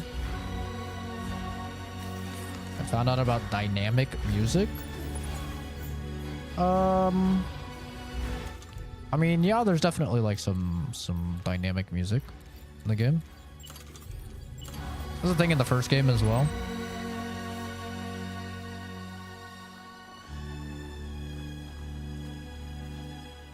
Oh, I see there's one down there. I think it's too far though. How far is that, I wonder? 400. This is 396. Yeah, there's no way.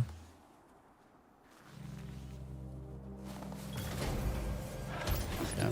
Well, hopefully that'll help somebody. What if I take my skateboard into the jumpy pad? I think I'll get an extra jump.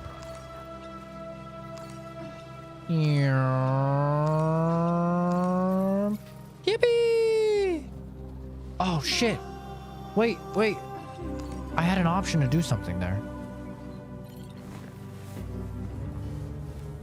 I gotta try that. You can set multiple, but you have to bring along the PCCs in order to place them, and they take up Chiral bandwidth. Wasn't I playing something else 2 hours ago? No, I was playing Death Stranding.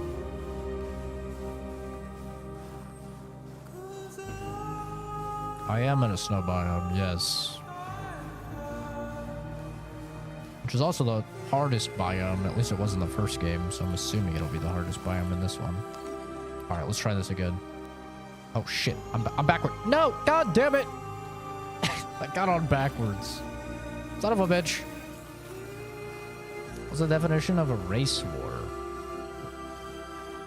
What's the definition of a race war? I don't know. Google's the one to ask that question to. I have a doppelganger? Unlikely. You know how hard it is to find a man as handsome as me?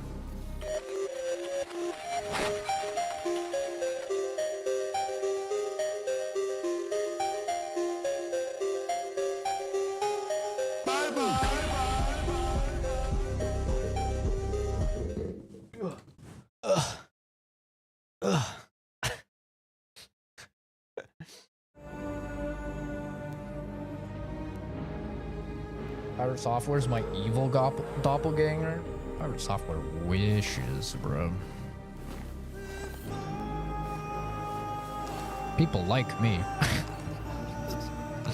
I don't have a fucking controversy every other week. No! Oh my... I'm gonna hit this. I'm gonna fucking hit this, goddammit. If it's the last thing I do, I'm gonna hit this.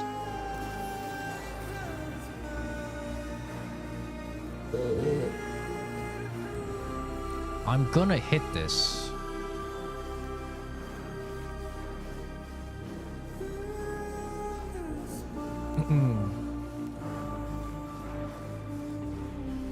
It's just so crazy how people can go from like loving a dude to hating him so fast.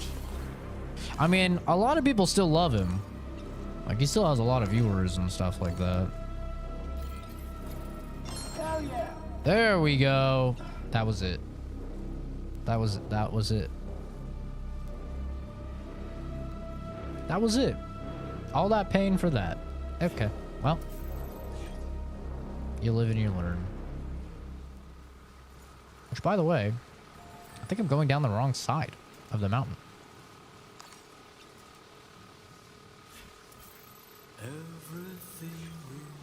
Uh-oh. I think I'm straight up going down the wrong side of the mountain, brother. Oopsie.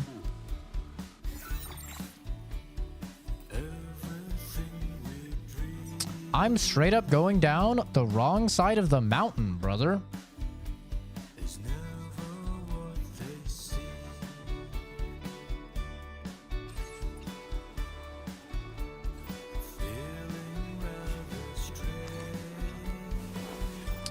That's not ideal.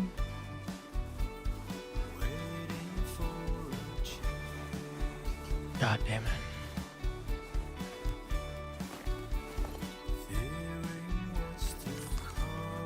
Should have checked the map.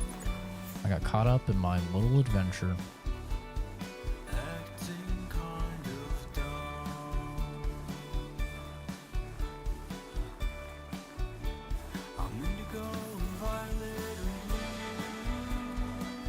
We did what now?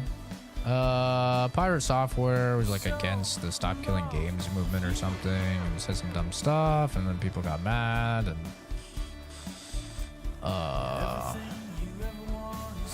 you know, give it fucking 2 weeks, people will be over it. Nobody will care.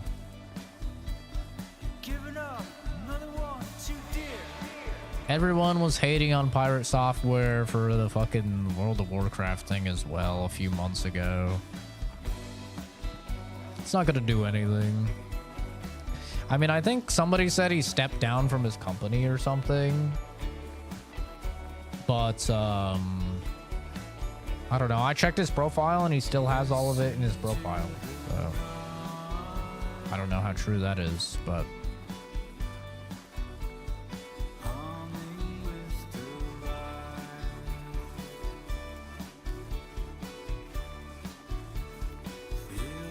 Does it sound like him? Yeah, my understanding, which by the way is very limited. I have not looked into this because, to be honest, I don't give a fuck. But from what people have told me, that's I guess maybe he said that people didn't understand game dev and stuff like that. So that's why he was against it, because he said it would be like a lot of hard work for game devs or something.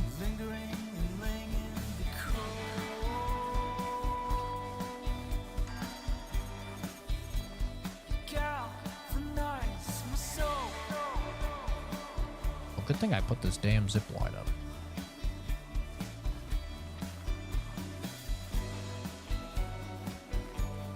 Can't you claim a business yourself as sole and claim all your expenses from Red Food as business expenses?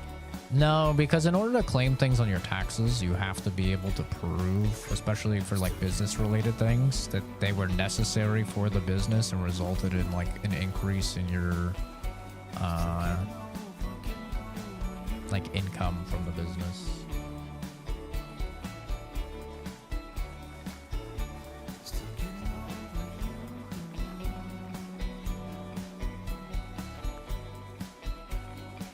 Just tax fraud with extra steps, basically.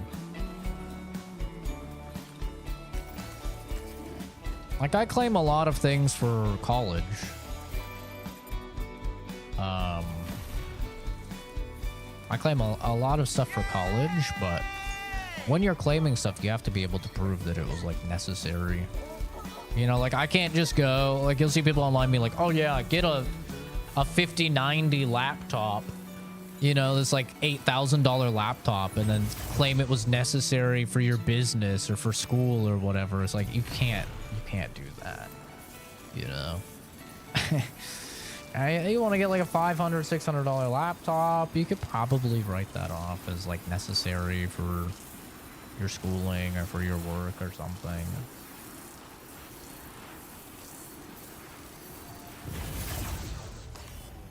But yeah, you can't go wacky with it. Like you'll see people online saying, I have this Lamborghini and I just put it on my as a business expense, and now I just have this Lamborghini, and it's like, well, what are you doing with the Lamborghini that's a business expense? I'm taking pictures for my Instagram. That doesn't really qualify, because you'd have to prove that it would have to be that Lamborghini that you're taking pictures of on your Instagram for your business in order to succeed. Now, if instead you're renting out that Lamborghini to people, right, then yeah, you could probably write quite a bit of the Lamborghini's cost off. I mean, you got a game at 1, but having an interview at 3? No, I work, actually. Yes, I have a job.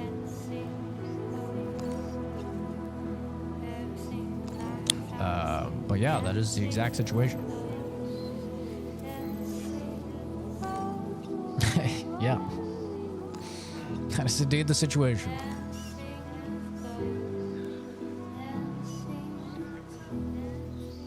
You're Amish, you don't have to pay SSC, SEC taxes.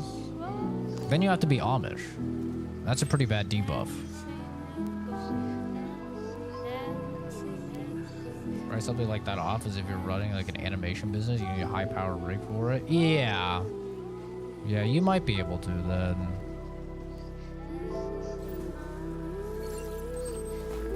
Oh my god. But they charged me up quick. What do I do for work? I'm a biochemist.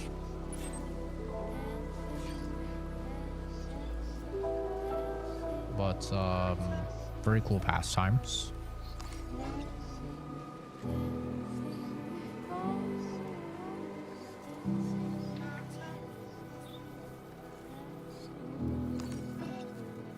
Dude, this thing is just goated. I love this little thing.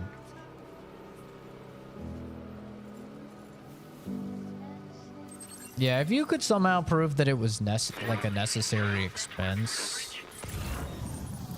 then you'd be fine. But yeah, that's usually the hard part, you know, is proving that it's a necessary expense. I think there's bad guys here.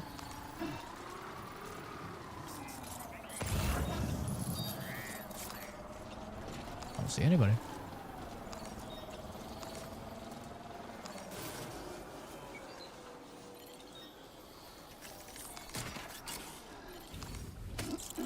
What the?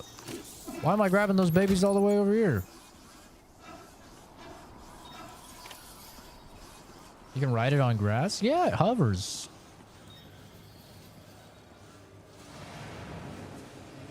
Of course.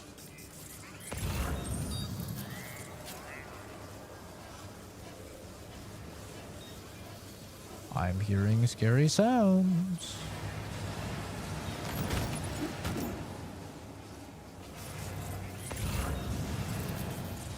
A lot of scary sounds.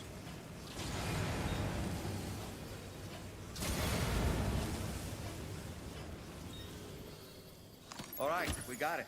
Let's deliver the cargo to the aeronautical engineer. Whose footsteps are these?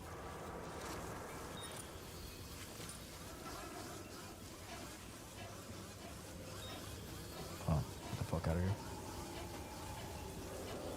Got bot attacked on Instagram? Oh no. Anything but an Instagram attack. Whatever will you do? Are you gonna be okay, Kenzie? Oh my god, this thing is so fucking far.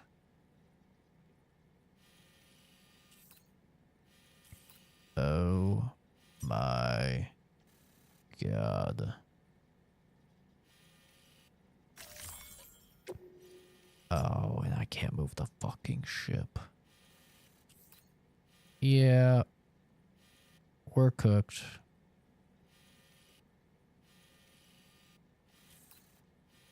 It's always so much easier down than up, isn't it? Oh, fucking hell.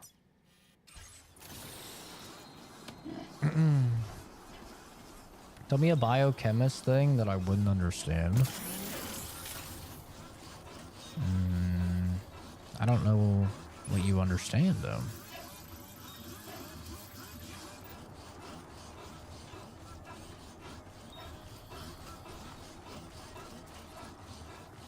I don't know how much stuff you know. Got 14 follow requests after the 97 followers in 2 hours. Maybe you're just trending, bro. Maybe, you know, you just got into the Indian Bollywood stream and you're going to be their next idol.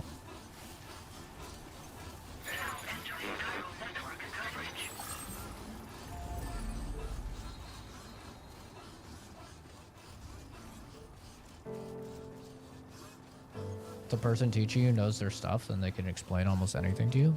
I don't honestly think that biochemistry is that confusing. Like, I think it's pretty simple. Like, OChem is confusing. But OChem is just a lot of, like, memorization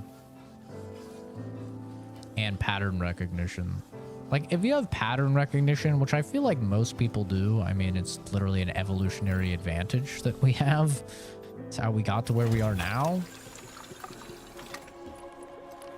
Then you don't really have to worry. Like, because a lot of OChem is like retrograde synthesis. So retrograde synthesis is essentially just saying, okay, look at this molecule and look at this molecule. How did this molecule become this molecule, right?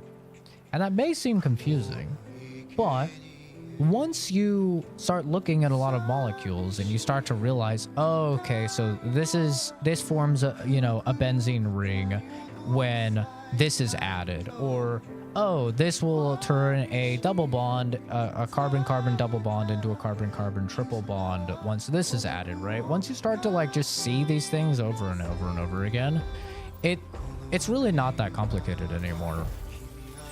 It's just a whole lot of like pattern recognition of being like, oh yeah, I remember that this thing was added, which turned this thing to this thing.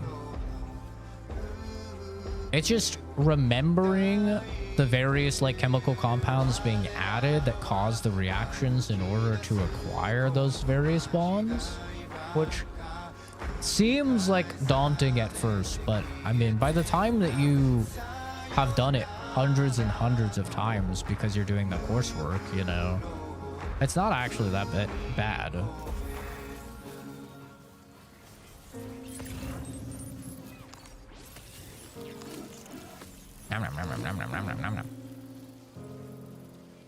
The Sydney Sweeney to Indian men. W, hell yeah. Sounds like a win to me. What do I pursue in biochemistry? Am I in a lab or hands-on or... Oh! I was worried that would happen when I was fucking reading the message. I'm not hands-on or in a lab anymore, and I'm also not theoretical. I'm kind of none of those. So I work for an outreach program. Well, I work for a company that creates animal food and medicine recipes. And this company, they have an outreach program they have for the past couple years. We don't know how long it's going to stick around, but for right now, they have this outreach program that reaches out to veterinary like clinics and shelters across the US in order to help them with their lab work, so that they don't have to waste expenses that maybe they don't really have in order to get a, you know, a scientist actually in the building at all times. Or in the case of like a shelter, like one of the biggest shelters we work with is in New York City, it assists them in getting the lab work done in a much faster fashion, which allows them to not have to put down as many animals.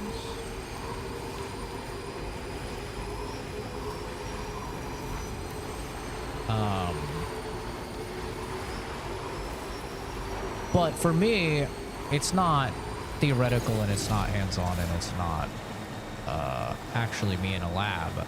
So they go ahead and they take blood samples or enzyme panels or stool samples of the animals like they normally would, but they upload the samples What the hell? Whoa, that was... Whoa! Whoa, that's cool. The freaking wheels, like, open up into snow wheels. Uh-oh. I think I'm in danger. What was I saying? Oh yeah, so they upload it to our database, so then we get to see their, the various animals, essentially like test results. And then we look at, like we have like a healthy version, right, of all of the various tests, and then we have the actual test results that the animal had, and based on that we compile a lab report that will say these levels are elevated, which could lead to, you know, could be a sign of this disease, or these levels are a little low, so it could be a sign of this disease. And then we send that information. A lot of times we send that information to the actual vets there, but for some of them we'll send the information to we'll upload it to like an online portal that the owners of the animal have access to, so the owners of the animal can, you know, check the online portal and they can see that. Sometimes when we put it in the online portal, it can also send them an actual mail, like a physical mail version of the test results. And then sometimes, like if it's a shelter, we're just contacting the shelter a lot of the time.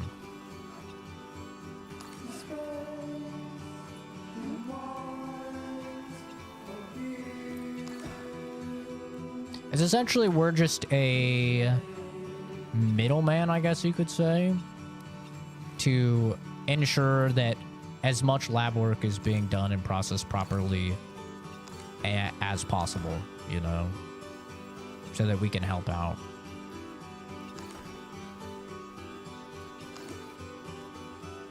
What is this fucking song? Is this my song, or is this Kojima's song?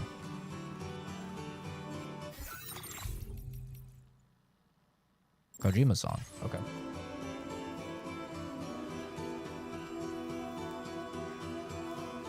Man said not complicated. Shut your pretty face up.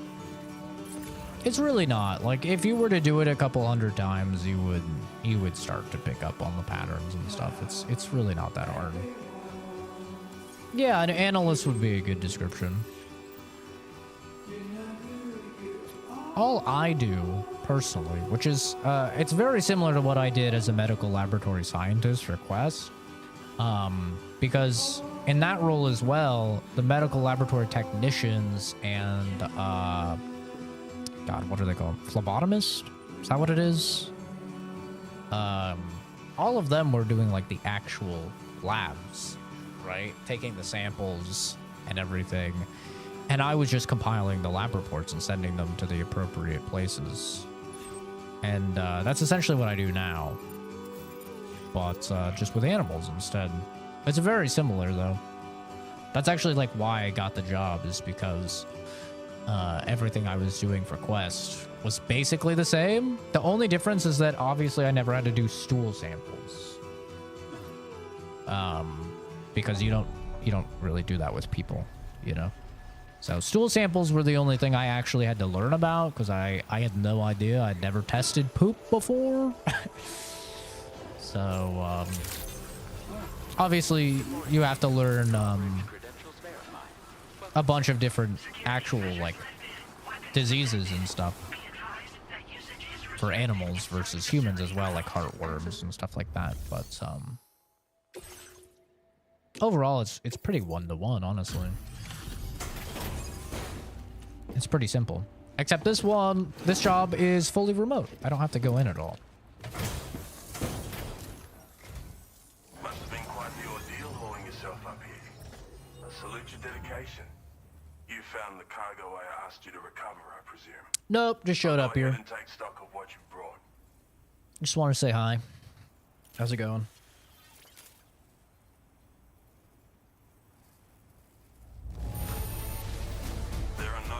With this cargo's condition whatsoever.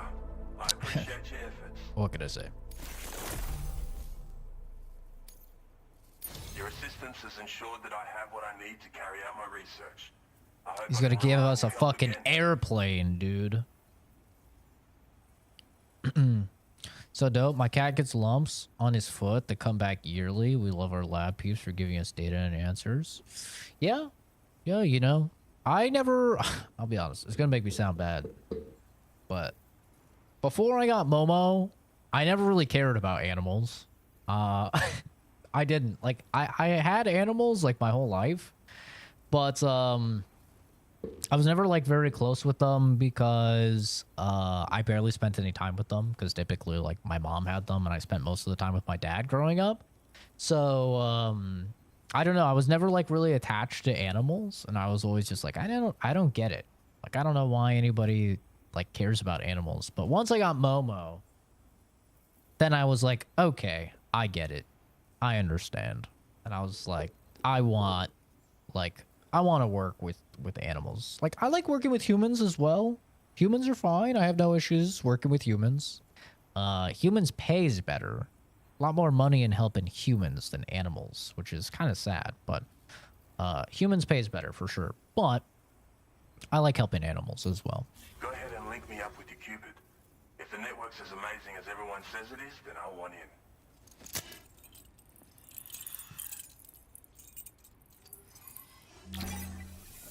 You say Zach, the scat man. I'm a scat man. Skibidi dop bop boo bop.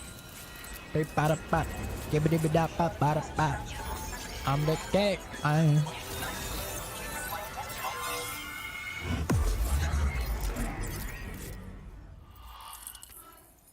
It's always funny when I take Momo to the vet because now, like, you know, when I first got Momo, I didn't really know much at all about animals. I think I took one animal anatomy course in college. But that was so long ago. That was when I was getting my biochem degree. So I didn't really know too much. Like, I had become so accustomed to like human anatomy, you know, and lab results and test results and stuff like that, that I didn't really know too much about animals. And now it's kind of funny, like, taking Momo into the vet because they'll start to say stuff and then they'll try and like dumb it down. And then I'm like, no. You don't have to dumb anything. Like, you can just tell me, right? Like, I understand this stuff. I work in the field. And they're like, oh, okay. And then they can hit me with the jargon.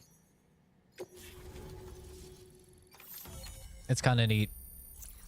Sometimes, though, it's nice to like not let them know that you know. You know, because then they'll be like talking to each other and they think, oh yeah, we're using our medical lingo. He has no idea. But really you're like, I know exactly what you're saying. You better not upcharge me, which they love to do. A thrown weapon that floats in midair, automatically attacking any enemies within range, fires MP bullets effective against any target, but cannot detect BTs and is therefore unable to attack them. Huh. What the hell? That's cool. Cargo catapults can be used to launch SAM.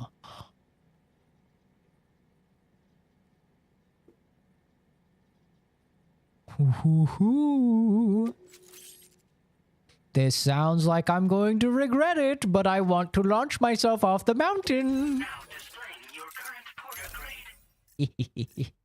I'm about to fling myself, dude. Like I'm playing fucking Sea of Thieves, load myself into the cannon. So this is what it's like to be on See if the these network. nuts fit in your mouth. computational Sorry, I had to, just in capabilities case someone far from beyond chat what I tried to get me with it. Amazing. Oh, Nothing that's already personal. yielded a useful result. I Let me realized share after the I said start it. with you. It's for a floating sentry gun. Toss it in the air and it'll hover in place, after which it'll target and engage nearby hostiles. And since it fires MP bullets, you don't have to worry about unintentionally killing people. Yippee. But that's not all. I've refined the design of the cargo catapult so that you yourself can climb inside and be launched into the distance. Hell A yeah. useful option if you want to bypass particularly rugged terrain along with your cargo in a single quick trip. I mean, I have to say, it's incredible what the chiral network can help us achieve. Wait. But do I get a parachute or something? Or are they just fucking yeeting me and I'm hoping for the best? Bloody oath you can. It's an innovation made possible through the application of my research. The core launch mechanism hasn't changed though, so you can't steer the pods like traditional aircraft. But you can adjust your trajectory to hone in on a landing point once the parachute is opened. Okay. Traveling by air in this fashion is an efficient way to traverse uneven terrain with minimal effort. Of course, you want to make sure your flight path is clear of obstacles before you launch. It's entirely possible to fly smack bang into a wall if you're reckless, and that would hurt a lot. Yeah, some people should think twice about using catapults, but I'm pretty sure you'll be careful. Will I? Will I be careful? Are you sure about that? You have not seen me with this other technology. Thanks again. I'm glad we could meet. You've given me a renewed hope for the future of my work here. Come visit me again.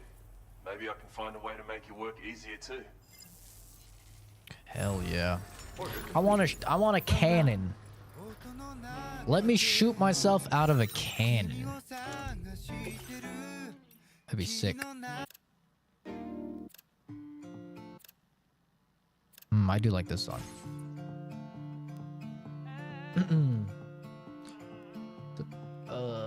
So technically Zach is a stereotype of an animal dad. I don't care, want it. Suddenly he's invested.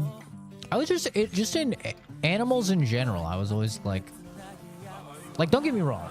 I still think humans are more valuable than animals. And I know that is a lot of people disagree with that. I learned that during my Indiana Jones stream. But I still stand by it. I think that humans are more valuable than animals. But I have grown to love animals, for sure. To the point where I will feel irrational rage when people treat animals poorly.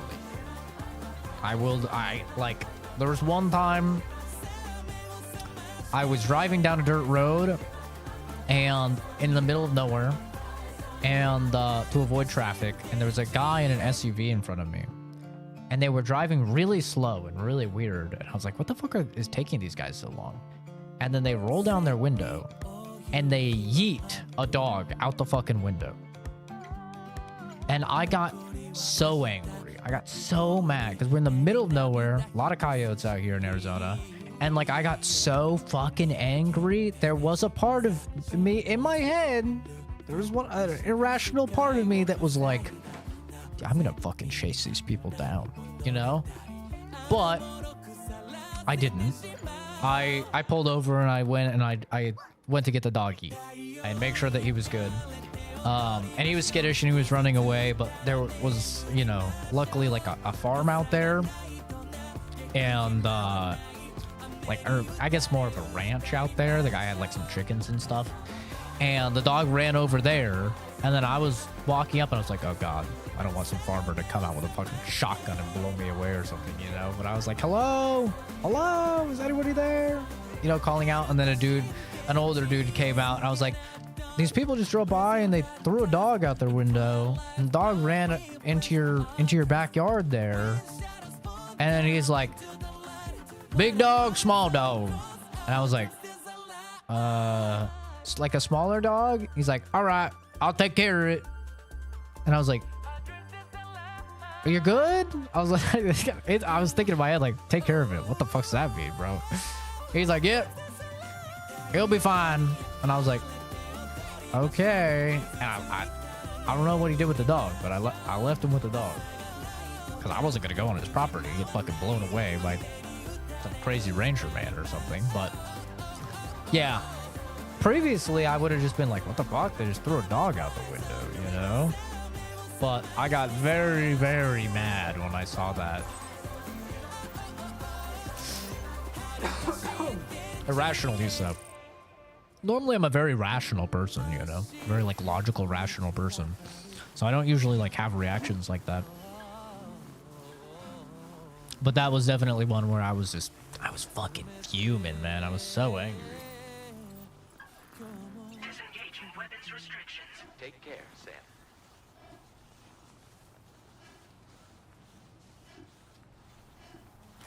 I love this song. Polytope is goated. What is this? Tell me this is a catapult and I get to launch myself.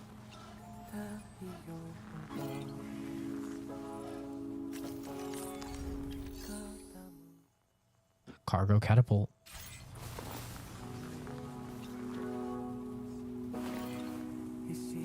Do I have to get the skill first? Is it a skill I have to get?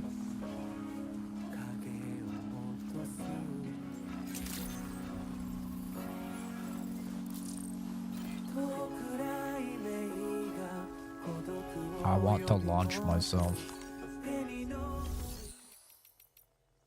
Shit! I can't level up here? Oh, god damn it. This is horseshit. I want to shoot myself.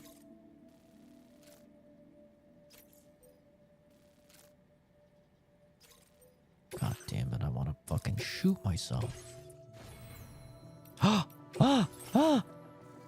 Yes. Improve floating carriers. Wait, maybe it's not here.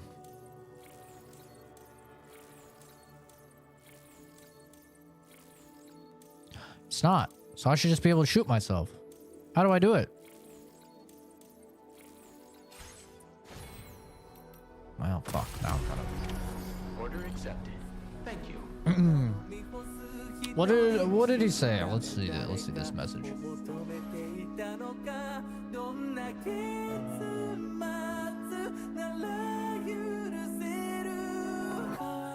I don't think that question is bad.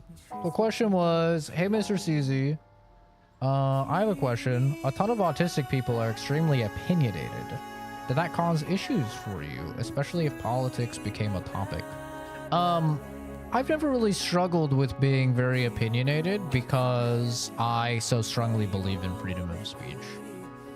So, for me, I've never really struggled with it. I am totally cool with people believing whatever they want to believe. It's never bothered me. I've never felt some urge to convert people to believe the same thing as me, and instead I have really valued having conversations and grown a lot as an individual with talking to people with various viewpoints. And I think that it's just a great thing to do in general in life. It makes you not only just more well-versed in the topic, but it also gives you a more rounded viewpoint of a situation with, you know, perspectives that you maybe hadn't considered yourself, which can be very, very valuable, especially like for someone like me, where I kind of live in a bubble. You know, I don't really leave my house very often. I live a very like privileged and blessed life these days, where I don't really have to struggle financially. I can kind of get whatever I want whenever I want, and you know, puts me in a very unique perspective that most people don't share. So for me, it's very nice to talk to people from various different like walks of life and different stages of their life, and, you know, get their views on things. I really like that.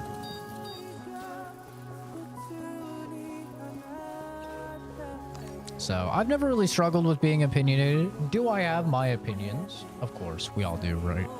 But it's never really bothered me. I've always had friends that are on like completely opposite ends of the spectrum for various things than I am, and it's never bothered me because I believe in their right to believe whatever they want.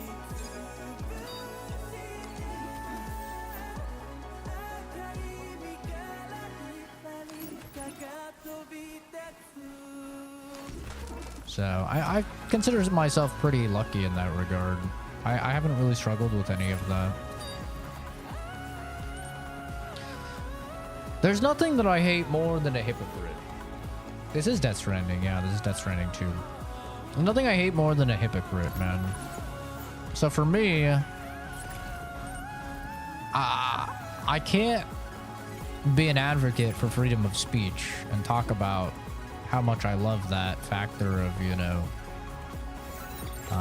living in America, and then get upset when people utilize their freedom of speech to have different views, right? That would be like very silly. Wouldn't make any sense. There's only 4. Where are the other 2?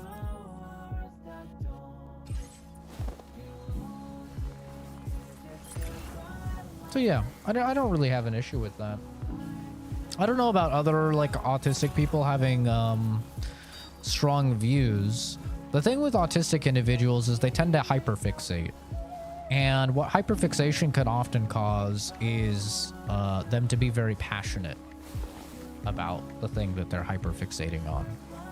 And so that may, to some people, that may seem like they're very opinionated, but really it's just that they are more inclined to tie something that we may think of as trivial or whatever, right? To be a core, like, fundamental part of their personality. And because autistic individuals tend to lack a lot of emotional intelligence, they don't really understand a lot of the time that you can have criticisms of the thing without criticizing them. So to use like a very basic example that I'm sure we've all seen online is, you know, Xbox versus PlayStation. Like these people will, you might have an autistic individual that hyperfixates on PlayStation and they love PlayStation and it is like a very big part of their life and they're like, I chose a PlayStation. This is like a part of who I am and I love all the PlayStation games and stuff like that. So then when you attack PlayStation, when you say, yeah, you know, I don't like that Stranding 2. The game is fucking boring walking sim. Sam. That's the last of the cargo. They may take that as you are attacking them because they have kind of aligned their own personality with this thing. And this can happen with a bajillion different things as well. It's not something like specific to gaming or anything. It can even be political. They can hyperfixate on politics. So that can definitely lead to them seeing more opinionated, I guess. But yeah, for me, I've never really struggled with that. Mostly because I have if you know me at all, you know my opinion for most things is, I don't care. And the beautiful thing about I don't care is that it is freeing. It's liberating. Because once you don't care, nothing really affects you.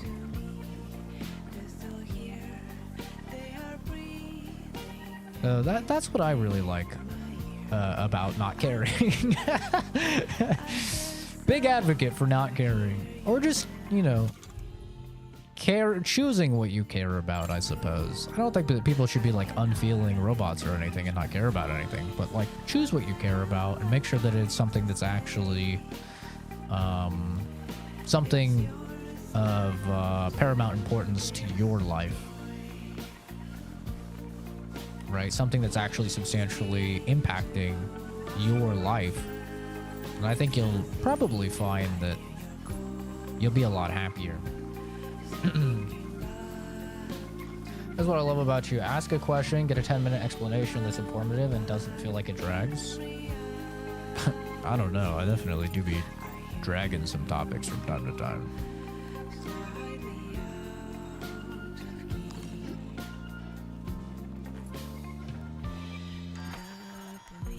I'm gonna fling myself out of this catapult and God help me.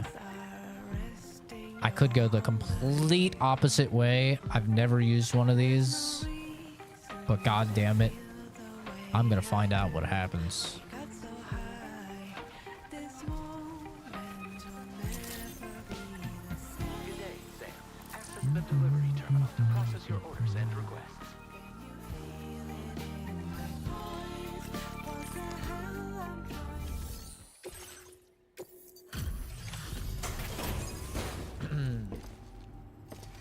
On mini play, tried to figure out your instant issues. Wow. Can't believe it.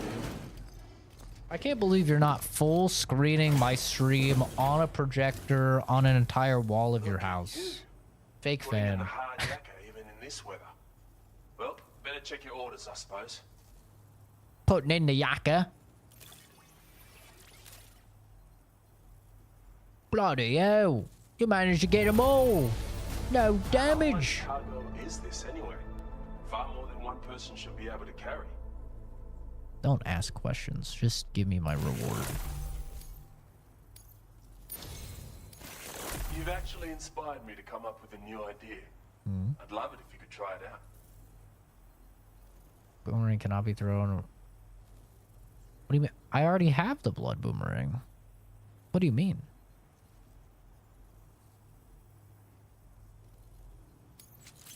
I already have it. More materials on hand means more options at your disposal. I'll increase the... Now displaying your current porter grade. Oh, almost forgot what I was going to say, but it's come back to me now. I've improved your blood boomerang. Both its damage and maximum range have increased. The chiral network is really coming clutch in that regard. It's enabled me to perform all sorts of simulations to test potential upgrades. Anyway, be sure to give your new and improved boomerang a try. Jesus. As for my next project, I'm thinking of developing something with cosmetic appeal. You know? I hope I can count on your support for that.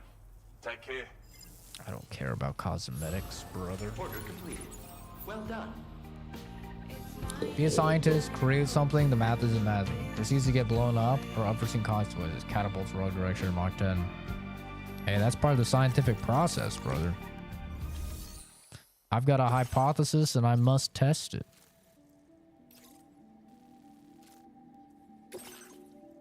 This is breakable.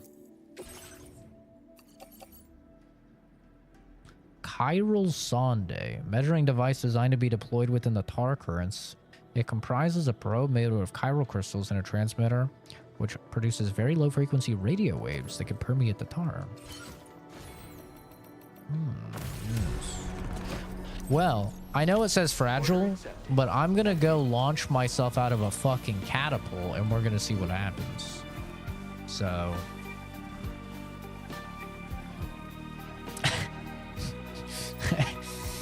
let's see! Science, baby!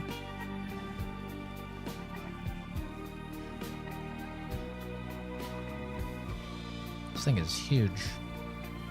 Is this even shooting me the right way? The fact that they have a blood bag there worries me, but... yeah, that looks like the right way. It'll be fine. Little quick save.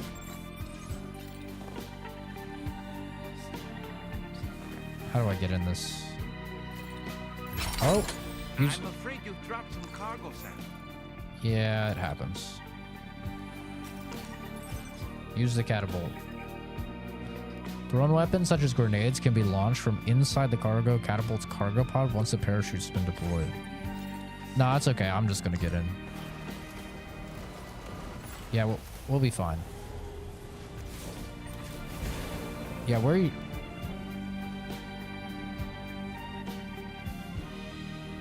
That looks good, right? Right into the fucking rocks. This seems fine. What's the worst that could happen? One small step for humanity to one big step for Kojima. I don't fucking know. Oh my god, what the fuck? When do I have to pull my parachute, I wonder? I should probably pull it now, right? Yeah, we're gonna pull it now. Don't you dare drop me, Sam! The fuck?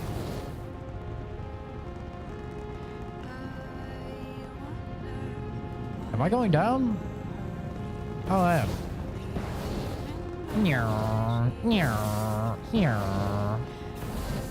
Not the most directional. Can I land faster? I should have pulled the parachute way later. This shit's slow as hell. I could have cut it closer. I would have been fine. Where are my packages? My packages are gonna be here, right? What? Ah, yep. Honestly?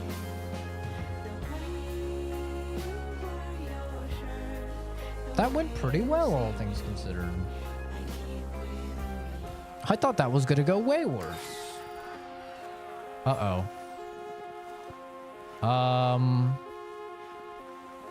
Isn't this really bad? My exoskeleton doesn't have any power. How am I even walking right now? I have like 9 billion pounds of weight and no exoskeleton now. Wouldn't it just lock up? Then you just wouldn't be able to move at all?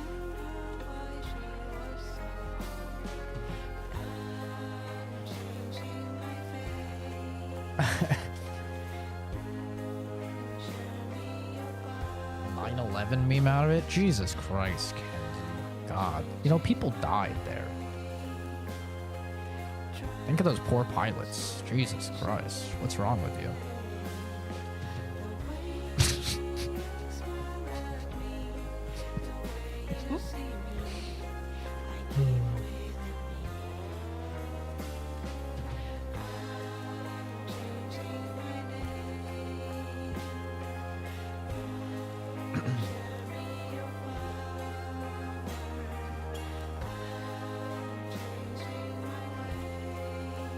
God, this shit's slow.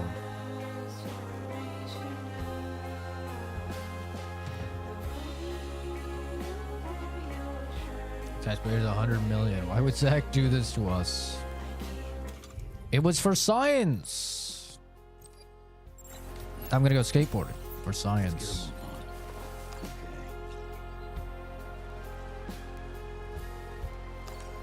Yeah.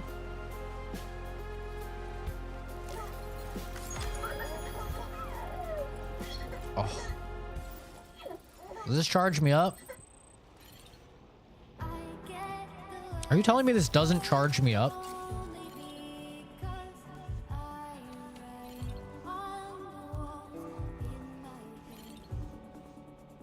You're trolling. This doesn't charge me? Motherfucker.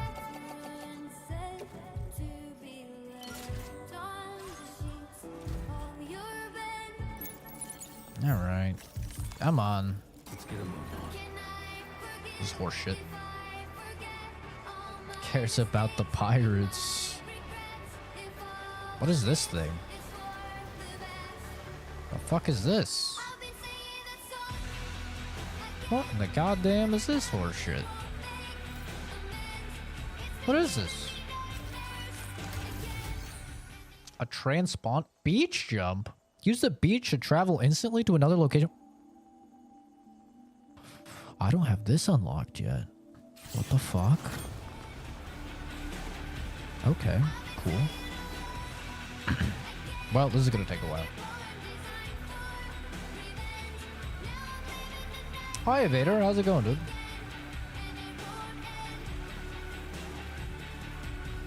Hope things have been going well.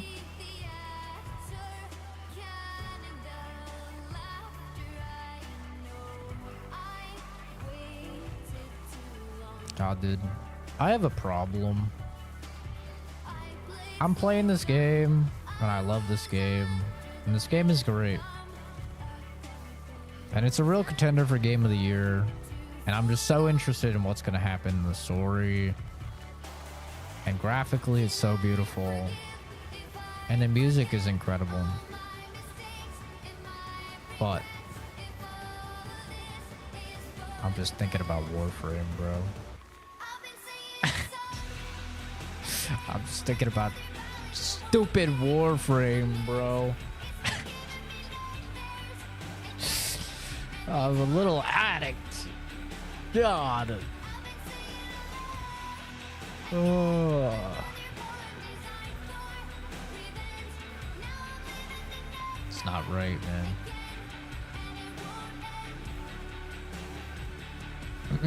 Do you and other biochemists say stuff like "I concur" for the results were inconclusive? Have I ever? I've said "I concur" most in emails. I don't know if I've ever said that IRL. Maybe if I'm making fun of like snobby people I have.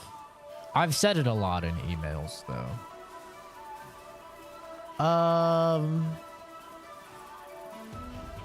Results were inconclusive. I don't think I've ever had to say that. I don't think I've ever had to say that because, I mean, in my line of work, like, someone fucked up pretty bad if you if you're getting inconclusive results on an enzyme panel or someone's blood work. Like, these are like very standard scientific procedures, you know, that millions and millions are done every year just in the US, you know. So I don't think I've ever had to say that. I've probably said it in like some college papers or something though, like some college lab reports. Because I would always fuck up my labs. Like when I was getting my biochem degree, I would, like, almost always my results would not be what they should have been according to the hypothesis. And that's just because, like, I was an online student, so there's just so many variables, you know, from doing an experiment, like, in your backyard or whatever, right? That's not a great place to to conduct experiments.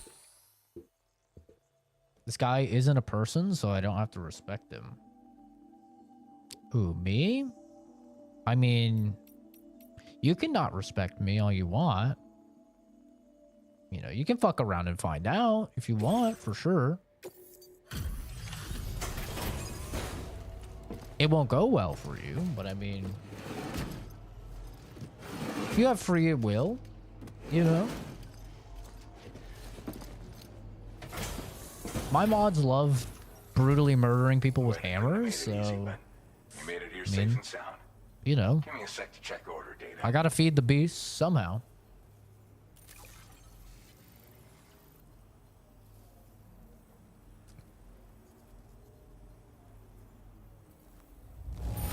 This cargo's looking pretty sweet. Pretty sweet, bro. Warframe, you like it? I do like it because here's the thing. I really liked the first Descendant.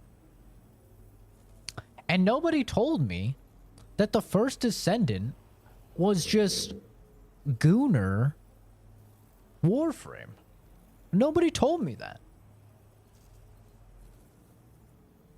That's a face only a mother could love. How about this chance? If you go live and you're more attractive than me, okay, you have a better jawline, you're in good shape, right? You're more attractive than me. I will PayPal or Venmo or Zelle or Cash App you $100. How about that? Because clearly, if you're talking about someone's appearance, you've got to be, I mean, you've got to be hot, right? But here's the thing. I don't want to see you say anything other than where you're going to go live.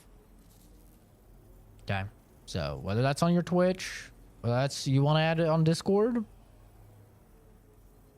I will give you the offer. $100 USD, whatever platform of your choice. Let's see it. Now, if you are... Yeah, unban him. Yes, please, unban him. Now, if you are a greasy, fat, pimple-faced, you know, disgusting piece of shit, you don't get the money, obviously. Right. But I'm giving you a real chance here.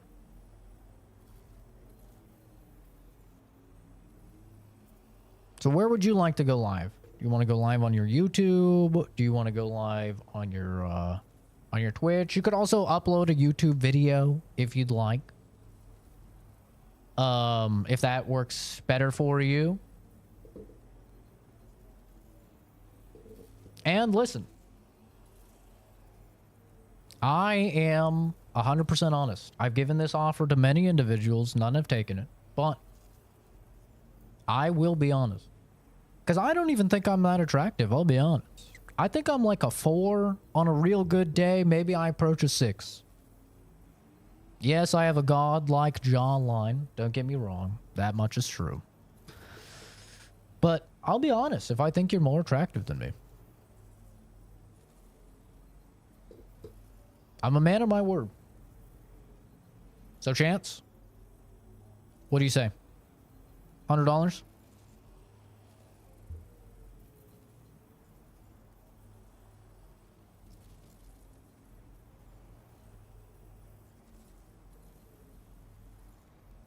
I'll work with you here so we can make this work. I would love to see what you look like. Surely, you're Giga Chad himself on a fucking alt account, right?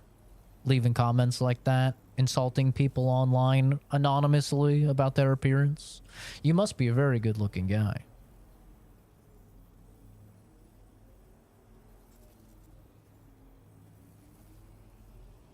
Right?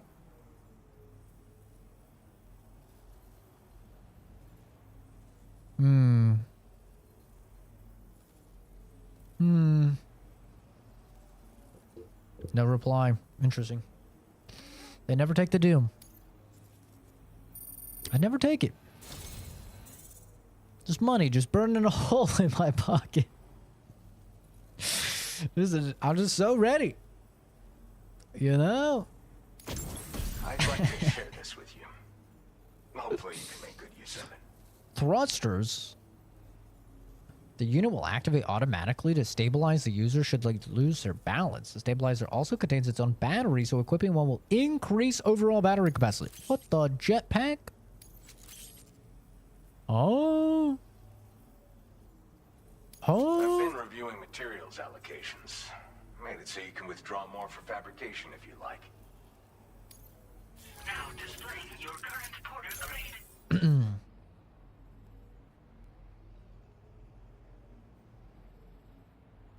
Munching from the 3-point line is crazy.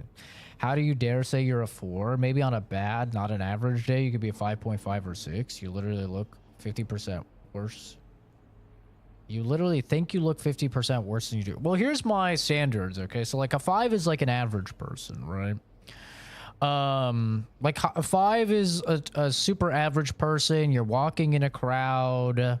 They just blend in, right? 4 is like a bit below average. So this could be somebody that's like average proportions and everything, but maybe they have some acne issues. Maybe they have some hygiene issues, something like that.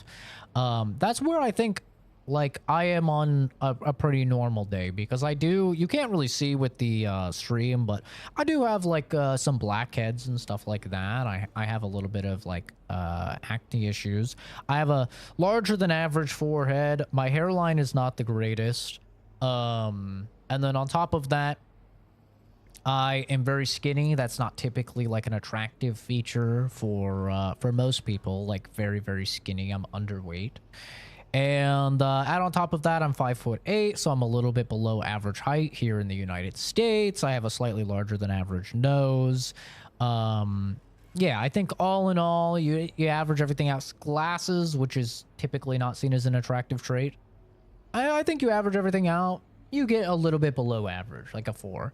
You know, I don't think I'm as low as like a 3 or something, because if I'm in a crowd, people aren't just like actively like, oh, you know, they're not like staring or anything like that. And I'm not fat, so like I don't have like that big debuff or anything like that. But overall, I think it's pretty fair to say like I'm a 4. However, when I'm dressed nice for work, hair is done, freshly showered, like right now, I would say probably closer to a 6, just because I'm presenting myself well.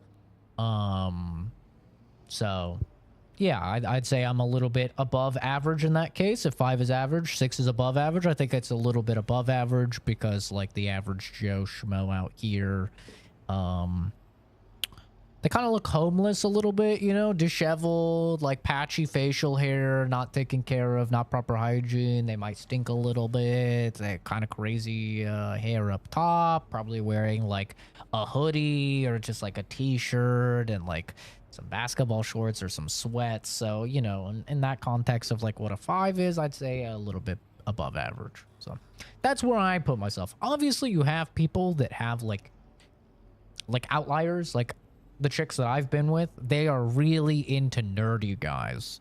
And also, gays are really, really into twinks.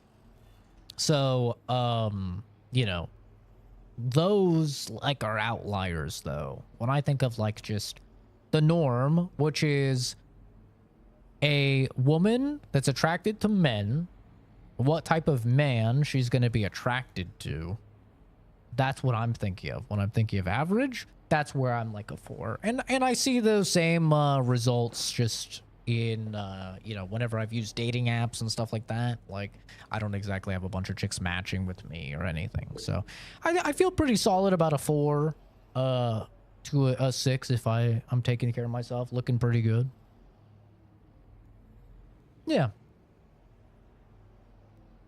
6 is average. I think 6 is definitely achievable by almost all men, assuming you're not obese. Then I think basically all men can achieve a 6 if they take care of themselves. They have good hygiene. They're not like morbidly obese or something. They have like a haircut that fits them. They dress nice. I think a 6 is pretty achievable by most men. For sure. But I think like the average dude doesn't put that much effort into how he looks. And as a result, the average dude sits at a 5. You stood on business. I concede. My sincerest apologies to you. Don't worry about it, Chance. Don't worry about it. Like I said, I'm honest, man. To a fault in many cases. I'm honest. I don't think I'm the most attractive looking man on the planet. Obviously, we have the mogging bit on the channel because I do have a god tier jawline. You'd have to be insane to think otherwise. But, I mean, that's just luck of the draw, bro. You know, that's just genetics. There's nothing more to it than that. So, that's not like a skill issue or anything. I just got lucky. The stabilizer is a device that can be attached to your backpack. When you lose your balance while carrying cargo in the field, it'll help you to regain control. In areas with uneven terrain where it's easy to slip, it's a very useful piece of gear. What's the tie for? It's only now My made its job. way here. You probably used one back in the UCA, so Also, I'm guessing there's no need to it's a pretty requires battery power though. common accessory that goes with dress shirts. My way of thanking you for everything. Stay safe out there, man. Tends to elevate the outfit. Order completed. Well done. Off work? No, I go to work in like 2 hours and 10 minutes. I work at 6 a.m. Pacific Standard Time. So, just so I can stream up until work, I just showered and put on what I was going to wear for work. Nothing too crazy. Boing, boing, boing, boing.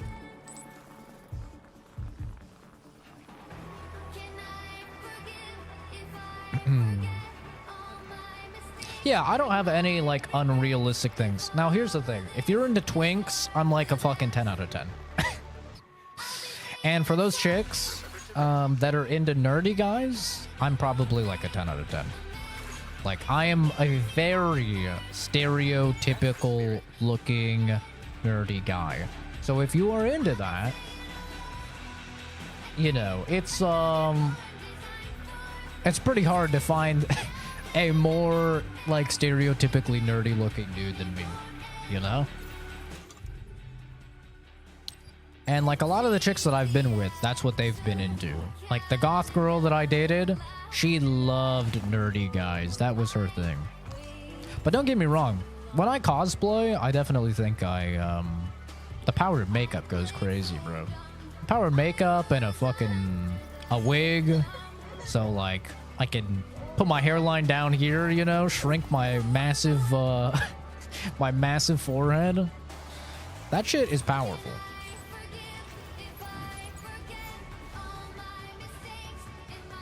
Like when I cosplay and I go to a convention, I do pretty well for myself. I will have that be said.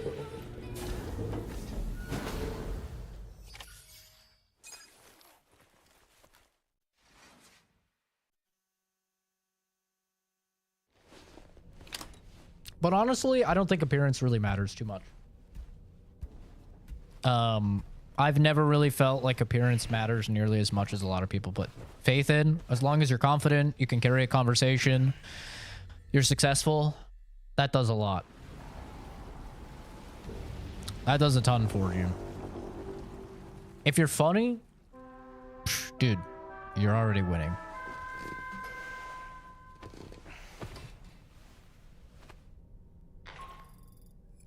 Good morning, Sam. The DH3 Magellan is currently docked near the Motherhood shelter. An escort arrived a little while ago to take Rainey inside. The doctor has requested to see you as well. Head on over whenever you feel ready. I need a shower, mate. Look at me fingers. Look like I just got done finger banging the tar. Give me a moment. They're gonna be calling me Tar Man. Taking your title soon, mate. I even got the dogs in them. Look at this. I even got the dogs in there. I was going full in, baby. Bloody hell. Look at those things. Jumped full in. Shower. How long have I streamed for? How long have I streamed for? I don't know, at least 7 years. I've been making content on the channel on this channel for 13 years. YouTube just sent me a thing for 13 years. But I think I started streaming like 7 or 8 years ago.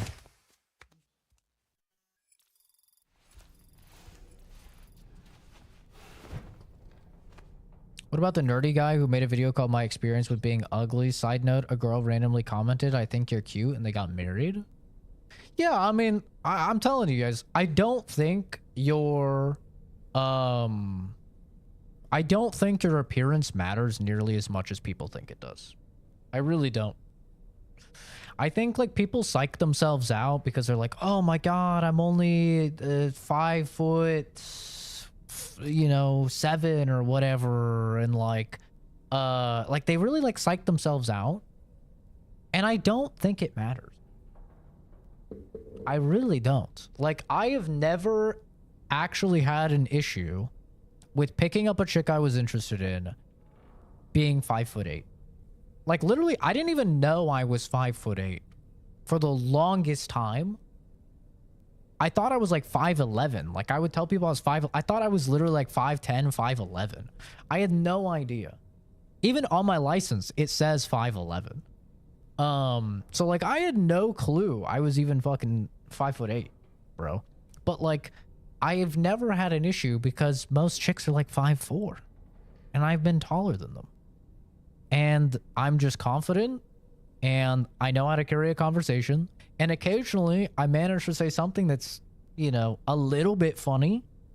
And that's really it. Also, it helps. I'm not going to lie. I'm successful. But, even before I was successful, when I was, like, just a college student, I never had any issues either. Like, I think people just psych themselves up, and they think that things are more important than they really are.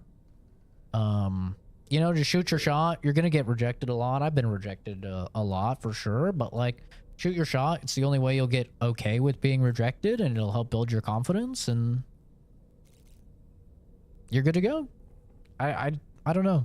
I've never had the issues that people have had, and I have dated people that most, like, the average person thinks are significantly better looking than me, and I know this because I've dated several chicks where I've had dudes come up to me and say, bro, what's your secret?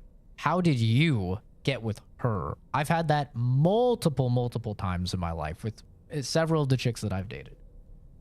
And I think that even if you're asking that question, you're probably already making the mistake, because if in your head you're thinking like, oh, she's out of my league, if you believe in leagues at all and you're thinking like, oh, she's out of my league, or he's out of my league, or whatever, you're already setting yourself up for failure. Just go up and talk to the fucking person. That's it. Maybe it works, maybe it doesn't, but you're never gonna know. Don't psych yourself out, man. You only have one life.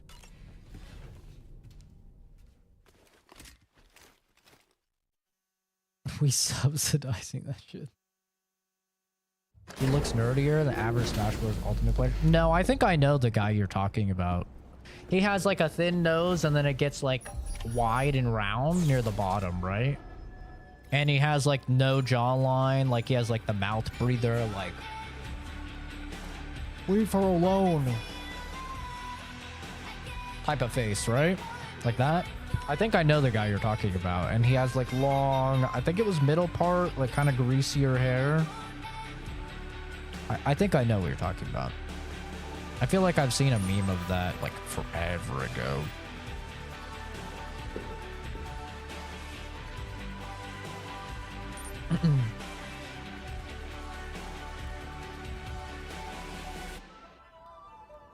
A 20 out of 10. Does it pay well? If you're talking about streaming, I just stream for fun. So this is just a hobby for me. I work full-time as a biochemist, so I have an actual job. This is just like a fun thing that I do. But we average about 200,000 to 300,000 views each month. And that comes out to after, you know, super chats and after memberships and stuff like that. It comes out to like $200-ish each month, like $200 to $300 each month.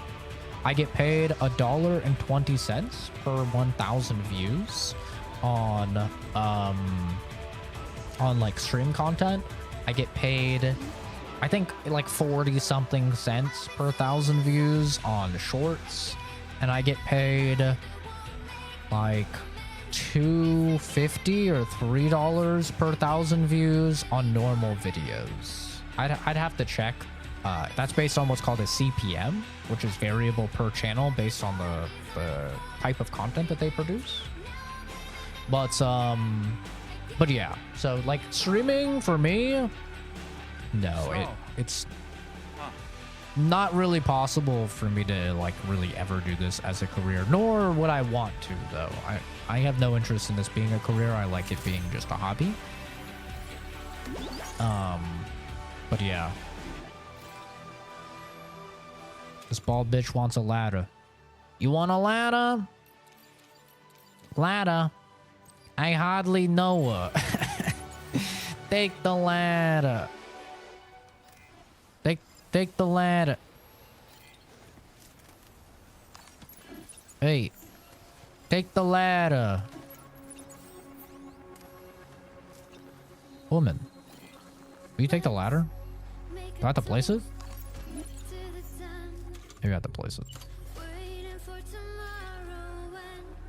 Hey. Here you go. He's the ladder. Ta-da. Hey, forget about it. Great job. Morning, Jaspers. Good morning, fishing. Biochemist sounds crazy. It's not. I just write lab reports. It's not that interesting, I promise. Online and TV shows make being a scientist seem way cooler than it really is. It's a whole lot of Excel. It's not nearly as exciting as it sounds. Nightbot's a Chad and he deserves it. Nightbot's the GOAT, bro. Bald bitches. So why are they bald? They never explained that part.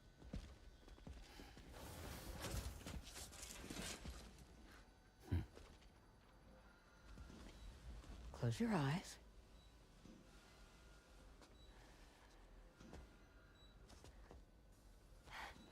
It's okay. You can trust me. Ugh. I'm sorry. This chick is so ugly. They just put her in everything, I feel like, and she's just so ugly, bro. I don't know why they put, like, she's a good actress, but can't they use like a model that doesn't look like her? She's a great voice actress, bro, but like, oh, the first game I remember they put her in, maybe it was a Call of Duty, but I remember for sure they put her in Wolfenstein, and I was like, this bitch is just, oh man, you know. And then I feel like they've put her in like 24 games since. And it's always her real face.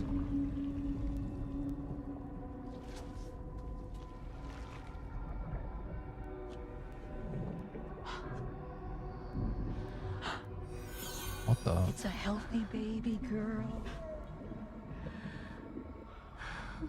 Wow. She's beautiful. She certainly is.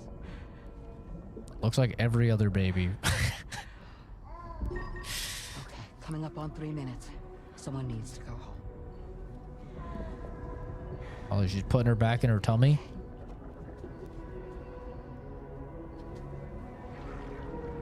Put that baby back in.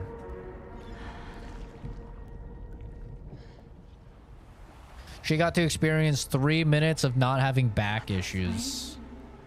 Yes, they are. Your womb is connected to a beach. Now, open your eyes. And look at my gross little E.T. looking face. This bitch looks like she's gonna ask us to phone home. Is not dead. It's just that time has stopped in your womb.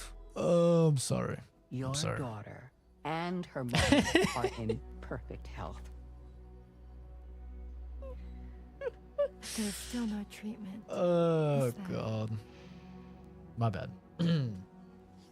Locking, When guys. the balance between our world and the beach is finally restored. Lock in. It's not funny. Give birth. We shouldn't make fun of people's appearances. Come on. There's nothing to worry about. It's fucked up.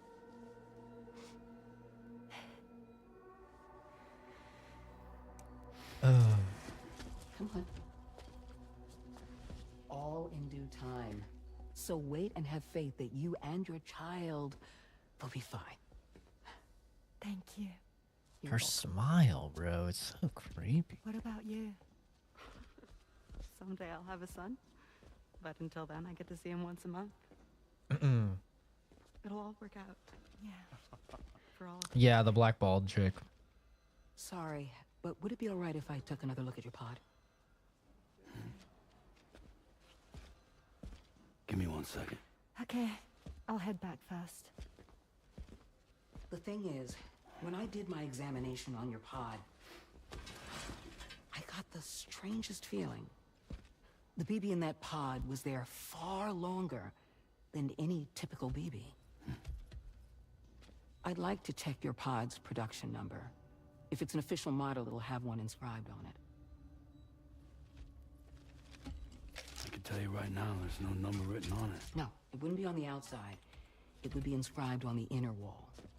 Oh no, don't open it. Without endangering the BB's life, but there is a way that we can peek inside.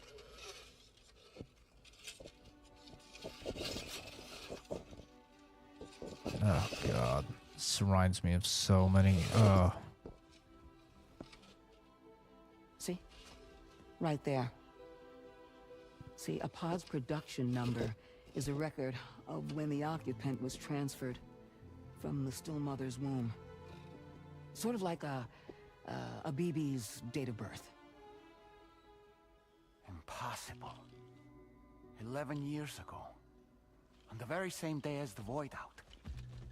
Lou's date of birth was 11 years ago.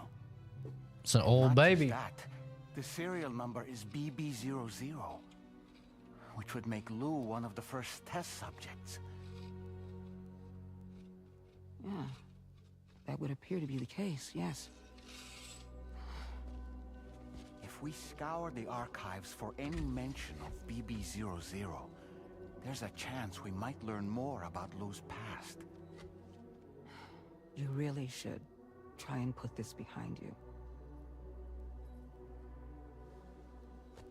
And digging up the past won't help. I think it's time we return to the DHV Magellan. Don't touch me, you bald bitch. Unhand me.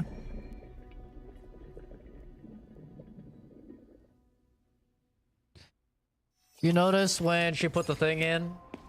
When she put the camera in, there was no fluid You know, in there Sam, or anything? Seeing as you've come so very far, you should take a moment to see to any unfinished business before you commit to new obligations. You notice that? Because there's actually nothing in the pod. He's fucking schizo. But everyone is sparing his feelings, and they're not just gonna tell him, hey bro, your baby is dead. There's nothing in that. You're carrying around an empty container like a little fucking psycho. Like, she even just said, oh yeah, you know, when there's a BB in there, we can't open the thing. So she used the camera. But there's no BB in there. She could have just opened it. But she's fueling his delusion. Everyone is. Just tell him. Hey bro, your baby? Dead. Fucking dead. Well, this is where you would do side stuff. Oh my god. Oh my god. Oh my god. Jesus Christ. Oh my god. Yeah, these are the side quests. Like, Caitlyn Jenner is crazy. That's crazy. No comment. Twitter is looking to cancel me just for reading that comment. Conspiracy theorist Zach? No, I guarantee you that's gonna be the twist of the game. And it's not gonna be a fucking twist at all, because, like, obviously there's no BB in there.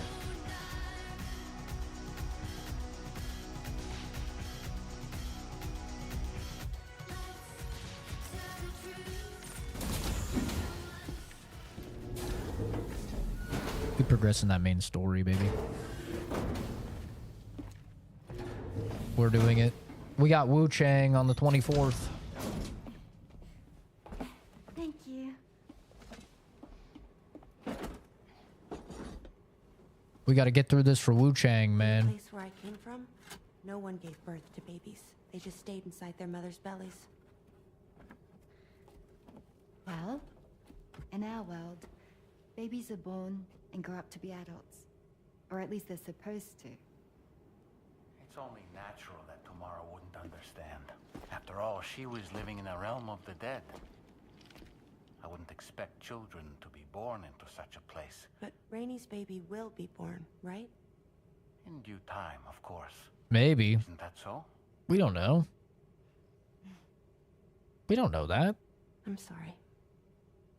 It's okay. What if she could touch the baby and age the baby? Because she can age stuff. Raindrops are falling on my head. And just like the guy whose feet are too big for his bed, nothing seems to fit. Those raindrops are falling on my head. Think I get copyright struck for this? So I just did me some talking to the sun. She touched his dick. Terrible. I thought it was pretty good, actually. She touched his dick. His doll dick. So you'll be a mother who gives birth to her baby. Maybe. I just can't wait. Maybe. Man, we don't know. Am I the only one that thinks that Tamara's voice actor sounds weird? I don't like her voice Talk about actress. terrible, Sam. I've heard dogs with better tones. I don't know. She doesn't sound like how she looks, but maybe I'm biased because I played Resident Evil 4 Remake before, and it's the same face, but different voice for Ashley. Hello, G Corbs. Glad you enjoyed the game, dude. Fallen Feathers Brother. I have no idea what that means.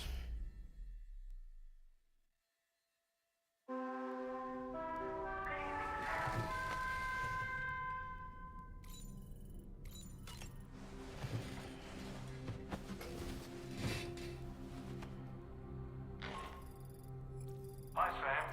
Tarman here. Tarman here. Lady's feeling better. And now that that's settled, we're all set to continue linking up the continent. Your next main order requires you to retrieve some intriguing cargo. And for convenience's sake, we've decided to transport you to the mission area in the Magellan. Speaking of the Magellan, I think it's high time this old girl's weaponry got a bit of an upgrade. I've gotten in touch with a researcher Oh, is that the full name? Not for this very purpose. Gotcha. I'll need your help, of course, but the details can wait until we get there. I'm sure you're eager to get underway, but the tower currents nearby have grown unstable. It's going to be a bumpy ride. As a safety precaution, I'd like everyone to assemble on the bridge before departure. Come and join us as soon as you're ready. I have to chug all my energy drinks.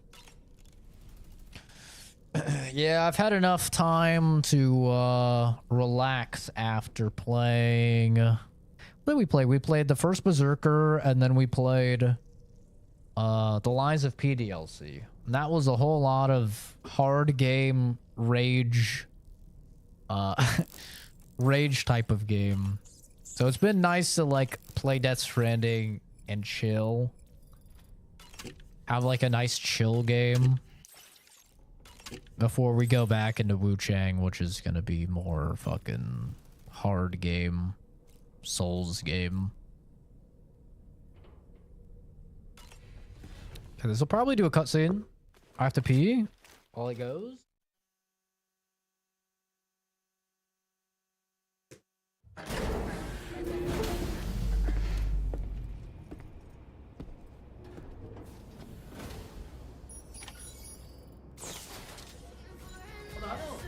Where's the cutscene?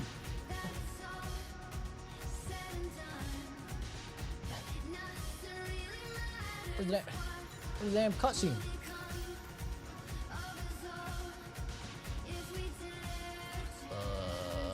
Cutscene?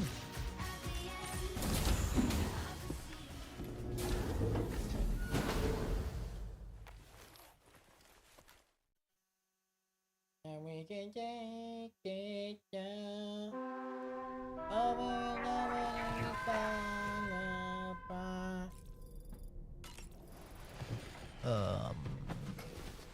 Cutscene? Surely there's a cutscene. Go to bridge. Ah. There we go.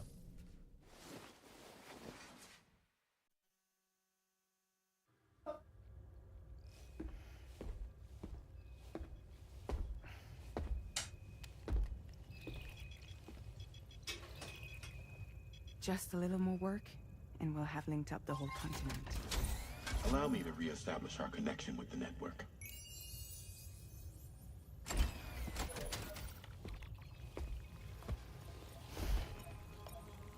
And we're off.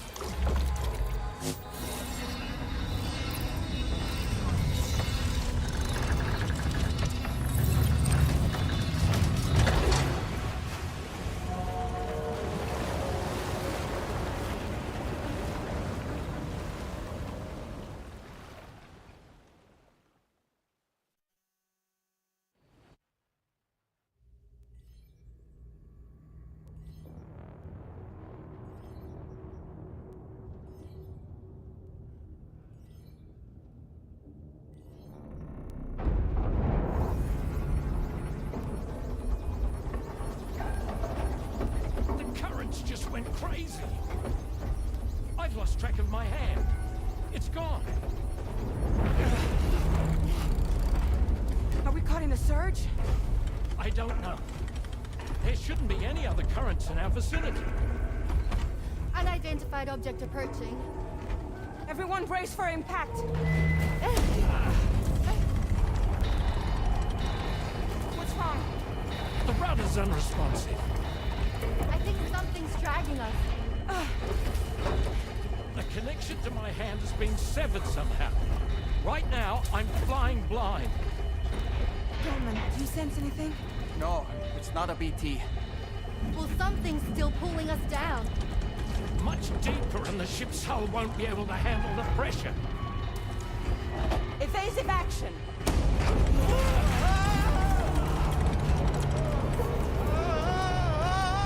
Out of the way, Kitty!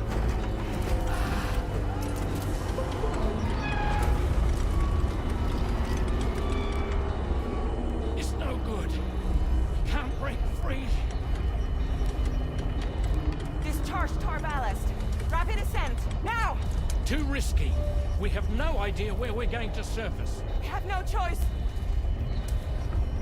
Uh-oh. Better drop me off in some new fucking country, continent.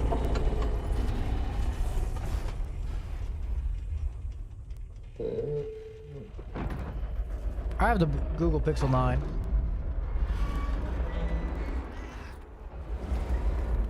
Open blast shields. I haven't had any issues, personally, with the shorts.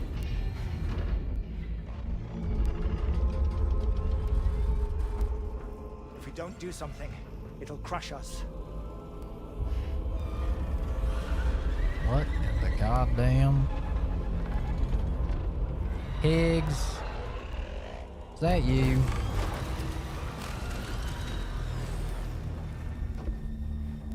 Square up, pussy.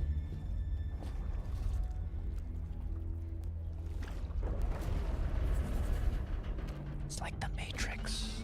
Uh-oh.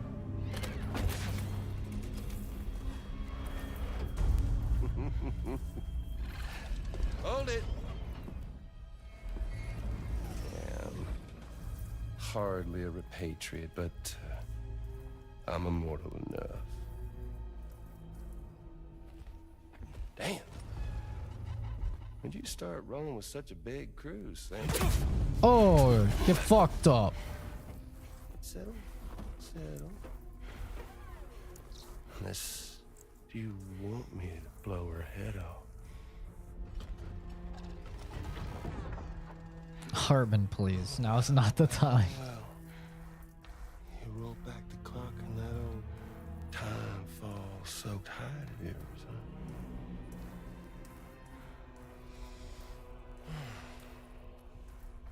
You know I'm only here to get revenge on you and Sam. Rest of y'all really have no quarrel with, so, you know, you let me keep the two of them and y'all can fuck off. No?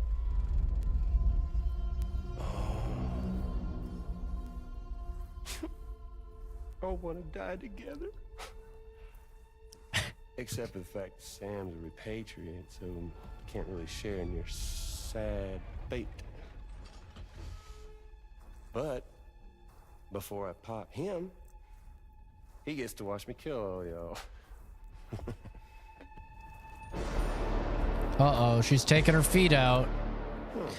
The dogs are out.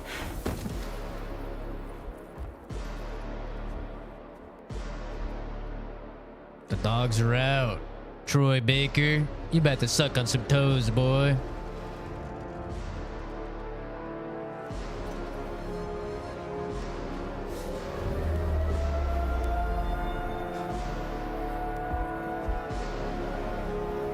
Wow, is his armor immune?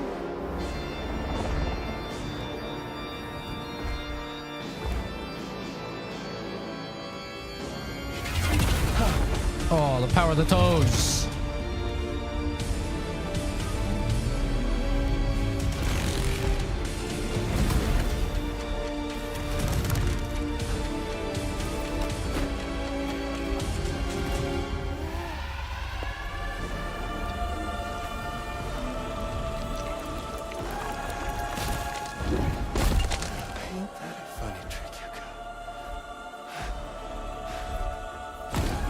Oh. Me next. I mean, what? What? Oh. I'd hate for that to be me. Poor Troy Baker.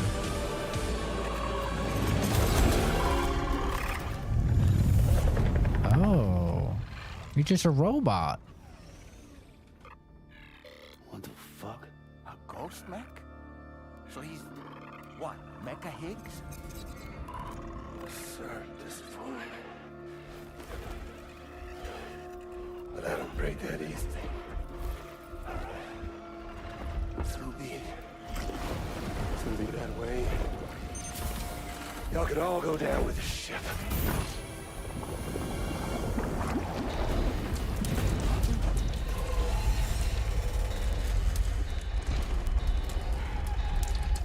It's all up to you, Sam. No time to waste. Let's head out, Sam. Why so serious? Sam, It looks like that thing coiled around the Magellan is some sort of giant ghost mech. You're our only hope of freeing the ship from its grasp. Gear up and get ready to head out. If you can get it to let go and draw it away from us, we should be able to provide fire He'll never support. play guitar again. We cut off his...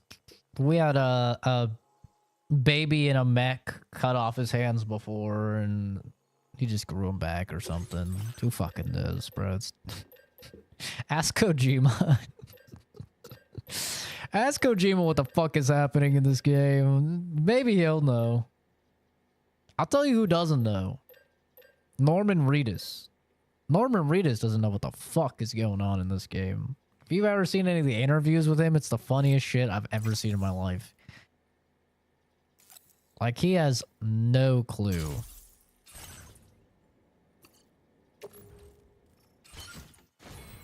What the hell he's in. It's really funny, actually.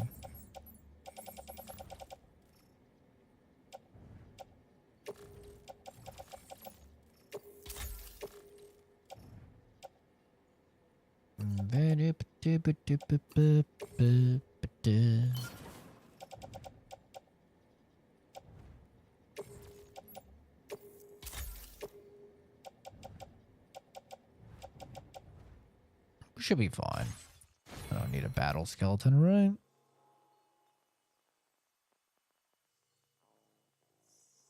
I love the part of the game where it blew up the Death Star.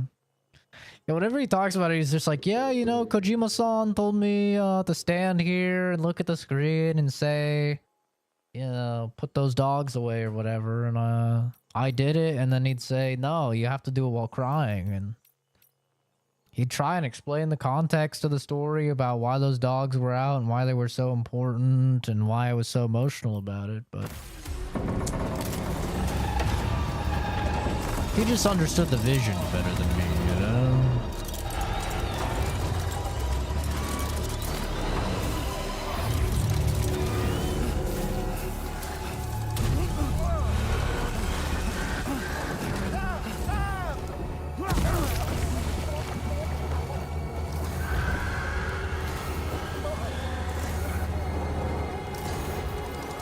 Yeah, I haven't had any issues with YouTube, but I believe you.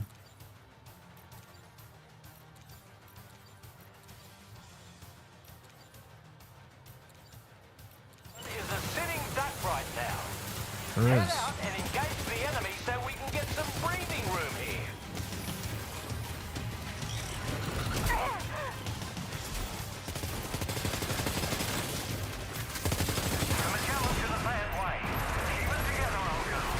I know.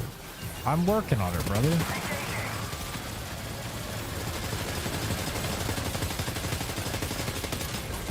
Listen, I don't have the greatest aim. Oh! I don't have the greatest controller aim. Oh!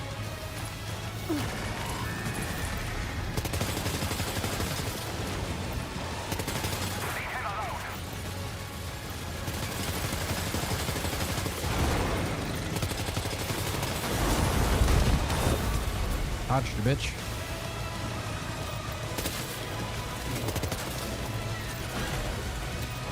Just like that, Sam. Opening fire now.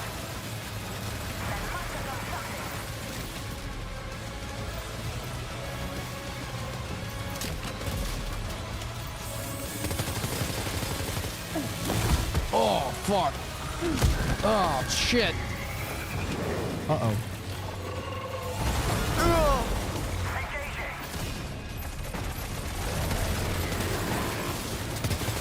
Take out. I'm trying. Easier said than done.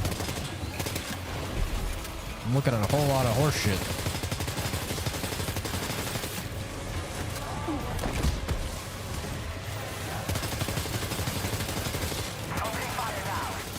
Uh-oh.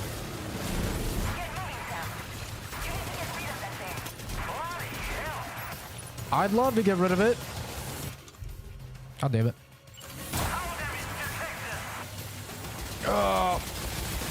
I'm trying to help, I swear. My aim is just trash on controller. Oh. That seems good. Uh-oh. That does not seem good. Whoa. Will you get your damn arm out of the way so I can shoot your other arm? You motherfucker.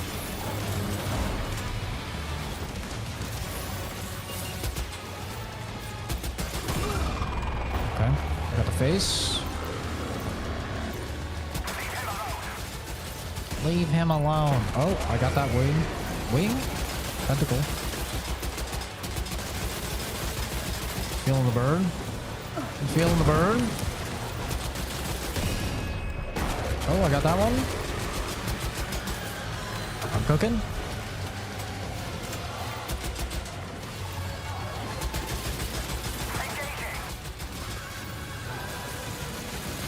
What the fuck is that? That doesn't look good.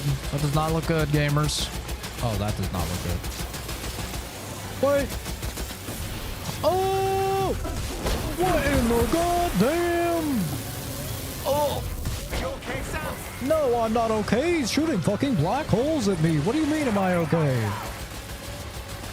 Are you seeing this horseshit? Am I okay? That's crazy. Listen, baby, now's not the time to be crying, okay? Daddy is fighting a giant monstrosity. Alright? I think he's dead.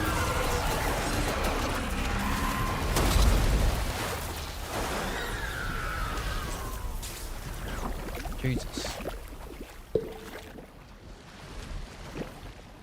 Baby crying in my ear like I'm not in a fucking big boss fight or something.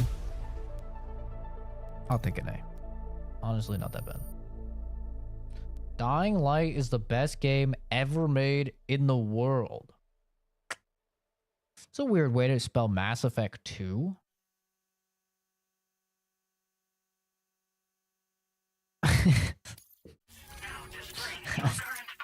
I've never seen that spelling before. Maybe he's dyslexic or something. Great job, Sam. The only reason we're still alive is because you were here to save us. True. Come back to the ship. You've earned yourself a rest. Now, Dying Light is a very good game. Best game in the world? Not even close. But it is a very good game. I mean, I guess I could just recycle these, actually.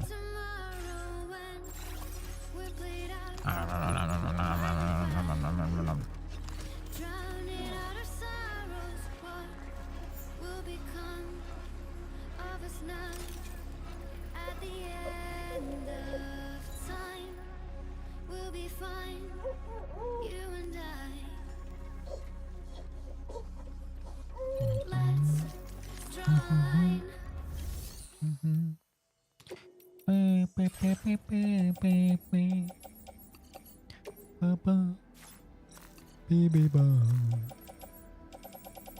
And we can take it now. And you we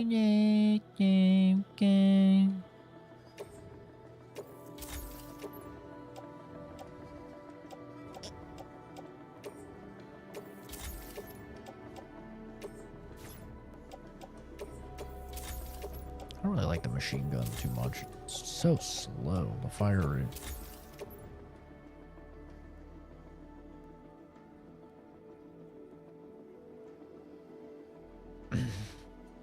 Our Nightbot is goated.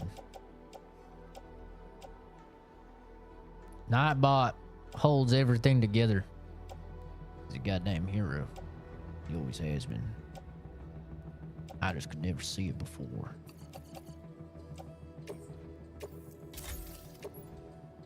He's a hero. He's even better now that he helps keep Kenzie in line.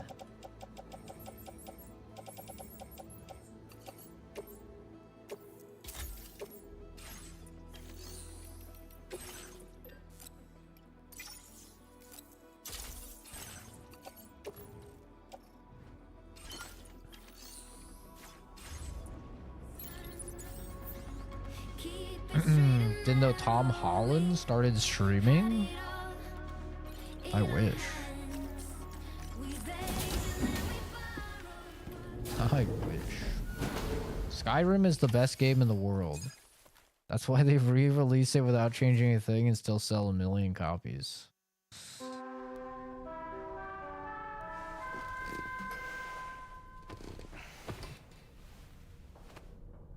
That's a take. Good morning, Sam.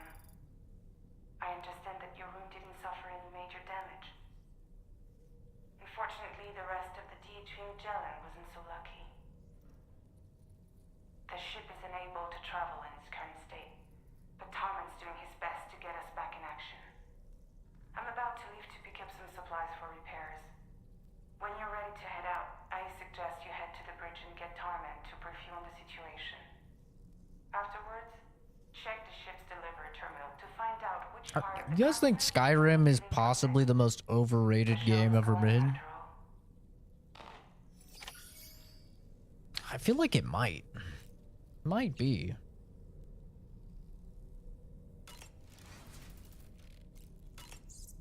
Skyrim is a fine game. I didn't even say it's a good game. But the way it's glazed is kind of crazy.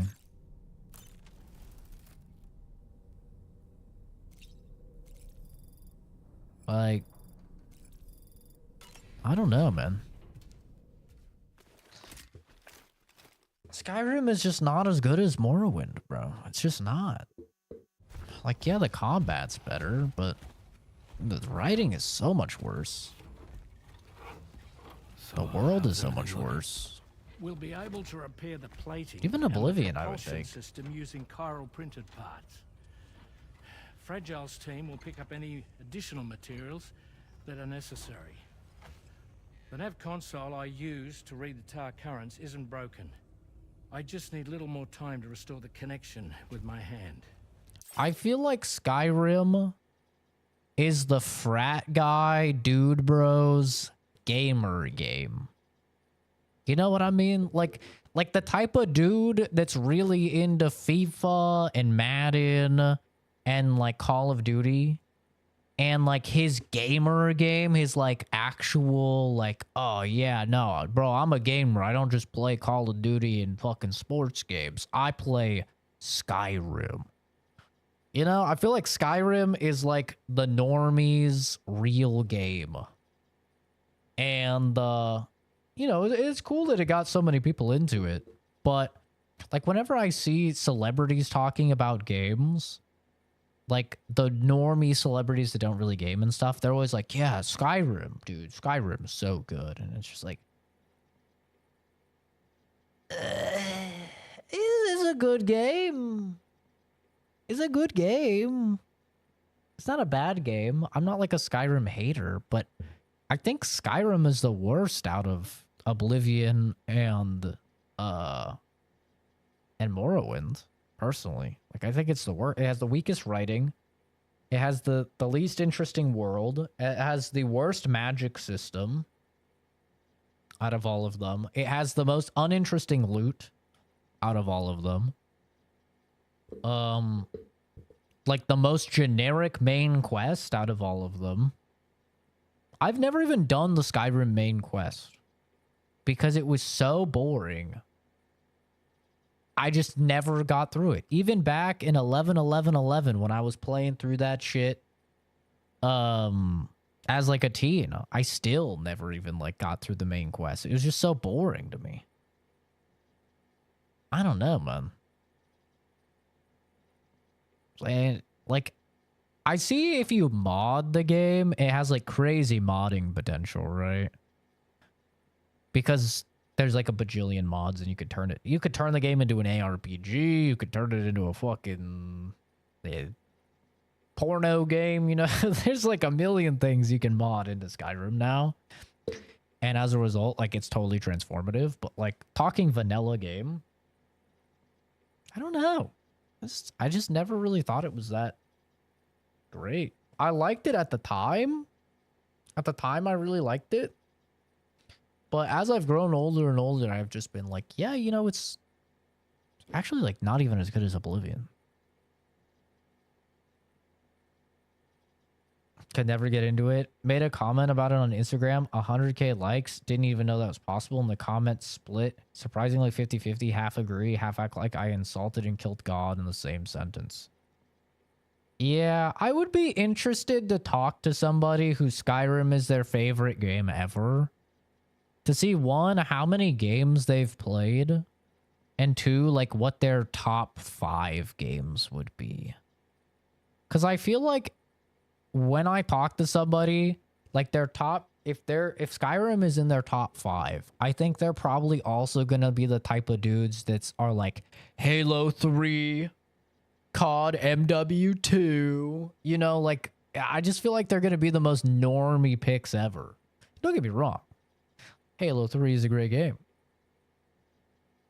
Early CODs were great games, but like, when you put them into the levels of Chrono Trigger, Zelda Majora's Mask, Mass Effect 2, like these actual like best games of all time, I don't think they even come close, honestly. Won't be much longer now. Black Ops 2 is the only correct answer. I choose COD 4 personally because it started it all. He came to visit me in my room. Thank you. Good job with your feet. You saved us. Oh, I see you're holding hands now, eh? Ah. Hands allow us to connect. Form bonds. As he's licking his gone hand. You think you'll ever find your missing hand? Now that's a bond I doubt will ever be broken. Looks like we're good to go. We'll see you later. Stay safe out there.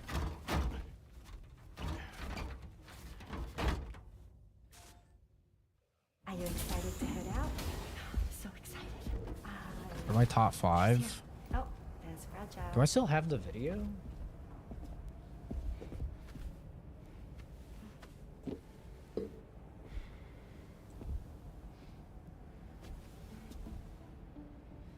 Okay. Let's get going.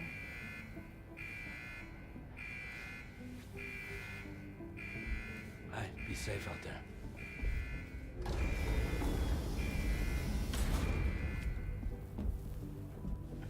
Thank you. What if you run into trouble on the way? We'll be fine. Remember, you're talking to the former head of Fragile Express. She's fucked.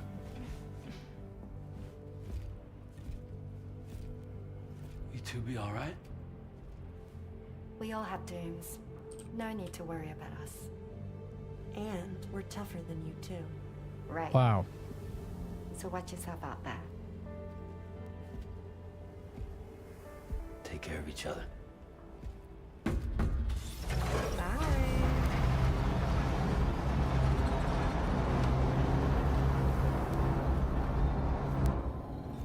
I recorded a video that was my top 5. Sam, although everyone's hard at work repairing the DHV Magellan, it will unfortunately be some time before we can travel again.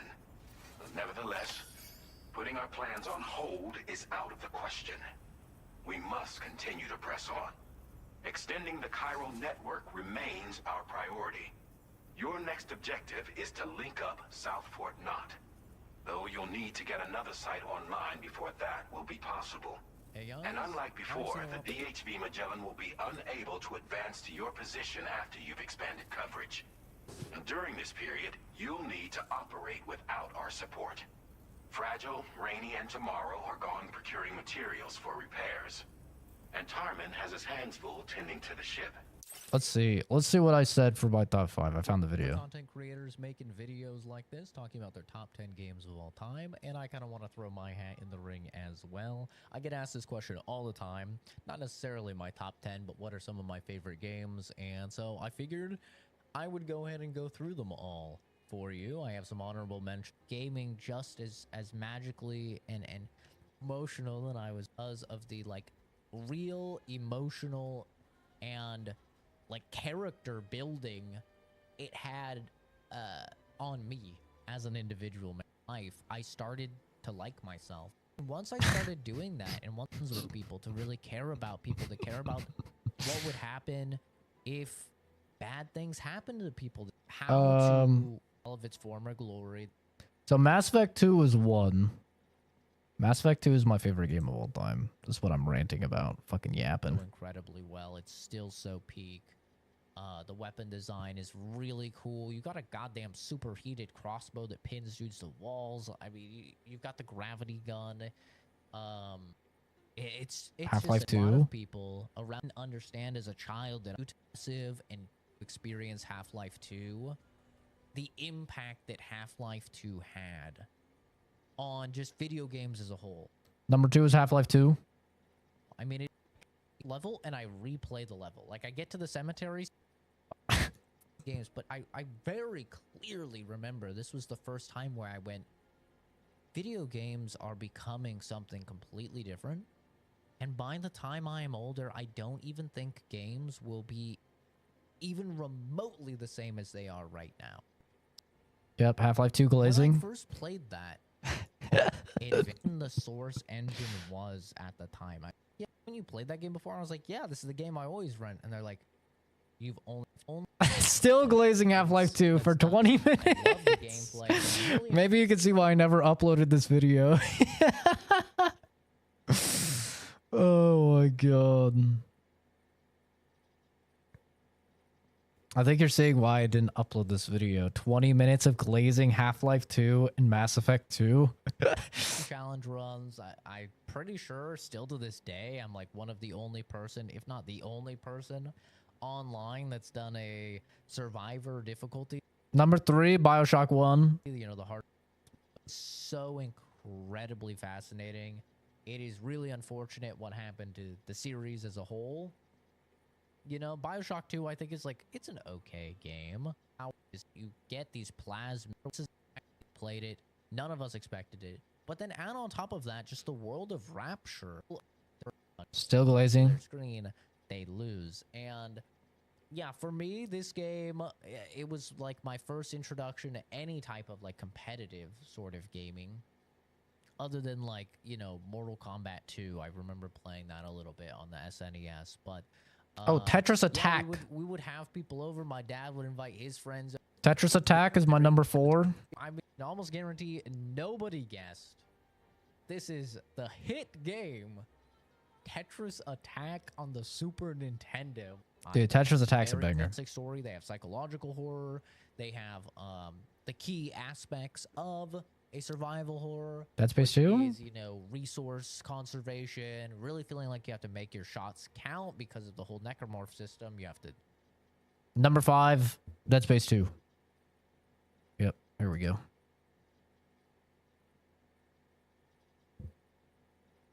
Yes, this is an unreleased video. I recorded a video that was my top 10 games of all time, which with honorable mentions.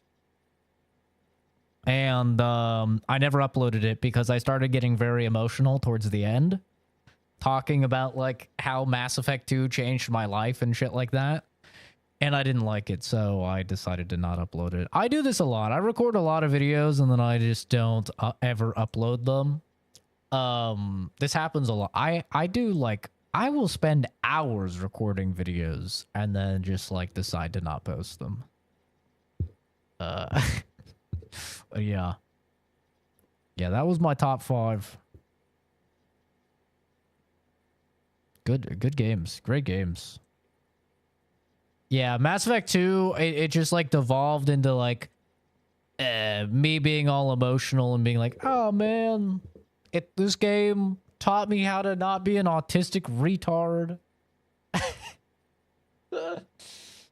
This game single-handedly taught me how to like socialize with people, and I just acted like Commander Shepard and it somehow worked. I somehow got a girlfriend and like all that shit.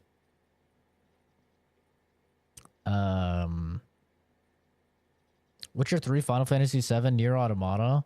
Struggle with 5, but it could be Persona.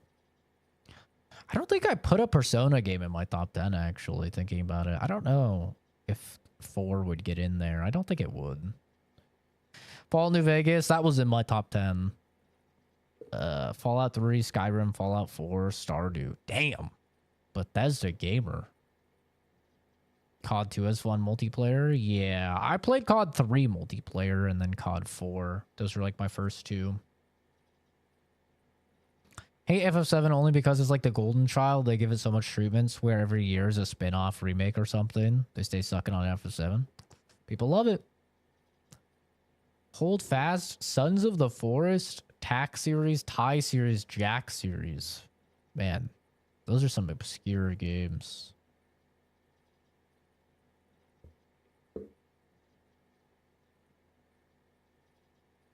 Some cute guy is speaking. Show his face.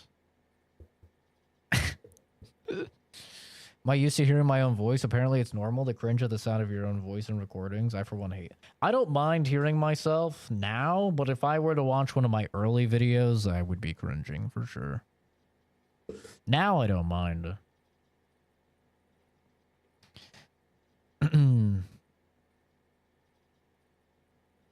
Jack and Daxter.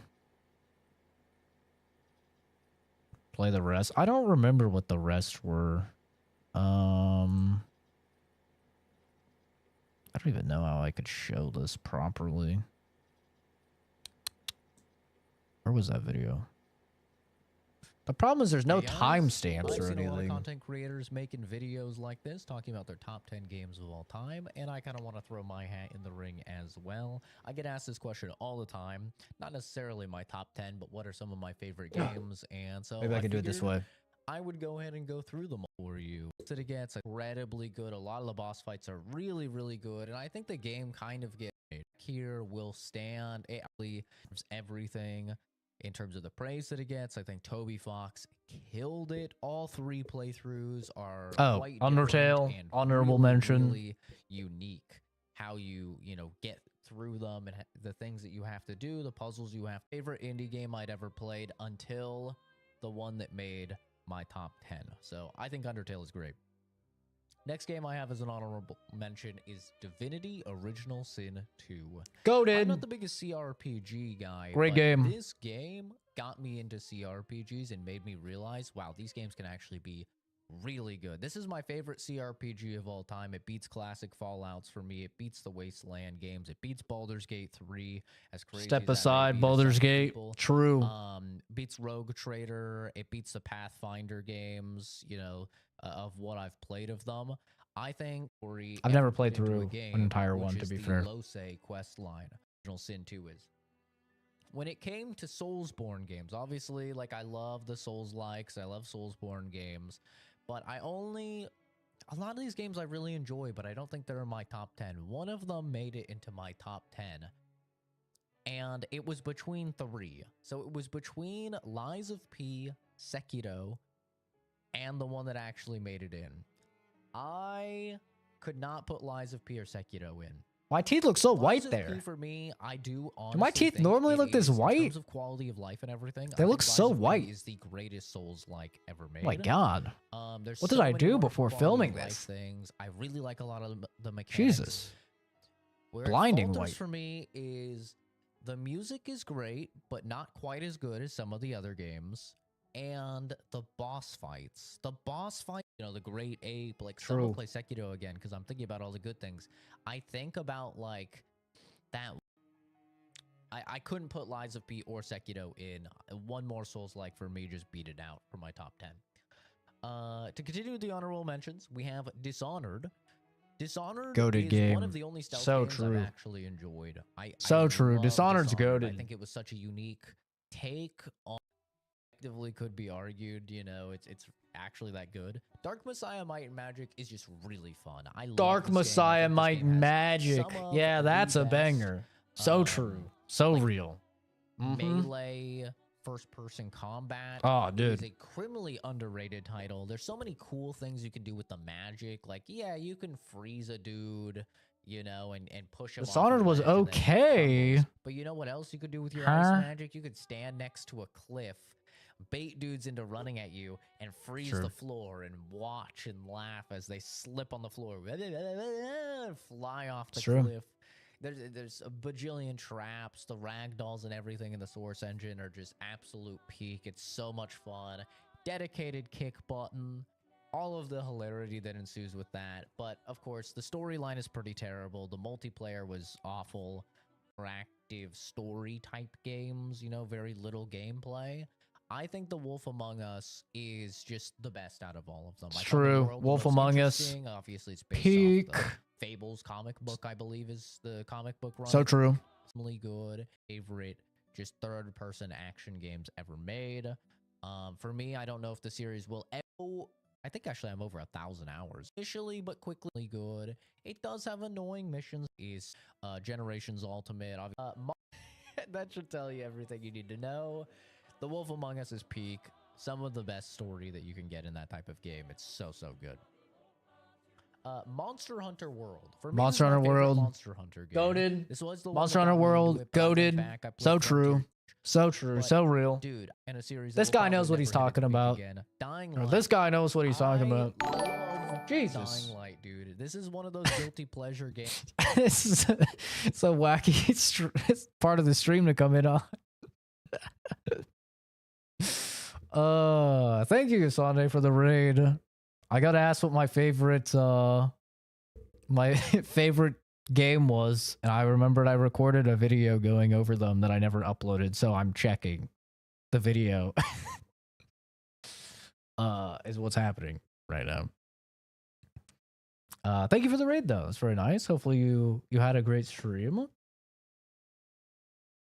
Did I just have a heart attack? Almost. Almost. That scared me. Hi, Corvus. Hi, Deuce. Hello. Hello. Hopefully you guys are doing well. Upload it. I wonder if your answers have changed since then. I don't know. It wasn't too terribly long ago. It was a little while ago, but it wasn't too terribly long ago. I feel like it's always a toss-up, you know? Once definitely once that you get into like the top 10 it's like, oh man, this could go here, this could go, and then you remember a game, you're like, oh man, that's right, that game's really good, man. Yeah. Yeah, it's probably, if I were to make it again, it would probably be a lot of the same games, but swapped around for sure. How does one have 1,000 hours in a Telltale game? No, 1,000 hours in Monster Hunter World. Bad Rats, #1 game. Damn. Bad Rats. Have you played the War Rats game or whatever on Steam? That game is really fun. I don't remember what it's called. It's called War Rats or something. That game is really fun, though. Yeah, Monster Hunter World is great.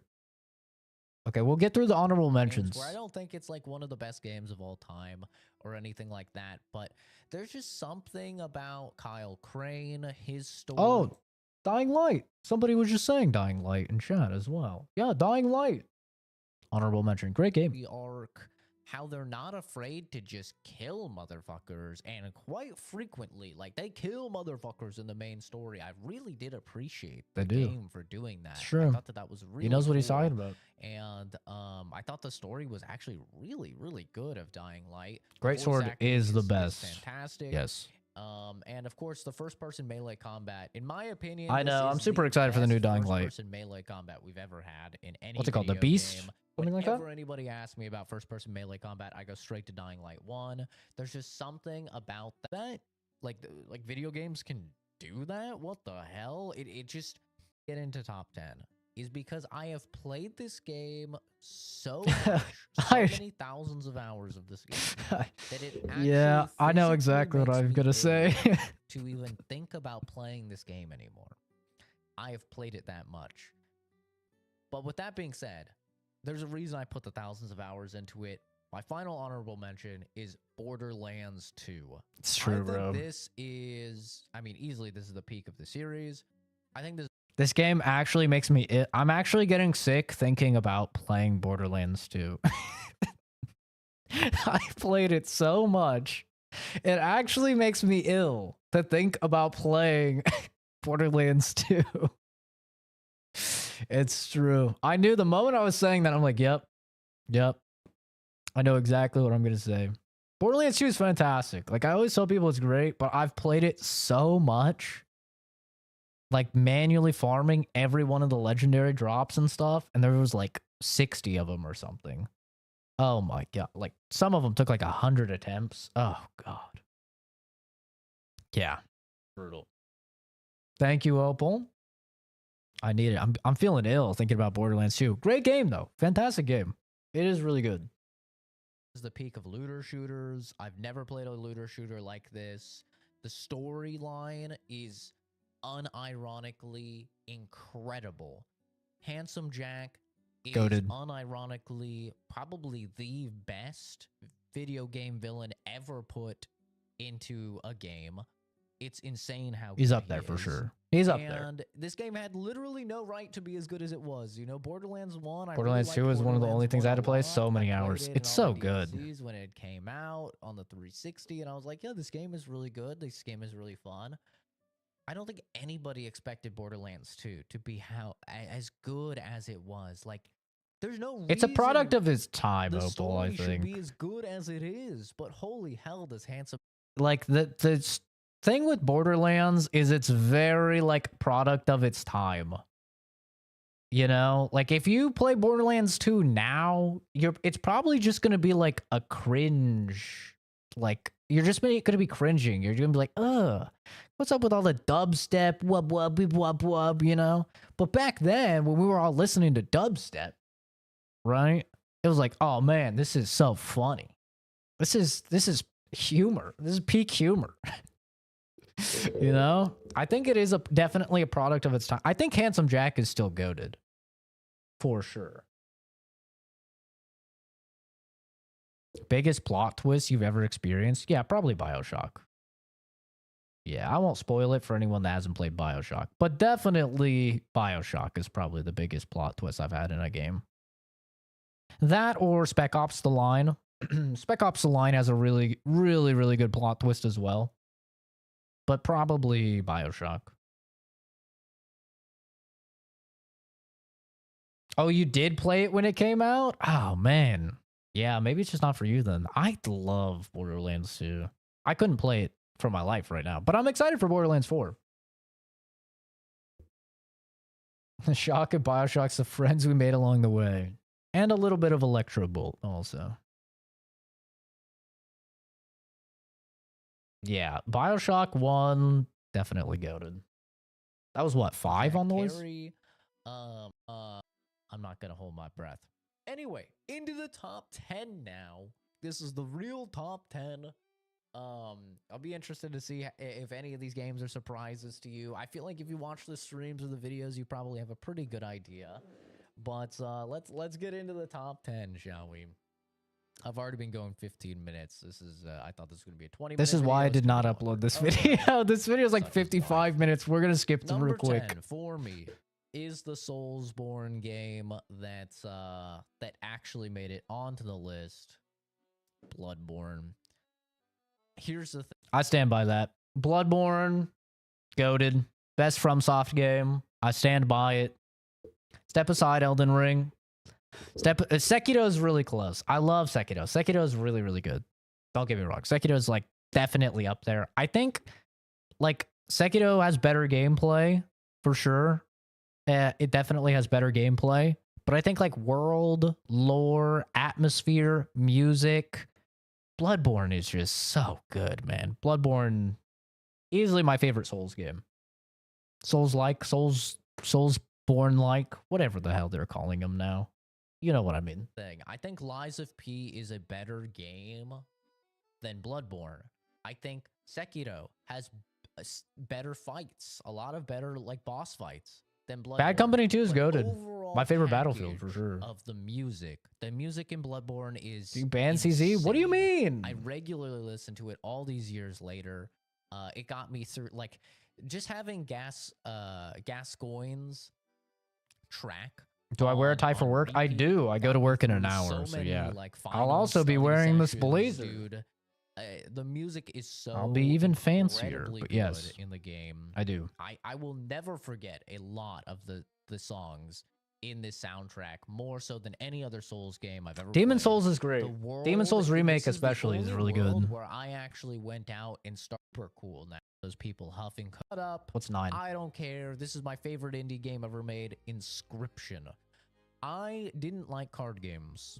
I True. never liked card games ahead of time. I thought that it was total turbo dweeb shit, and I never ever played them It's growing true. up. It's And, true. Inscription. I've never been interested in card video games. Inscription number 9. I stand by it. It's my favorite indie game of all time. I stand by it. I love Undertale. I love Balatro. There's a lot of indies I love. Inscription is so good for me. I love Inscription.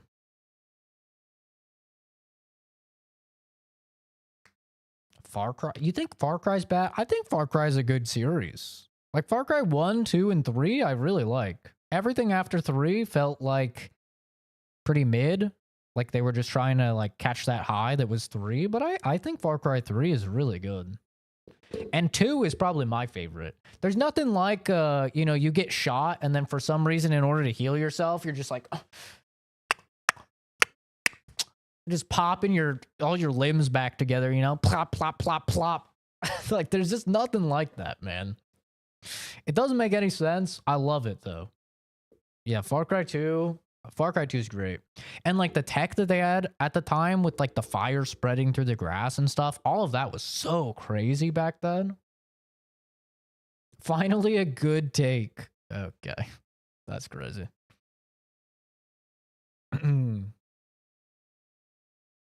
I do love ties. The number one thing I bought when I was in Japan was ties. I mean, that is true. I do love ties. Ties are just fun, man. You can get all sorts of wacky ties and spice up a pretty boring outfit. I like ties. Inscription said, hey, man, but this is like a horror game. Inscription's And goated. fine. Daniel Mulligan, like, good game. Number 8 for me. We're starting to get into the point of the list where it's like, really, these games could probably be mixed around. But number 8 for me is Resident Evil 4. The original, not the remake. I do Goated. like the remake.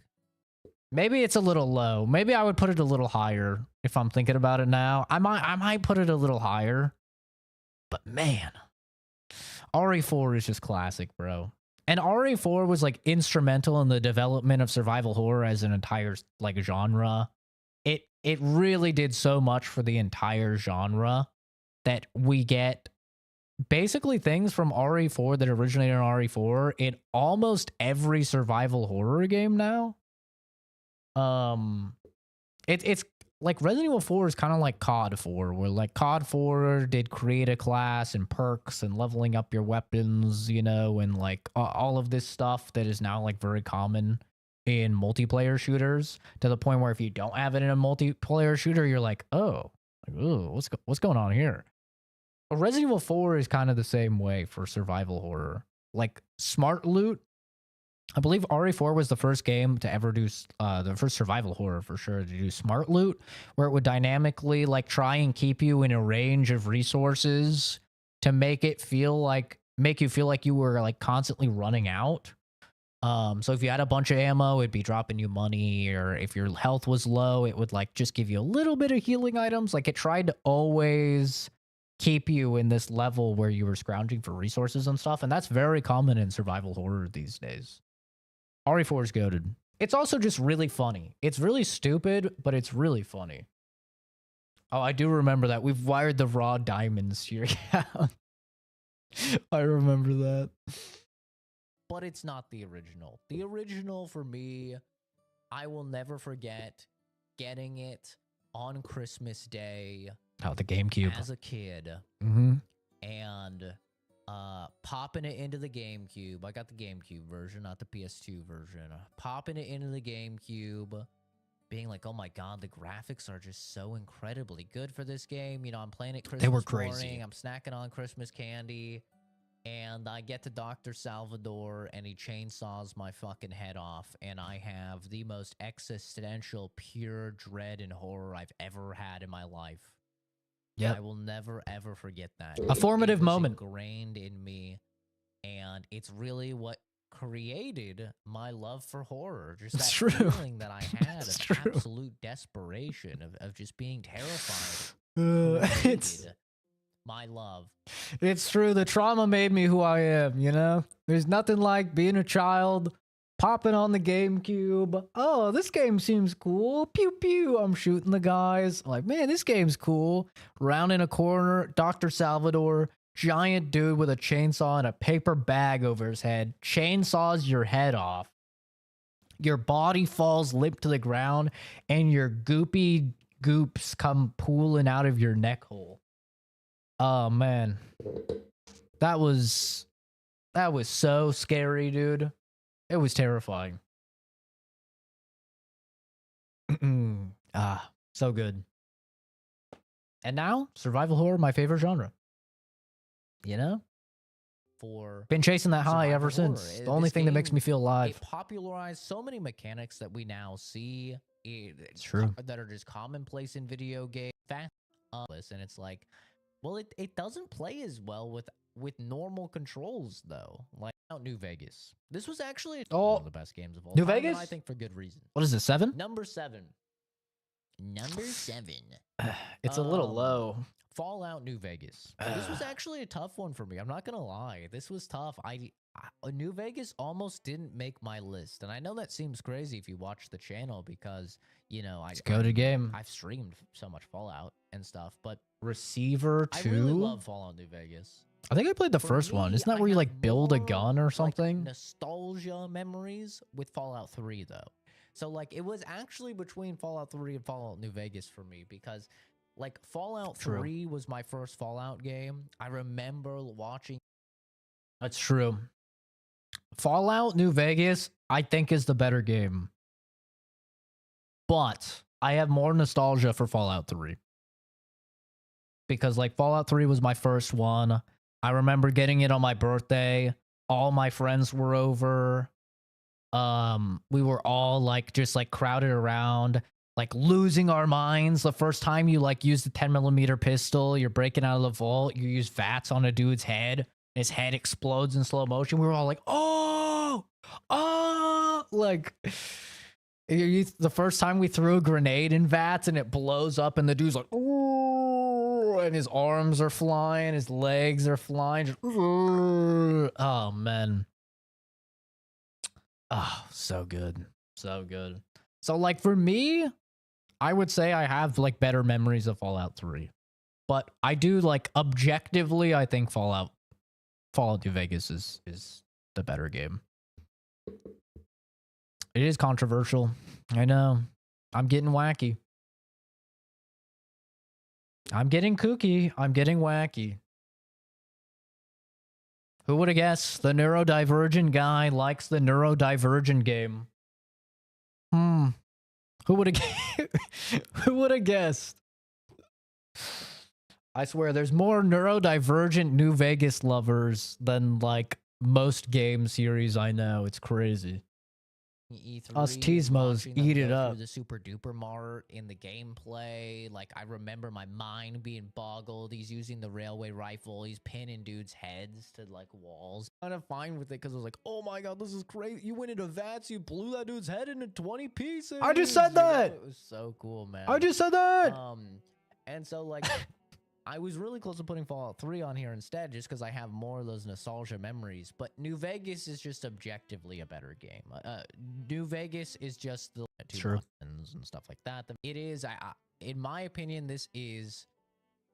I guess you could argue another game is survival horror. But in my opinion, this is my favorite survival horror game ever made. Dead Space 2 is my number 6. So I think true. Dead Space 2 So true. is incredible survival horror. So true. I will never forgive EA for not greenlighting a freaking Dead Space 2 remake because the first one only sold 3 million copies. I'll never forgive them. Oh man, Dead Space 2, peak. Peak. It's so good. It's so good. Oh god, I love it. Storyline is amazing. Constantly wondering what's real, what's not. essentially you are your own biggest enemy. You're constantly being That's true. betrayed. Fallout 3 You is can't- you Fallout feel 3 like is you can't great. trust anyone. We're gonna be getting a Fallout 3 remake by the end of this year, apparently. So, I mean, I think Fallout 3 is really good. It has issues like having to go into the subway tunnels to traverse a lot of the map and how confusing that can be, which is terrible. But it is really good. It is definitely really good. Does Dead Space 2 need a remake? No, it doesn't need a remake. But I mean, if EA is going to produce something, I'd rather them produce a good game. Even if it's just a remake. Dead Space 1 remake was quite good. I like the things that they changed in the story. I like giving giving Isaac. I was thinking Oscar Isaac for some reason, who's an actor. Giving Isaac like lines and stuff like that. I thought they did a pretty good job of retconning that. This was the first time that, you know, young Zach realized he may have a bit of an attraction to black women with Ellie. It's true. It is true. It awoke something in me that I didn't know existed. It is true. Mm-hmm. That's a damn fact. I didn't know Alex was black in Half-Life. I don't know why, but as a kid, I didn't put that together. I had a thing for Alex as well. So I think Half-Life 2 Alex is like actually my first black chick I was really into. But definitely by Ellie in Dead Space 2, I was like, oh, okay, I got a type. And it's this. Okay. Now, it would be many a year before I actually, you know, fully like dated a black girl and I was like, yeah, this is goated. This is the best, you know, but I don't know. I thought she was black, but I'm honestly not sure.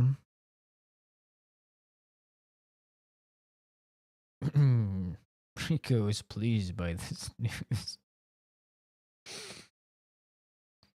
I don't know. Dead Space never really scared me, honestly. Dead Space didn't scare me too much. Even when I played it back on like the 360. It didn't really scare me too much, but I just love the mechanics of the game. And Dead Space 2, like the story is insanely good as well. And the mechanics were just like perfectly refined. Like the kinesis and everything was so good in the game. Yeah, this game for me, the combat just feels so good. The toddlers, even today, it still zombified feels great. Babies, and you go through a whole daycare level that's just really eerie and creepy and disgusting. They have It's true. You get to kill babies. That's quality horror. Okay. Same with Dying Light. You get to drop kick babies in Dying Light.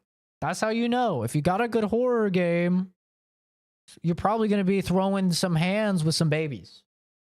You know?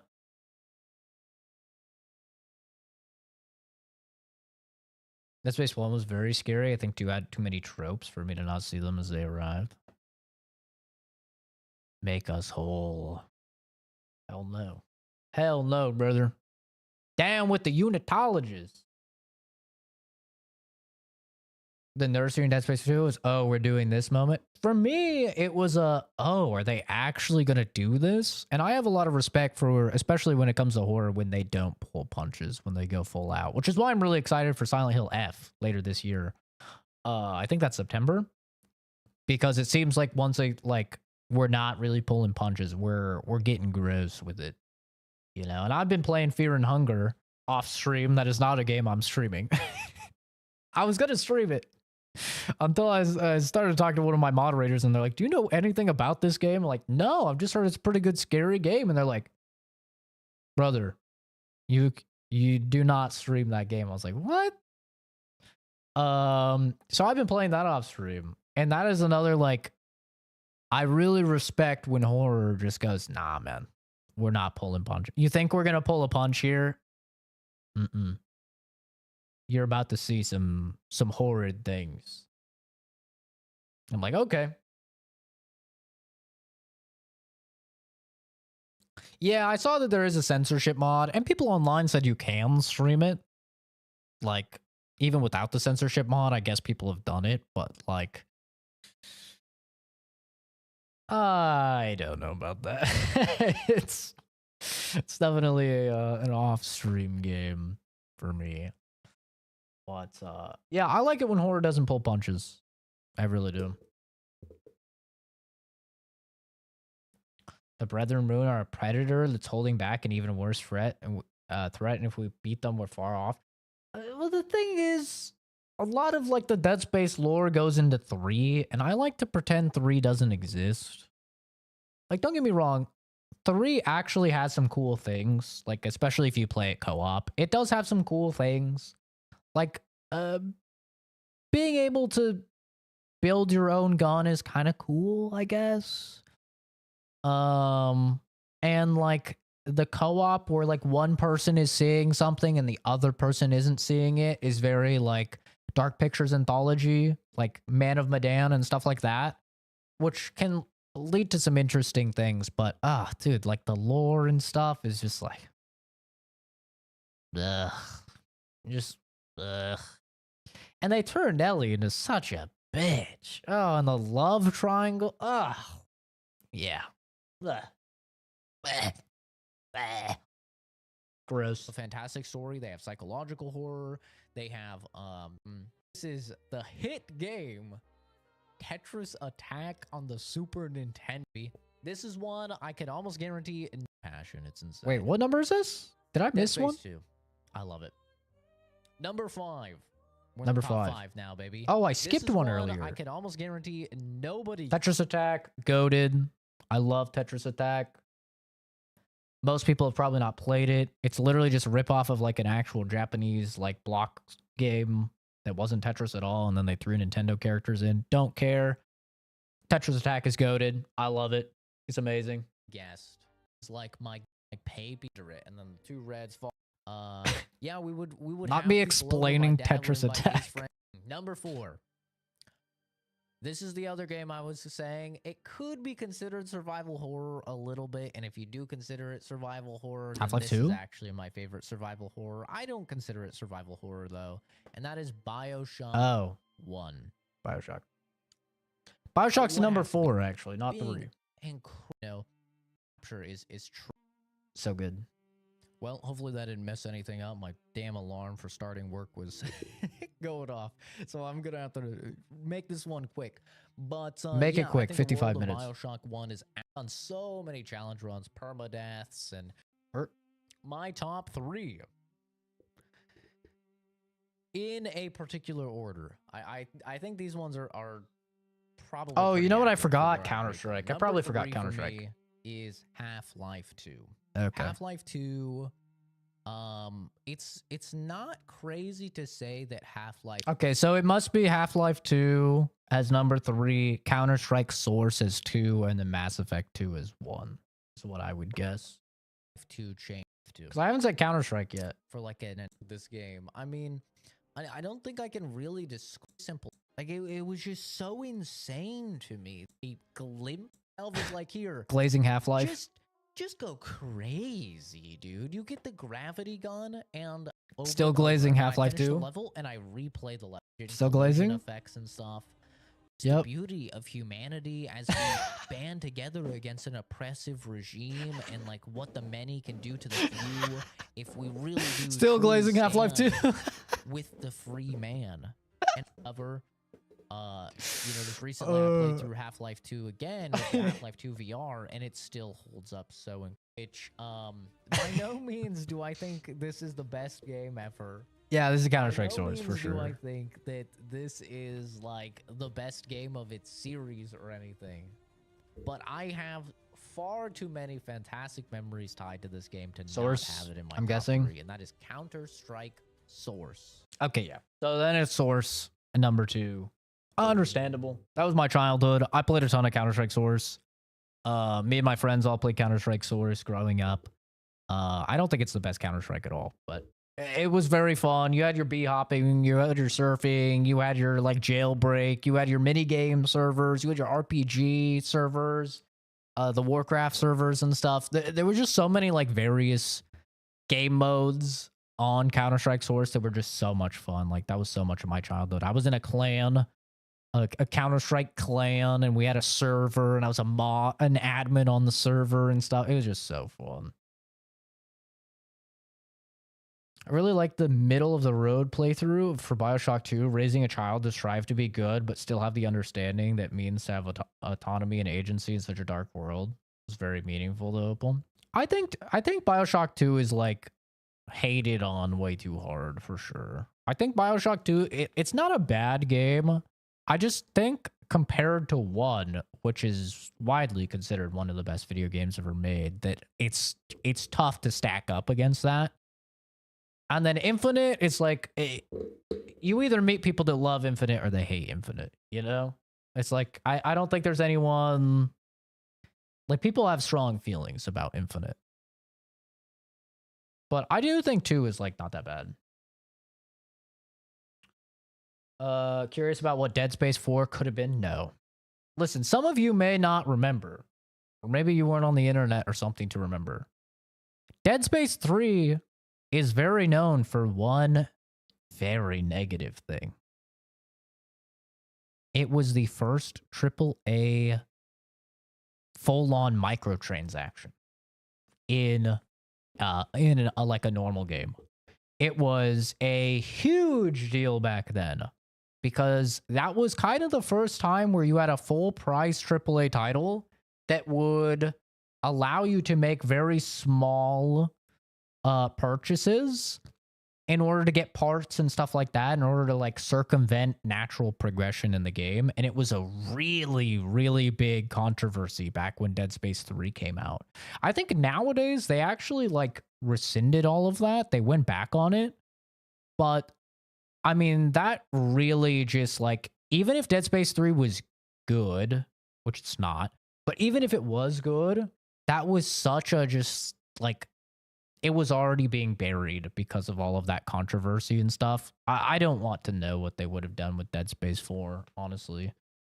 It was just... Like, I've read the Dead Space novels. I like the Dead Space novels. They're not, like, the best, but they're fun. Like the Halo novels, you know? They're fun. I've played even, like, the point-and-click shooter Dead Space game. Played like the comic book Dead Space game. I love Dead Space, man, but like Dead Space 3 is just not it. It's not it. I don't think they could have done Dead Space 4. I would have rather taken a remake of 2, yeah, for sure. Or just let it die. You know, just let it die. Stop parading its corpse around like a necromorph. Just let it stay dead. That's fine too. Infinite had just enough creativity to make half of a good game, and then they're like, fuck it, we ran out of these ideas. It's multiverse story now. Yeah. Luckily, it was before the big multiverse thing that, like, Marvel started. Marvel really just, like, created so many multiverse stories. So it was before that, at least. So, like, it wasn't, you know, an eye roll type of moment, at least for me back then, but...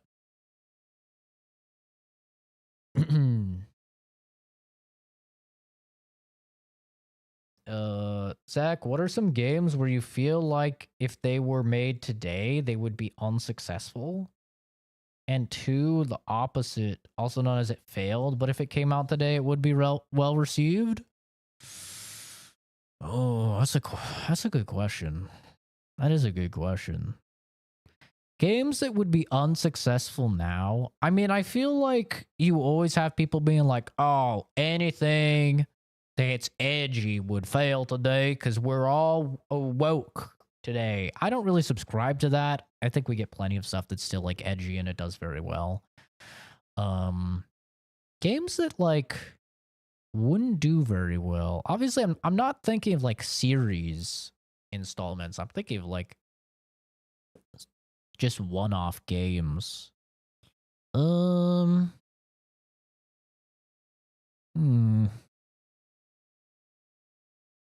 a good question.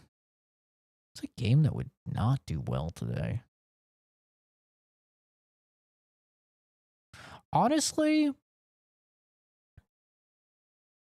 I feel like one game that didn't do well back then that could do well now is LA Noire. I think LA Noire, like, I think if LA Noire came out today with how much people love and adore Rockstar, and they've shown that now they have far more like attention span and patience with Red Dead 2, I think LA Noire would actually do way, way better than it did back then. I think LA Noire was kind of like screwed out the gate. Something that I think would do worse if it came out today, though. That's a toughie. They're super stylistic GameCube era. What, like a Beautiful Joe? Did Beautiful Joe even do well? I don't even know if Beautiful Joe did well. I actually think Beautiful Joe would probably do better today than it did back then. I don't think Beautiful Joe did very well. That's like instantly what I think of for like GameCube stylistic game. Animal Crossing, Billy Hatcher, and the Giant Egg. They'd have enough people to love them. Halo novels, Dead Space novels. Then I assume you're the type of guy who watches or watched Rayanoke Gaming. He also studied biochem like you. Did he? I've never heard of him. No. No. No, I've never heard of the guy. That's a cool coincidence, though.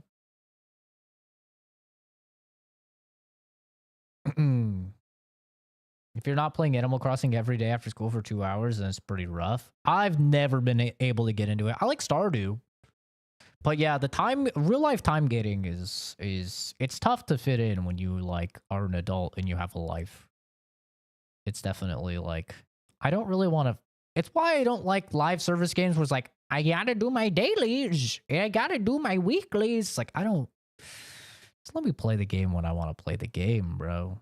You know, when I get the free time to do it and I want to play it. I don't want to be time gated. Tomodachi's would just. Those things would be so dead. Tomodachi's.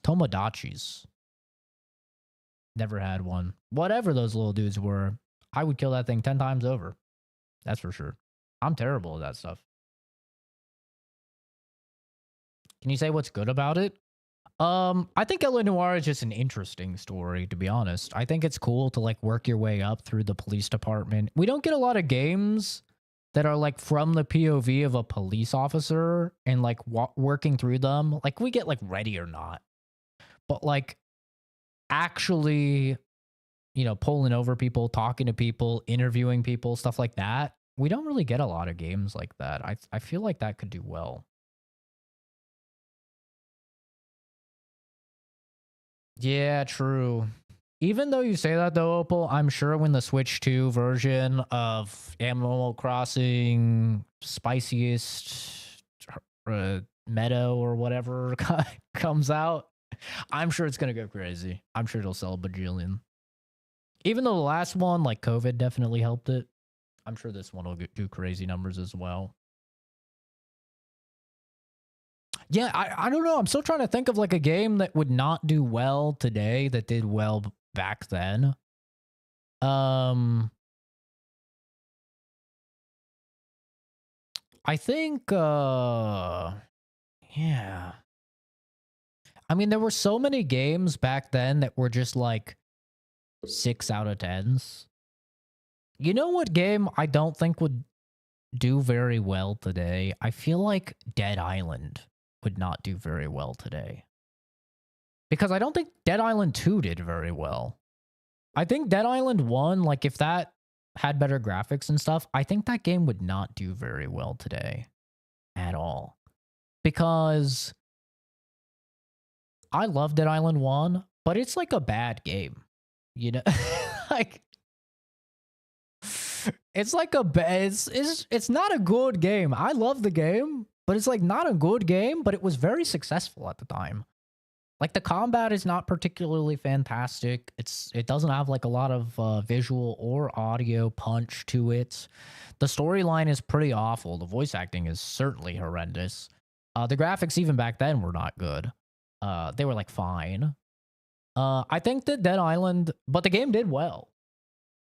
So I think Dead Island would probably not do very well right now. I think Dead Island would be one of those games that came out on Steam and it'd have like 60 reviews. And it would be like mixed. You know. Check him out. He has hundreds of thousands of subs. I thought you were gonna say videos. Oh my god.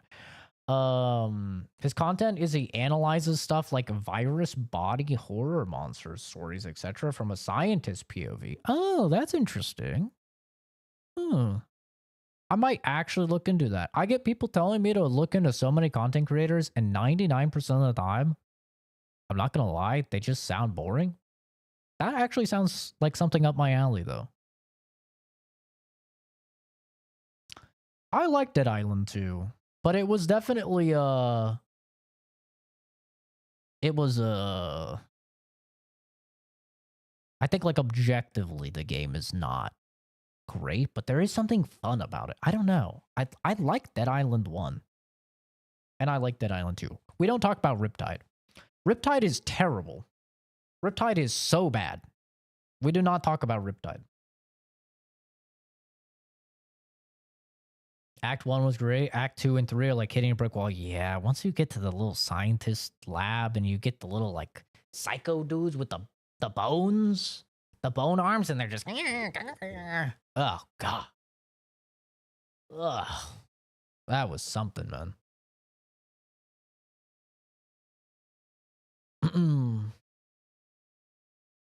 Yeah, LA Noire is just a unique game. I think it would do better if it released today because, like, the thing is, I know we all like to meme and say, like, people have shorter attention spans nowadays, but, like, the truth of the matter is more people are getting into slower paced games now than ever before. Like, Baldur's Gate 3 kind of proved that. It's like Baldur's Gate 3 did insanely well. That game is so slow. Oh my god, it's slow, dude. It is so much talking, so much reading, so much. And even the combat is slow, you know? But like, so many people love it. They adored it. So I think like if you make a really good slow game, people will, you know, flock to it. And I do think LA Noire is good. But it was definitely like whack. Yeah, Opal, I remember I think using Logan. He's the guy that throws stuff. And you could get one of the Easter egg weapons would just like instantly blow up an enemy's head. And you could get an ability with him. So where you could throw something and then it would just like teleport back to your hand. And you could get an ability to where your throws did AoE damage, and you could just get that Easter egg weapon and just throw it in an entire crowd since it was like infinite 9s for the damage. Like damage cap to one-shot everything. It would just like annihilate every single zombie and then just like be right back in your hand. It was ridiculous. It was very fun. He analyzed the resistance virus. He's the most well known for being the necromorph feet guy.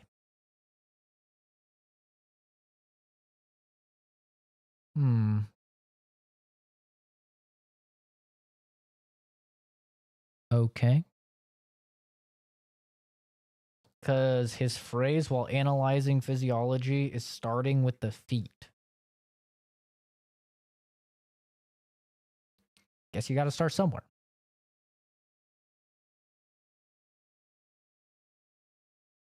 Damn, Momo. Relax, bro. Jesus. Yeah, I like Dead Space 1. Or not Dead Space. Dead Island 1. Let's see if we can't get to... So that's my top 10. An hour and a half later, that's my top 10 games of all time. And some honorable mentions. I occasionally play video games on the channel. Rarely, but it does happen sometimes. Let me finish whatever the hell this guy. I don't even remember. Also, as a chemist, I just want you to know that we look down on biochemists. Oh, that's good to know. That's interesting. I mean, I feel like with a biochemistry degree, I could just get a job as a chemist. You know, and then I guess I'd be a chemist, right? I'm a bit of a chameleon. I could get a microbiology job. I could get a biology job. Get a chemistry job. I could fit anywhere. I think that's mostly just because the STEM field needs people. Okay, let me close that video. Can we read methods properly? I have no issues. Okay. Reading methods. What do you mean? What is a stereotype? I thought we were all coming together to hate on physicists. I had to do microbiome. My last job was like, oh, so this is why biochemists are like, what does this mean? What are these stereotypes? How many gifted subs for me to publish the video? I don't even think the video has an end. I literally don't even think I had an end because I started to get all emotional talking about Mass Effect 2 and how it changed my life, and then I just stopped the recording. I don't even think it has an end. No. No gifted subs. You cannot buy me. I'm amazed it was even in my recycle bin and I could restore it, honestly.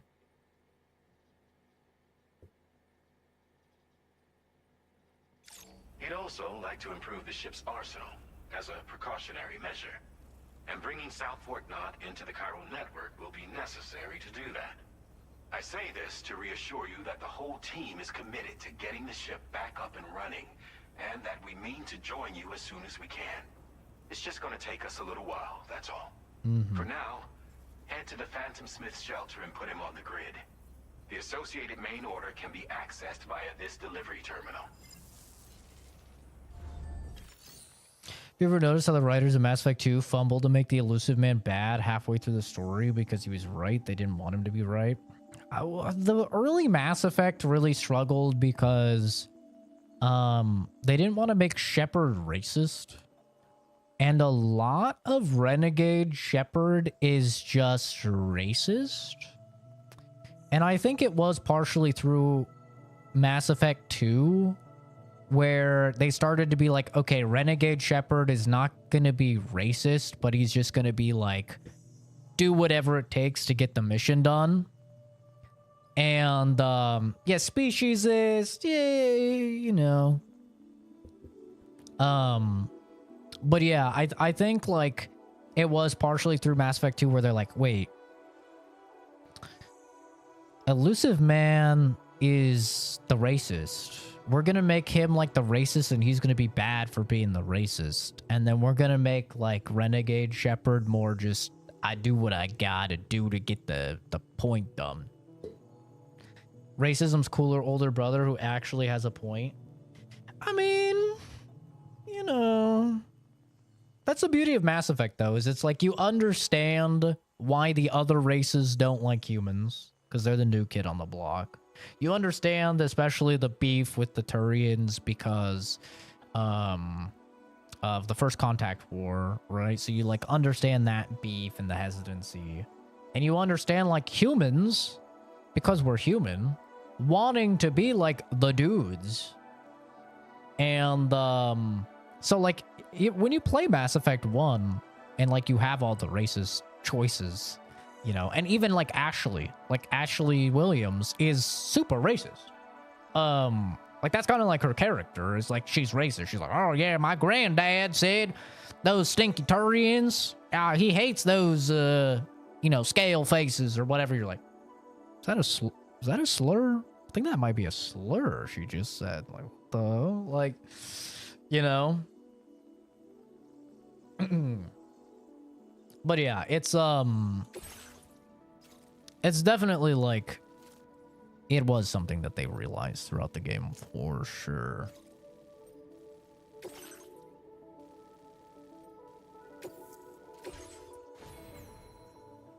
What do we have? Do we just have guns after that boss fight? Oh. Do we have, like, any tool? Oh, I was like, all I see are guns.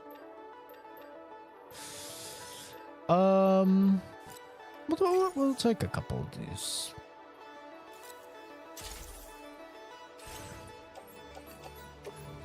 Just in case we gotta play some zip lines or something. Judging a human for being a different color doesn't make any sense. Well, judging a raccoon for being a raccoon is just morally and logically correct.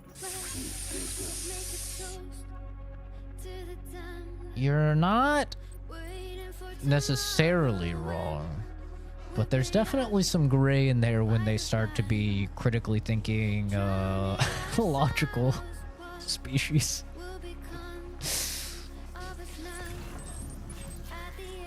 Whoa. Yeah, we gotta go this way.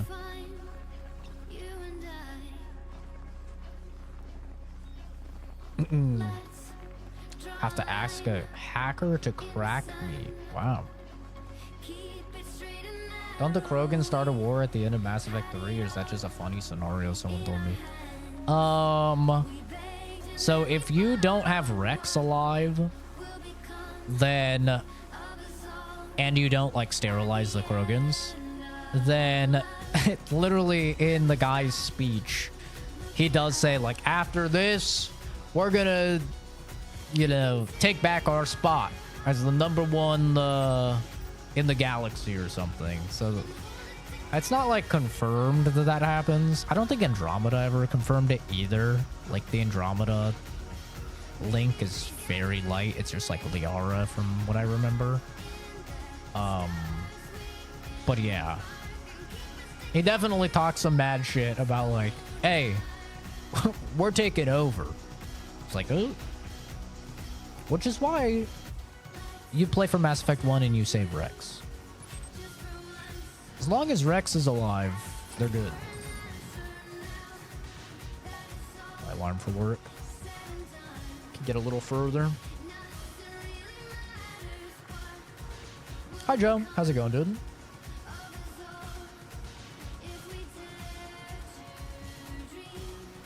The sterilizer Krogan to stop them from going crusade to dominate the galaxy. Frozen started a crusade to dominate the galaxy 1 week after being unsterilized.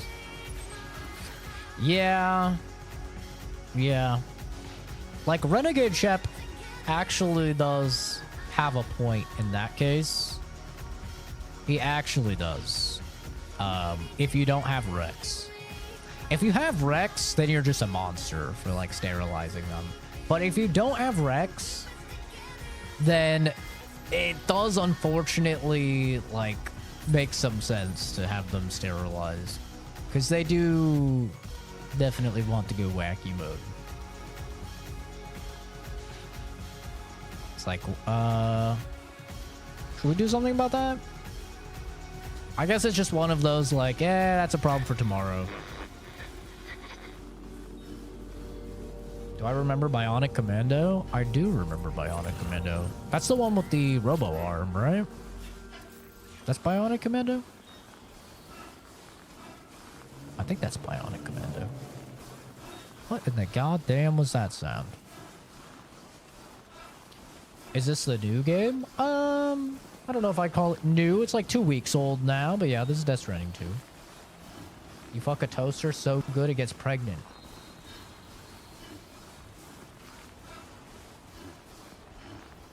I don't remember that part of Bionic Commando. You know, I don't know if I remember that part. This new Bionic Commando lore?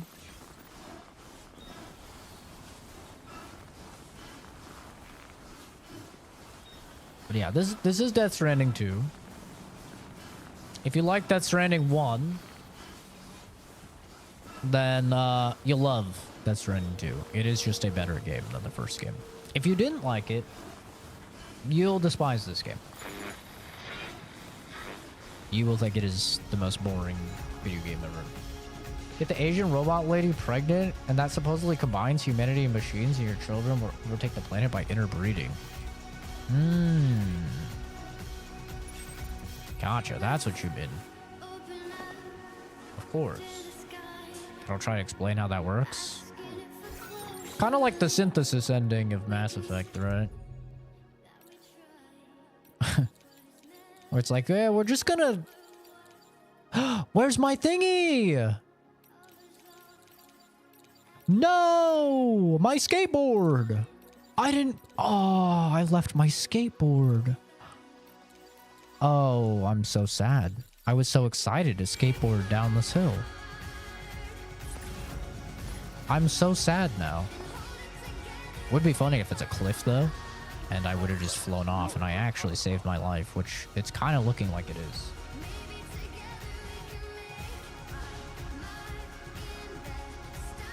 Nah, I could have definitely snowboarded this shit. 100% I could have snowboarded this. I would have been flying. Oh, it would have been so fun. What an L.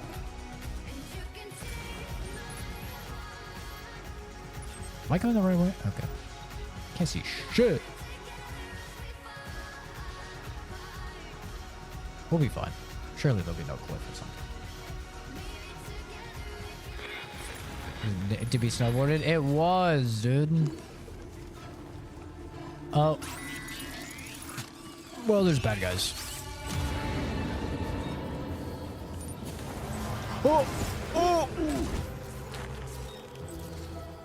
That guy scared me. Is this a normal bad guy? I think I could just stealth kill this guy, right? He's normal.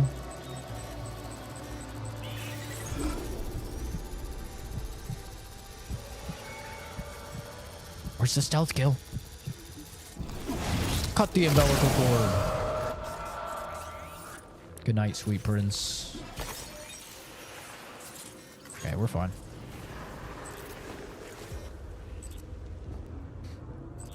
Someone on Twitch said they fucked the toaster so good they got it pregnant. Okay, that is not what was said. That is not what was said.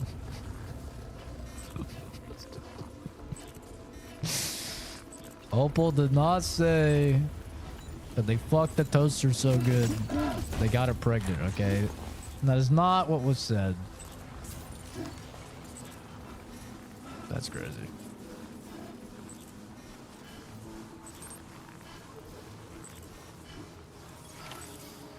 Kind of depends how hot the toaster is, though, to be honest.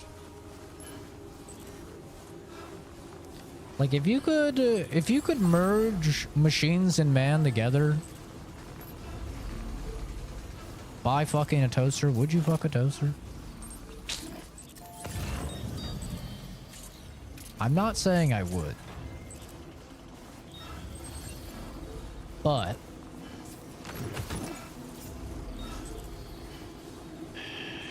if it puts an end to the violence between man and machine, I might have to take the risk.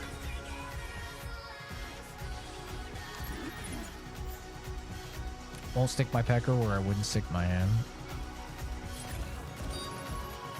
Valid. But I would stick my hand in a toaster to cure racism. Well done, So Sam. I would That's stick the my last weenie. of the cargo. Let's head to our destination and make the delivery. Guy on a countertop sticking his thing into a coffee maker?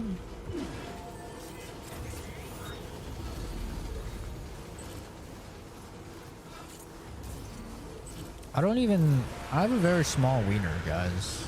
I don't even think I could penetrate a toaster. I don't even think I would be able to cure racism. I think I have the physical ability to do so.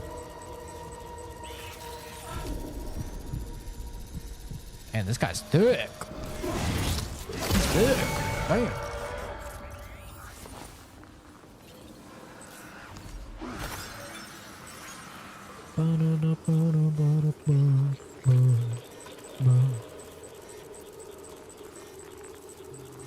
Heard of people using a vacuum? You've heard of people using a vacuum? That's crazy. I've never heard of that.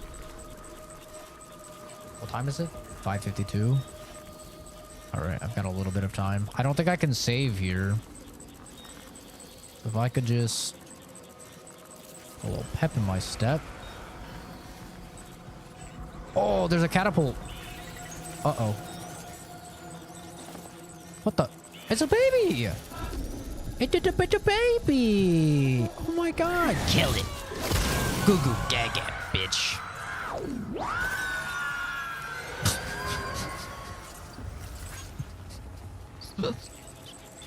Oh my god, bro. Why did it sound like that? That's crazy. Did you hear that, baby?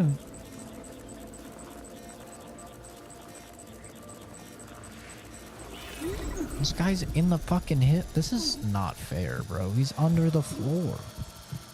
I can't even stealth kill him. Oh, I'm cooked.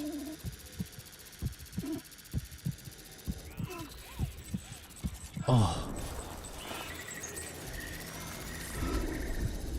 I just want to shoot myself out of the cannon. Shut up, little baby.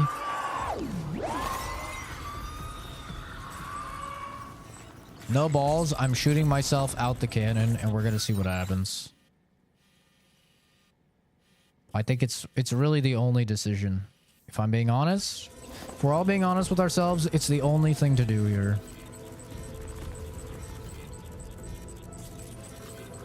It is the only thing to do. I'm launching myself.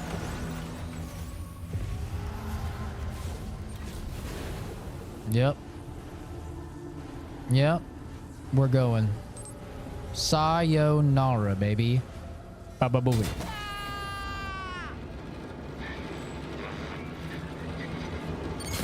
Oh. Cut it a little close. See? Look at that. Perfect. I cut it a little closer that time.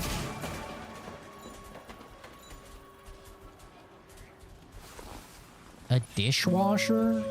How do you bang a dishwasher? Nobody say any sexist jokes, okay? I know. It's easy to do so. I understand. Trust me, they went through my head as well. But we're better than that. Okay.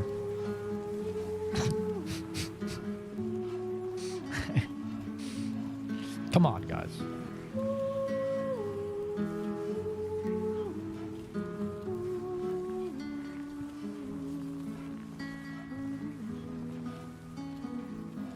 It's 5:55.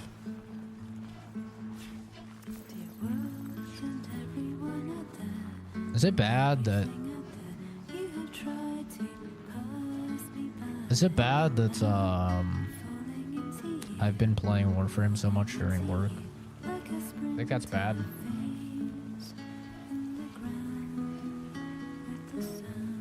I'm still hitting all my metrics that I need to, but there's definitely some times where, like, I finish a report, but I'm like, I finished that one pretty quick. I could fit in a little mission. I do a little Warframe mission, then I submit the report, go on the next one. Honestly, my efficiency is higher than ever. I'm getting a lot done.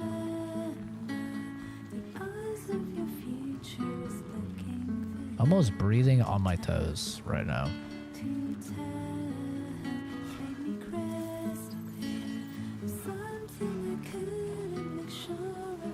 How are dogs such knowers? Like, he's such a knower. He knows. I need rehab so much. It'll probably peter off, you know? Even though I cannot see you, I'm certain that your There's no heart way I remain this addicted. miss me. Always look at the sun that Right. rises, and the moon that rises.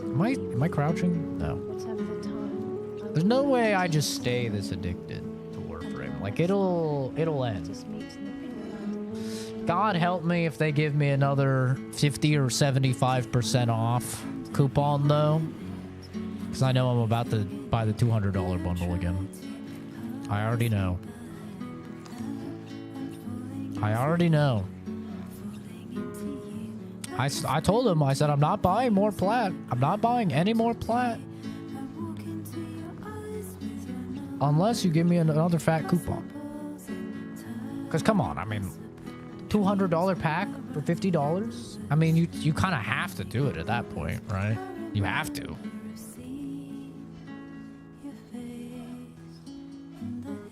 Playing it while 75 pounds in the dark room.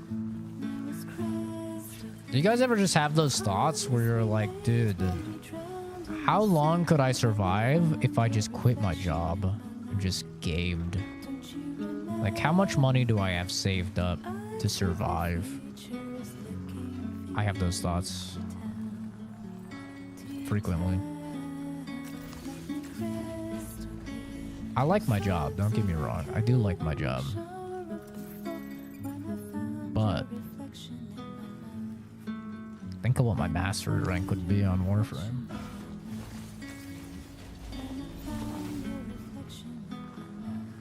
No, I don't have those thoughts. Yeah, Kenzie. We can't all be little sugar babies. Look how sick this would be to snowboard down. God. God, I really fucked myself, didn't I? It's such a bummer. We're gonna catch our breath. And we're gonna call it here, 5:59. And a sign in. Luckily I brought the laptop down ahead of time. That's gonna do it for me, everyone. Will I be streaming more often? Probably not. We'll see what happens. I gotta the house inspectors are coming back. We're gonna visit the new house, make sure everything is good. I still have to clean up this house for selling this house and listing it on the market, which we need to do in the next week or so. Need to make sure everything is finalized. All the paperwork is finalized for moving into the new house. We signed everything, but I need to make sure that they fixed everything that we told them to fix. So, you know, things are busy, man. Things are busy. I gotta get school stuff set up because school starts in August, so all sorts of stuff is busy. But, you know, I'll stream when I feel like it. That's the plan. Dude, this is such a beautiful sight, though. We're above the clouds. This is sick. It's so sick. But yeah, anyway, I appreciate everybody for stopping by, for hanging out. Thank you once again to Yasande for the raid over on Twitch. It was very, very nice. Hopefully she had a great stream. Have a fantastic rest of your day, everybody. And I will see all of you in the next video or stream Rooney. Have a good one. Take care. Bye-bye.